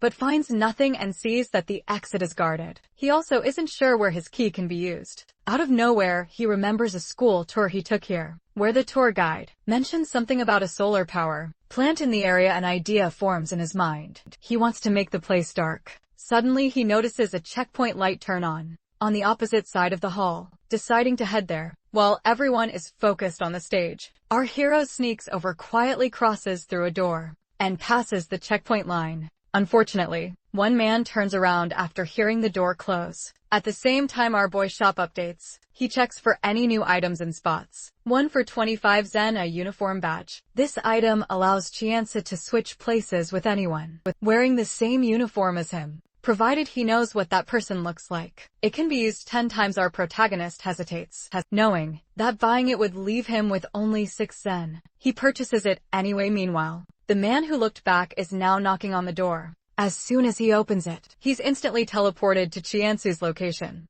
while our hero is teleported to his position. Chianza then quickly returns to his group, leaving Hana confused by the sudden switch. He casually brushes it off as magic. Now, with only 9 uses of the badge left, and knowing he must recognize the target's face, he decides to use this time to memorize everyone's faces as much as possible. Next, the enemy group's leader announces that the execution will occur at dawn, and orders the firefighter to be locked up until then. Meanwhile, our protagonist wonders about the pilot's whereabouts. He then reassures Hana that they'll be fine, since they still have other options. Chianza tries to ask his bro how he can escape from this airport. However, the brothers don't help him, and one mentions they can't help for free. On the other hand, our protagonist still insists that his mind is stuck somewhere, so he needs their hints to refresh his mind. Then one bro suggests he try opening all the doors with the key, but Chianza believes this is the most difficult path. He mentions the sleeping bags present around, guessing there must be more people here. Besides this vigilante group, maybe the others will help him when he attacks the vigilantes. Then the bro suggests he should look for other chests, like he found on the 2nd floor. But for our boy to risk his life with only 6 sen in hand is too much. Chianza thinks deeply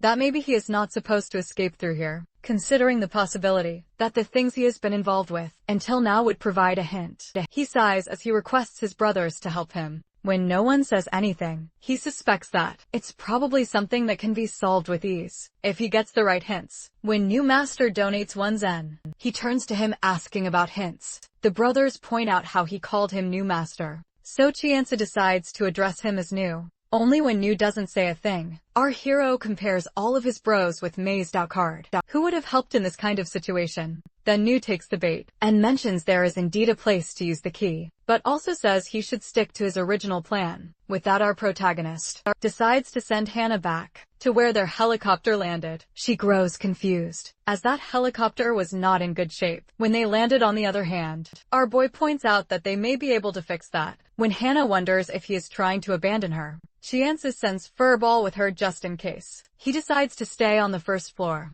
to rescue that firefighter, as he already has a plan somewhere else. The firefighter is being dragged to some kind of animal cage. In one cage there is an old man who is being locked up. As the so-called chosen one leaves, the firefighter tries to escape and keeps shaking the cell, recalling that he chose to go on his own, even though he had the option to go with the pilot. When he tries to communicate with the old man, the elder only hums at first, but then he starts to laugh suspiciously, mentioning that another person has become the sacrificial lamb. The firefighter panics and demands to know how they can escape, but it turns out the elder doesn't know either. Then as the firefighter begins to shout, calling for help, the elder stops him from doing so. He reveals that he is not an outsider, so he can't die here. He explains that he only ended up here because he tried to stop the other chosen ones from killing a non-chosen person. He adds that the 7.5th Division abandoned them here and promised to take them to the new town. That place is actually their new base,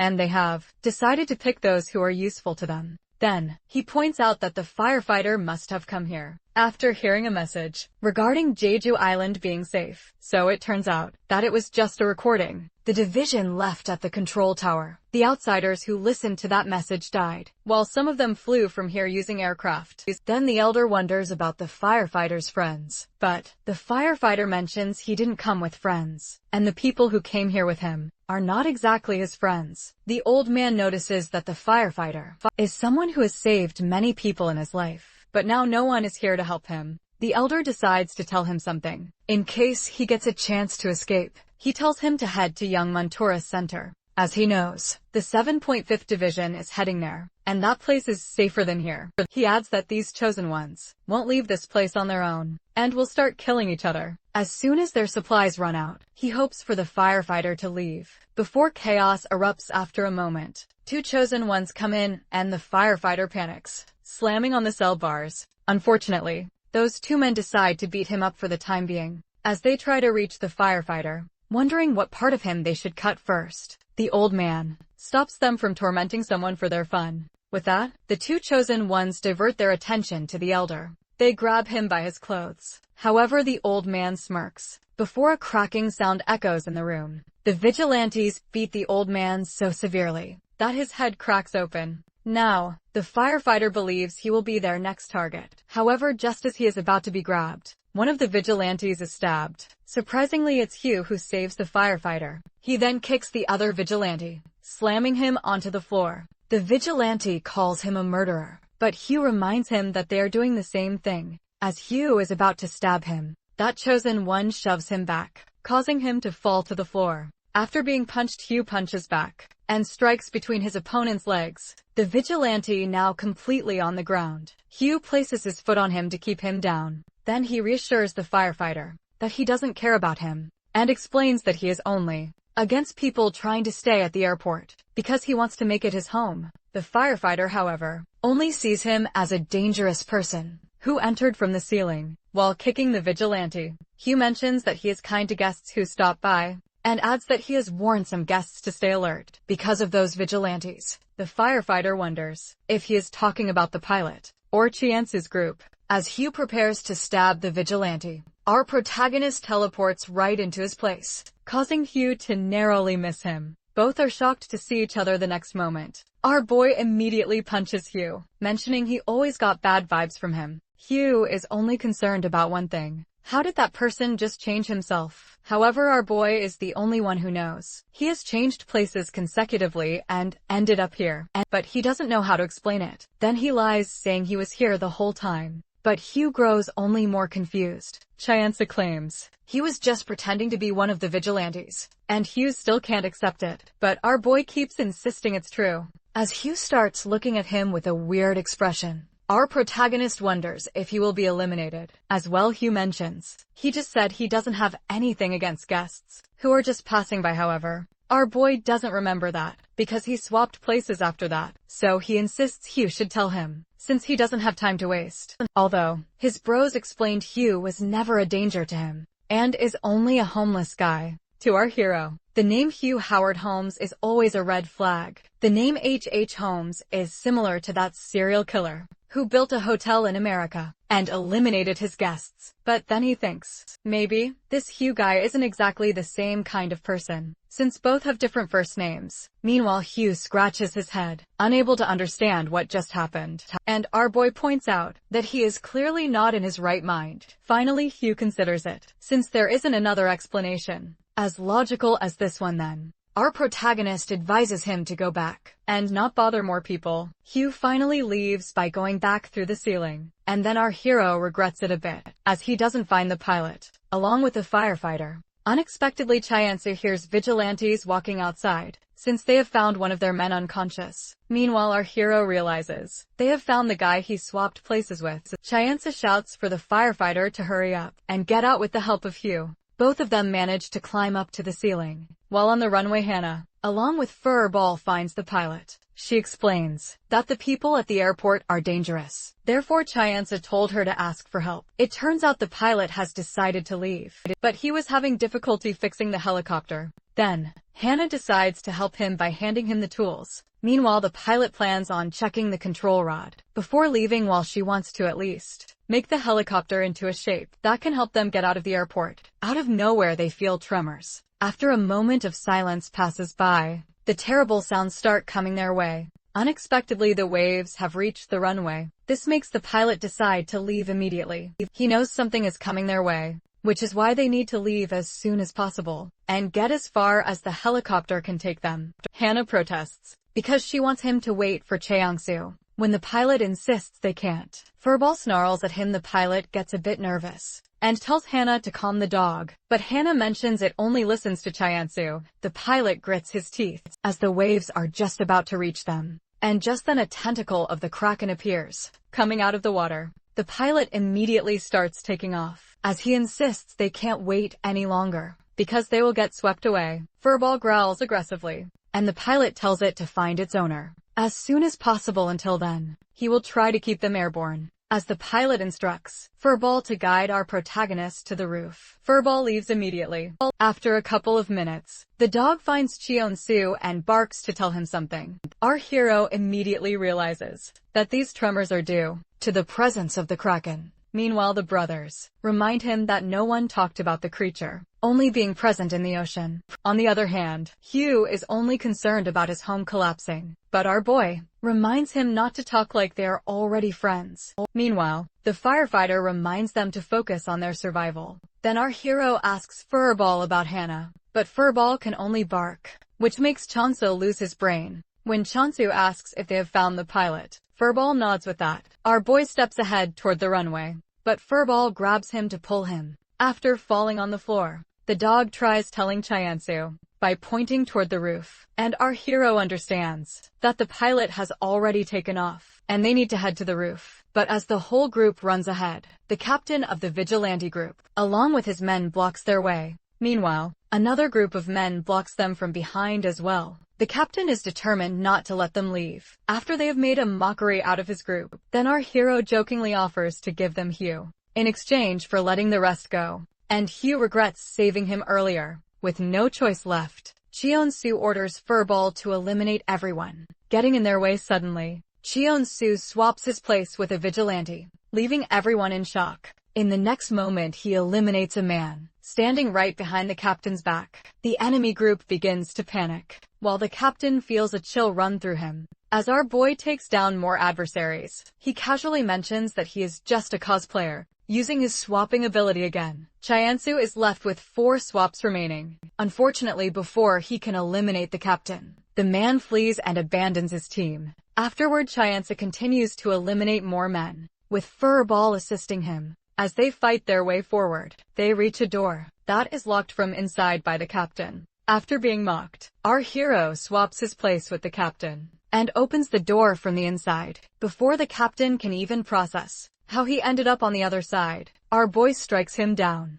The remaining vigilantes are terrified, and Chansu declares that they are leaving for good. In the next moment, the group runs upstairs, and Chansu is confused as to why Hu is still following them. Hu explains that he is still searching for a place to call home, and he's also curious about the magic Chansu used a moment ago. Finally, they reach the door to the rooftop. Chansu wonders if the key he obtained is for this door, but when he gets there, he sees it is already open. Before he can think any further, he notices the massive body of the Kraken approaching. Everyone in the group thinks they are done for, but then they spot the helicopter hovering above them. Unfortunately, the helicopter is not functioning properly. Seeing this, Hugh observes that death awaits anyone who boards it. Meanwhile, the Kraken is just about to strike, and our hero yells for Hannah to throw down a rope. After that, he asks his bros about the hell moss, wanting to confirm if, after transforming into a moss ball, its spores explode and destroy one's lungs. He wonders about the effects on other parts of the body. The brothers are confused about why our boy is asking now,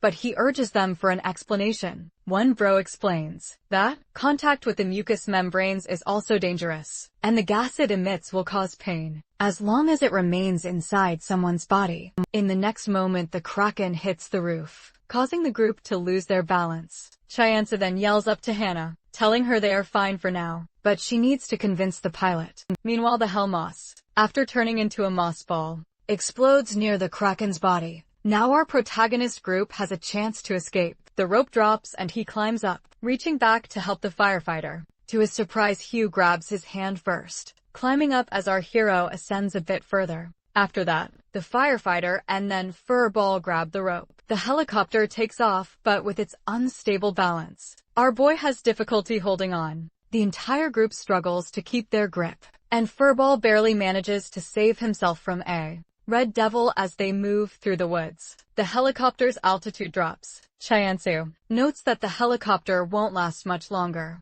so he shouts for everyone to jump. First Furball jumps, then the firefighter, followed by Hugh, and finally Chansu. Meanwhile, Hannah and the pilot are still inside the helicopter. As the helicopter loses all its functions, it crashes nearby. Furball finds Hannah buried under the soil, and our boy immediately pulls her out. However, the pilot is still missing, so Furball sniffs around and finds the pilot as well. Fortunately, he is alive. After that, they see the Kraken destroying the airport as it moves forward. To save themselves, the whole group starts running in the opposite direction. Fortunately, they see a van stopping nearby. It has a yellow license plate, which means it's a taxi. The driver inside looks at the Kraken, destroying everything in its path. As Hugh calls for everyone to get in the van, the driver protests, wanting to know their identities first, since he's assigned to pick up someone. Hannah insists they should be let in, or everyone will die when the driver protests further. Hugh grabs him and throws him out of the van. The pilot takes the driver's seat, and everyone rushes inside.